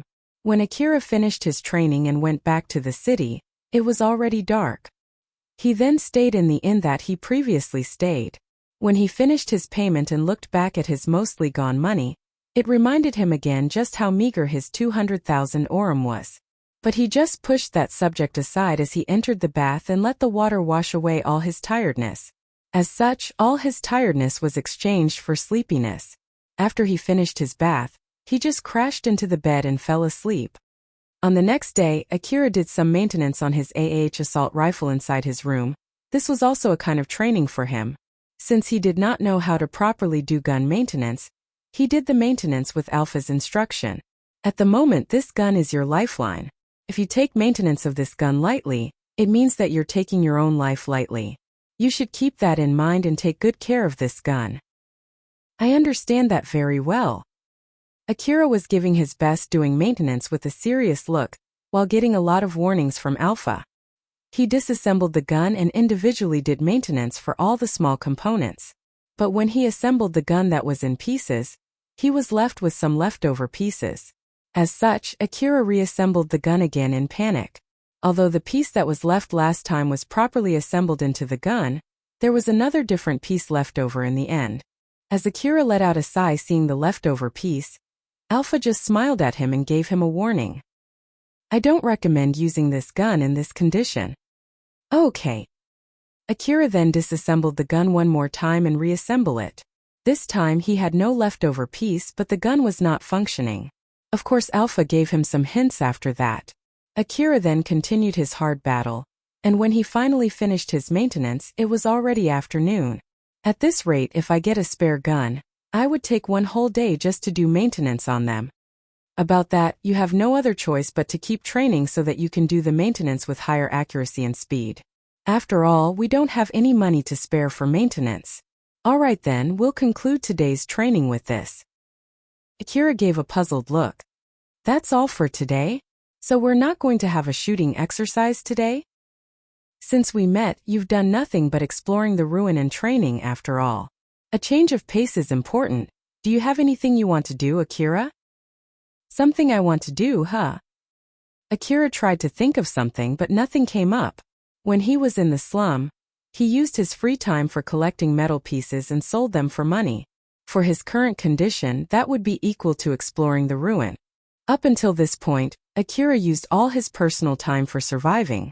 As such, he was rather unfamiliar with the concept of entertainment. Because of that, no matter how hard he thought, he could not come up with anything except for the countless sighs. Alpha just kept looking at Akira without saying anything. She knew well why Akira could not come up with anything.